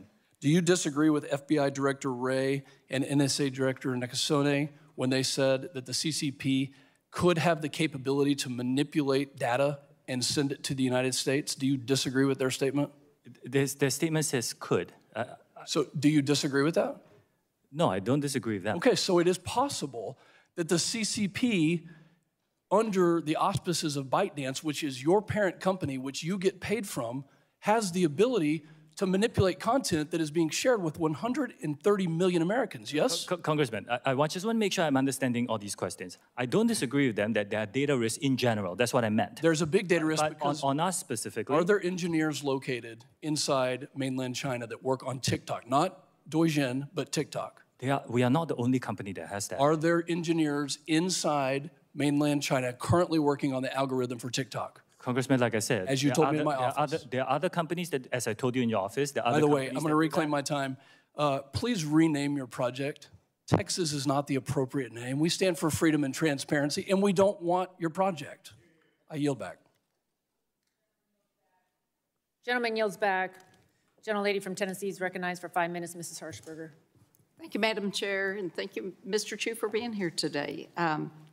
Both President Trump and now President Biden have backed forcing TikTok to sell to an American company. However, the Chinese Communist Party has put export controls on algorithms, ByteDance that power TikTok. And of course, this has created a gauntlet of regulatory hurdles in China and the U.S. that prevented the sale of TikTok. Now, as a longtime business owner, I want to tell you, Mr. Chew, that waiting until your hands are forced will only drive down the price of your app. And right now, both your hands are tied. And you're going to have to make a decision about whether you choose freedom from the CCP or you continue to be an agent of the CCP. And I'll tell you why I say it that way. As a former member of Homeland Security, I point blank asked FBI Director Wray, is TikTok a national security threat? And without hesitation, sir, he looked at me and said, yes, Congresswoman, it is. Now, how much data is ByteDance collecting through TikTok that's worth continuing to fight this regulatory gauntlet? Why not take the money and run like any other company would do? Congresswoman, we built Project Texas in order to safeguard, and we listen to the concerns that have been raised, and we're building something that's unprecedented, that no other company is offering to protect U.S. user interests. And we believe it is rigorous and robust. And we are even offering third-party transparency and monitors to come in to verify this. Frankly, I haven't heard any good reason why this doesn't work. I've heard a lot of rhetoric around this, but I haven't heard a good reason why it doesn't work. Well, I look forward to these conversations, by the way, with you. Absolutely. Well, let me go down this road. When TikTok was unveiled to the public, its business model was solely based on generating revenue from advertising. Of course, ByteDance operated a separate app called Douyin for the Chinese marketplace. TikTok is embarking on becoming a so-called super app. In other words, it's a one-stop shop with everything you do, as Representative Fulcher said. It's reported that TikTok's algorithms are so powerful that owner ByteDance has begun to license it to other companies. TikTok's recommendation engine drives usage on the platform, and this leads to promises of quick exposure and fame that leads to even more people joining. And when you sign up, TikTok starts collecting data about you, your location, your gender, your age, your facial data. The user never gets to the end of the content, and that's by design. And obviously, that makes you a lot of money. Now, I know that the Chinese Communist Party is preventing ByteDance from selling TikTok due to export restrictions on the technology, and this causes me to question, how are you going to power TikTok with your Oracle servers located in the U.S. with that Texas project, with ByteDance technology, if it can't leave China? How's that going to happen? I just want you to explain how it's going to happen. Congresswoman, the way that we designed this is so that any piece of software that is impactful to the code that enters, that some technical details around this will be reviewed by a third party or a few third-party monitors, just to make sure that we're all comfortable with the code. I want to say this again. I don't know of any other company in my industry who is offering this level of transparency. Well, why are there two different versions of apps, one in China and one in the United States? It's just a different business. Well, I think we all know the reason that the Chinese get a different version, because ByteDance puts China first and America last. And, TikTok has, with everything we've heard today, sir, when you see 13-year-olds, 16-year-olds, you see the degradation that's happening to our youth and our society. It's deceptive, and it's destructive comment, and it's comments, and the worst thing is that it's deliberate, sir. And that's not acceptable. And with that, Chairwoman, I yield back. Gentlelady yields back. Gentlelady from Iowa, Ms. Miller-Meeks, recognized for 5 minutes. Thank you, Madam Chair, and just like to thank our witness, Mr. Chew. Having been in the hot seat, so to speak, before when I was in State Senate, I know how challenging this can be, and thank you for your demeanor throughout all of this. But certainly, as you can see, in a bipartisan way, we have concerns, and those concerns are valid. And this is a yes or no question. Does TikTok track users' individual keystrokes? Only for security purposes, for example, detecting bots, but we don't monitor what users say. So the only purpose that you would monitor keystrokes is for security purposes? I can get back to you on more specifics, but this is not unlike what many other companies in the industry does.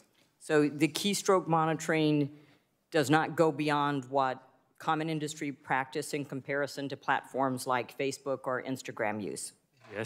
Yes, I believe so. Okay. And does TikTok keep records of users' credit cards and passwords? I'm not aware of that. You don't need that to log in. Of course, I can get back to you on specifics if you make a transaction on an e-commerce platform. But regardless, all that US data will be stored within the Project Texas firewall, within the Oracle Cloud infrastructure and overseen by American personnel. So you would store credit card and password information? I need to check on the specifics. We are launching a pilot e-commerce plan, and we're making sure that that data is very secure within the Oracle Cloud infrastructure. And I think you've made a point of saying that your platform is not different than other platforms on social media, and therefore are no more responsible than Facebook or Instagram or Twitter or the other social media platforms. The concern, however, comes with where the technology is generated and whom it is owned by. And in the case of other companies, it is generated in the U.S. under U.S. guidelines, under U.S. privacy laws, with certain parameters versus generated through a parent company, ByteDance, which, as we know, is susceptible to the laws of the Chinese Communist Party, which has access to all of that data and information. And I understand that TikTok has just reinstated Enos Kanter's account recently. So our concern, and the question I have for you is, why would China or the Chinese Communist Party be opposed to a forced sale of TikTok? I cannot speak on behalf of the Chinese government. I can say that we designed Project Texas to take it forward here in the United States. And again, I believe it offers unprecedented protection for U.S. user data. Yeah, I think the problem is when there is a lack of transparency, then that leads people to believe that there's something more nefarious and that there is, in fact, data that is captured, is stored, and poses a risk not only to children in the United States, but also poses a risk to national security. With that, I yield the rest of my time to my colleague, Jay Obernolte. I thank the gentlelady from Iowa for yielding.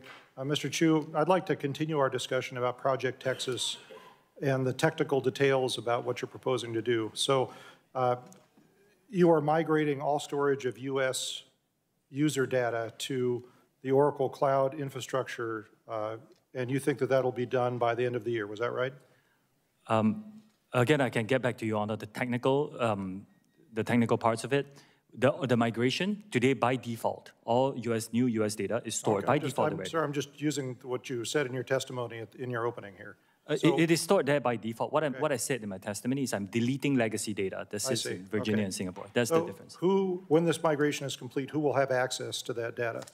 Right now, a team called TikTok U.S. Data Security, led by American personnel, they have access to that. We have begun this operations already. Okay, but the app itself has access to the data, correct? Only through them. Any employees that have the data are well, no, what I mean is, like, if I lose my iPhone and I reinstall the app and I put in my username and password, my app will reconnect to the mothership and download some of that data, my settings. That's not the way it works, no. That's not the way it works. It will go through the Oracle Cloud infrastructure and that team that looks after this. Yes, I realize that. So let me ask you this. What would prevent, then, someone with detailed technical knowledge of the way the app is constructed from creating an almost identical version of the app that could also access that data? That's what we are giving you third-party monitors and transparency. Yeah, but they're monitoring the source code for your app. I mean, ByteDance, these engineers have been working on this app for years. What would prevent them from making an app that could also access that data? Congressman, I think we're going into the area where, what if there's a hacker? What if there is this? This is a common industry problem, as you know. Well, I mean, it's just, I see my time's expired. It illustrates the point. Okay. I'm just skeptical that you're technically Gentleman's time has expired. Gentlelady's time has expired. Mr. Chew, I recognize that we have run over. I appreciate your time. We have just a few members left and would appreciate the chance for them to get to answer or ask their 5 minutes worth of questions. Gentleman from Virginia, Mr. Griffith, is recognized for 5 minutes.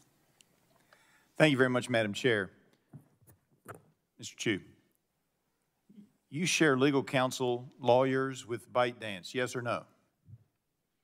Yes, we do. And you testified that you prepared extensively with your legal team for this hearing, yes or no? With my team in D.C., including some of your legal counsel? Yes. Right. And did they tell you about the report to the Australian Senate of March 14th that I referenced earlier? Did they tell you that that report was out there, yes or no? I cannot recall how I found out about the report. But you know about the report? I can check, and yeah. And did they tell you to favorably cite the Citizens Lab in your written testimony today, yes or no? Congressman, I need to get back to you on specifics. They helped you with the preparation of your written statement, though, didn't they? A team prepares, yes. Yes. And did they tell you that the director of Citizen Lab says he has called out your company for misrepresenting their report repeatedly and did so as late as yesterday? Did they tell you about that, yes or no? Congressman, the Citizen Lab is saying they cannot prove a negative, which is what I've been trying to do for the last 4 hours. All right. But you cited it favorably as saying that it did positive things for you. That being said, let me ask you this. You keep talking about transparency. but you haven't been transparent with us here today. You were asked earlier by Mr. Hudson if you owned stock in ByteDance. You said you didn't want to reveal that. Well, we're trying to figure out what the ties are between ByteDance and TikTok. I'm not going to ask you how many shares you own, but do you own shares in ByteDance, sir? Yes, I do. All right, there you go. How about in TikTok? Right now, all employees own shares in one entity. I expected that. I just don't understand why you didn't tell Mr. Hudson that and we're transparent earlier. Instead, you made us drag it out of you. All right. Now, let's talk about the kids. You told several of our folks that there was a 60-minute deadline. You also told us that if you were under the age of 18, you couldn't access the live section, the live option. So I texted my 17-year-old and my 15-year-old, and I basically got scoffs back, when I said, are you all limited to 60 minutes? My older son said, well, there is a notice I get from time to time that says I shouldn't be on more than 60 minutes, but it never has kicked me off. And my younger son said, oh, I'm on as long as I want to be. So I'm just informing you, whoever told you, particularly if it was your legal team, that that's not accurate, that they're on for more than 60 minutes and they can access the live section. I believe it was Mr. Carter that you said they couldn't, under 18, access the live, being on live section. He's done it. So whatever it is you think you're doing, it ain't getting done. Now, let's talk about the law for a minute. You share a legal team, but you keep talking about how you got a firewall between you and ByteDance. You can't have an effective firewall under the United States interpretation of such if you're sharing legal counsel, because anything that you say to your legal counsel, they can share internally. If you've got the same lawyers, now maybe you have two different teams of lawyers in the law firm, but that's not what you said to us today. You said you share lawyers. There is no firewall legally. I'm just telling you. So if you want to clean it up and be transparent, you need to do something about that. Wouldn't you agree, yes or no, that you need to do something about that? Congressman, You'll look into it. You'll look into it. You've been looking into it all the time. All right, you told Dr. Burgess when asked if your employees, if your employees who were members of the Chinese Communist Party had access to TikTok data from the U.S., you said you didn't know who was a member of the Communist Party. But then, Congressman Wahlberg, you said that the CEO of TikTok was not a member of the Chinese Communist Party. And to Congressman Kelly, you said the founder of TikTok was not a member of the Communist Chinese Party. Sir, either you know who is and isn't a member of the Chinese Communist Party or you don't. Which one is it? I submit that you know, and you just aren't giving us the straight story. Clearly, you know, but you denied that to Dr. Burgess. I can ask one or two people, but we have no policy to ask all the employees. I can ask one or two people, but who are in But it's reasonable to assume that with a significant number of members of the country, of China, being members of the Chinese Communist Party, logic would tell us, you're a logical man, I assume, logic would tell us that there are a fair number of your employees who are members of the Chinese Communist Party, at least a dozen or so, who have access to this data. Isn't that so? Again, like I said, I can ask one or two people. We don't have a policy to ask everybody. I said earlier, you're living in some kind of a cloud world, because either you know or you don't know. I yield back. Thank you, ma'am. Gentleman from South Carolina, Chair recognizes for 5 minutes, Mr. Duncan. Thank you, Madam Chair. I think what's been revealed today, there's not a degree of separation between ByteDance and TikTok. I'd like to enter in the record Heritage Foundation document, TikTok generation, a CCP official in every pocket. Without objections, ordered. And I'd like to yield the balance of my time to Kelly Armstrong from North Dakota. Thank you, Madam Chair. Mr. Chew, the TikTok privacy policy details extensive data collection on users. One line states that we may collect information about you from other publicly available sources. What publicly available data is TikTok collecting and adding to the profiles of users? It will be publicly available, but I can get back to you on specifics. Okay, what is the purpose of obtaining even more data on your users beyond the data collected from the platform? We collect data. We want to give our users, by the way, a lot of transparency on what data we collect. We give them choices on the controls of their own privacy settings. And it really is to serve them a better experience. This is the reason why so many people love the app. It's a great experience. So how does the non-TikTok related data service relate to the service provided? I need to check the specifics and understand the question and get back to you.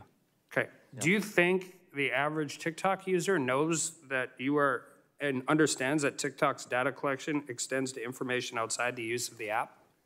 We do give transparent information on this, and like I said, I don't believe we collect more information than most of the social media platforms out there. Well, and the reason I ask this is because I'm going to go back into the corporate structure. You described that TikTok is a subsidiary of ByteDance. Mr. Griffith just said that you guys share the same lawyers.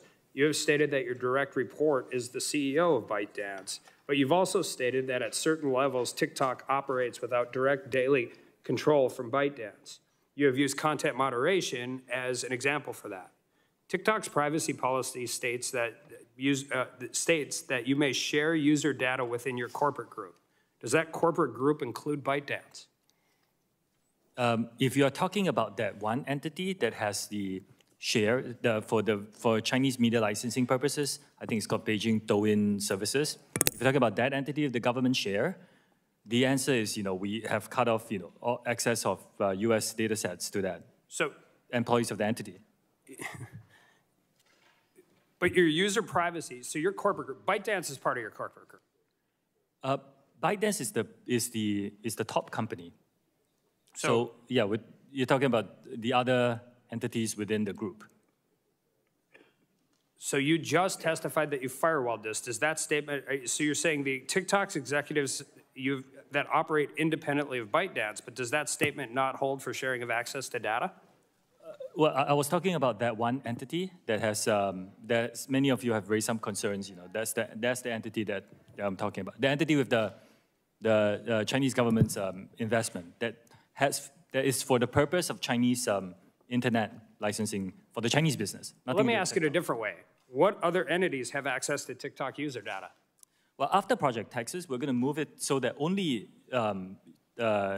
TikTok user data security has controlled the access of that data. Okay, so, and we could bring you back either after Project Texas is done, but right now, what other entities have access to TikTok's user data today? Only by requirement. It's really only by requirement.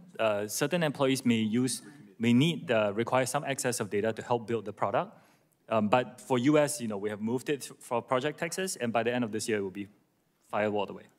But this is your privacy policy today. Like, I understand what you're telling us, what's potentially going to happen in the future. I have concerns, again, about CFIUS and government involvement, private organization, all of that. I'm just saying this is your user agreement today. So your user agreement says that you share access with your corporate group. You're telling me what's going to happen whenever Project Texas gets done. I'm asking you today, who has access to TikTok's user data? In our user agreement, Congressman, in our privacy policy, we also added a link so that our users in the US can be informed about Project Texas. The link is there. So the link is there to private, but I understand what you're trying to do moving forward. I have my own concerns about that, but we're sitting here today in a hearing, and your privacy policy is different than your testimony. Your privacy policy specifically says that you can share user data within your corporate group. So you're saying even though your privacy policy says that, you're not doing it? Like I said, I don't think there's any contradiction here. Like I said, Project Texas, when it's done, we firewall off that data. We still have some legacy data in Virginia and Singapore that we started deleting, and will be done by the end of this year. So at the end of this year, then you won't share it. Does that mean you're sharing it today? I don't believe so, but there is some data. Then why haven't you changed your privacy policy? Why haven't you updated it? We did update it, and we gave our users more information on Project Texas. We did update it.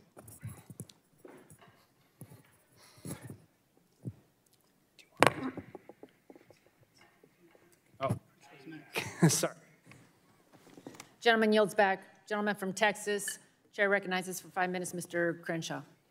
Thank you, Madam Chair. Thank you, Mr. Chew, for bringing Republicans and Democrats together. Appreciate that. I want to get right to the critical point of concern. So TikTok is able to collect massive amounts of personal data. We all know that. That means it could, if it desired, to use this data to influence narratives and trends, create misinformation campaigns, encourage self-destructive behavior, purposefully allow drug cartels to communicate freely and organize human and drug trafficking. Now, to be fair, all social media companies could do that. But here's the difference. It is only TikTok that is controlled by the Chinese Communist Party. All these other social media companies are not. Mr. Chew, do you agree that TikTok is controlled by the CCP? No. Okay, I thought you'd say that. I disagree, as you thought I might say. Here's why I disagree. Your parent company is ByteDance, right? That's correct. It is correct. So many of the workers who work at ByteDance, they're Communist Party members, right? I wouldn't know. Well, I think, for example, the chief editor at ByteDance, Zhang Vuping, is the Communist Party secretary, correct? He works on the Chinese business, not on TikTok. Right. He works for ByteDance, the parent He works company. on the Chinese business. Right. The parent company of TikTok. The Chinese business is called Douyin. Yeah, but it's all associated with ByteDance, right?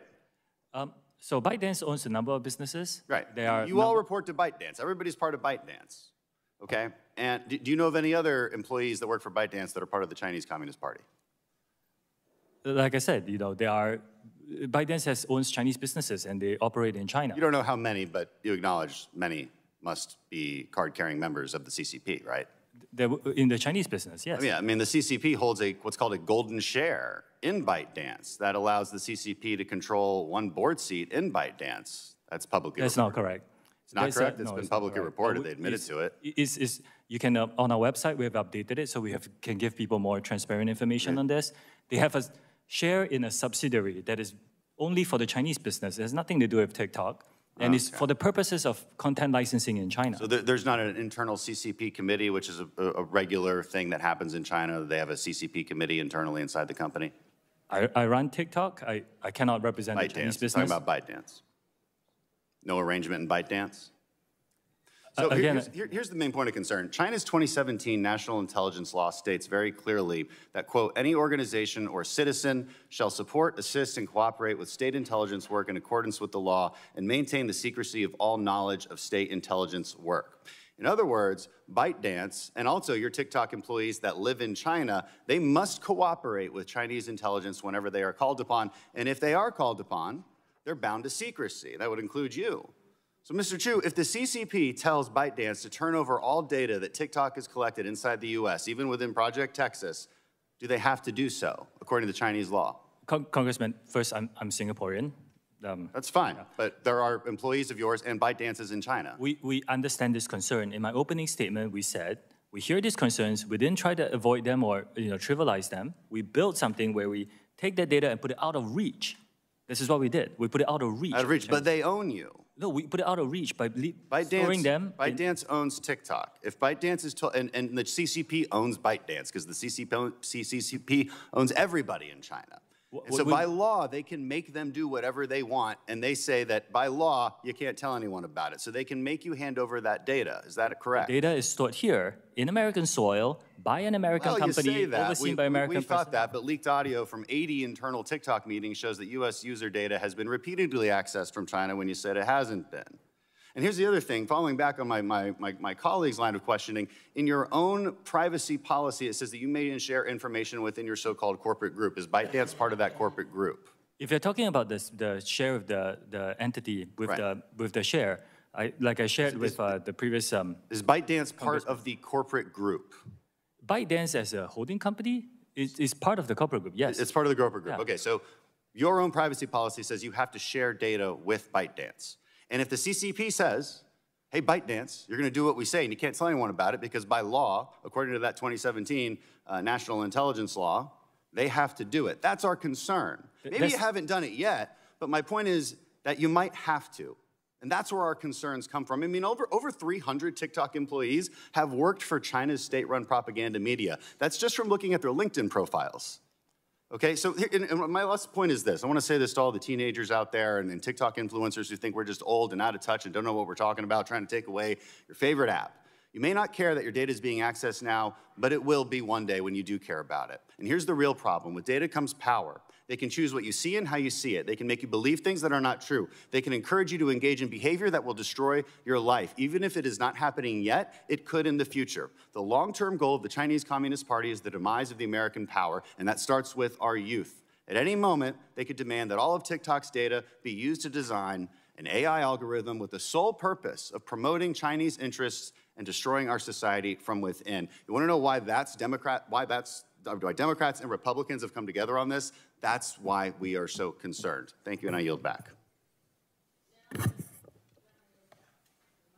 Gentleman yields back. I remind the members they have 10 business days to submit questions for the record, and I ask our witness to respond to the questions promptly. Pursuant to committee rules, I ask unanimous consent to enter the documents from the staff list into the record. Without objection, so ordered.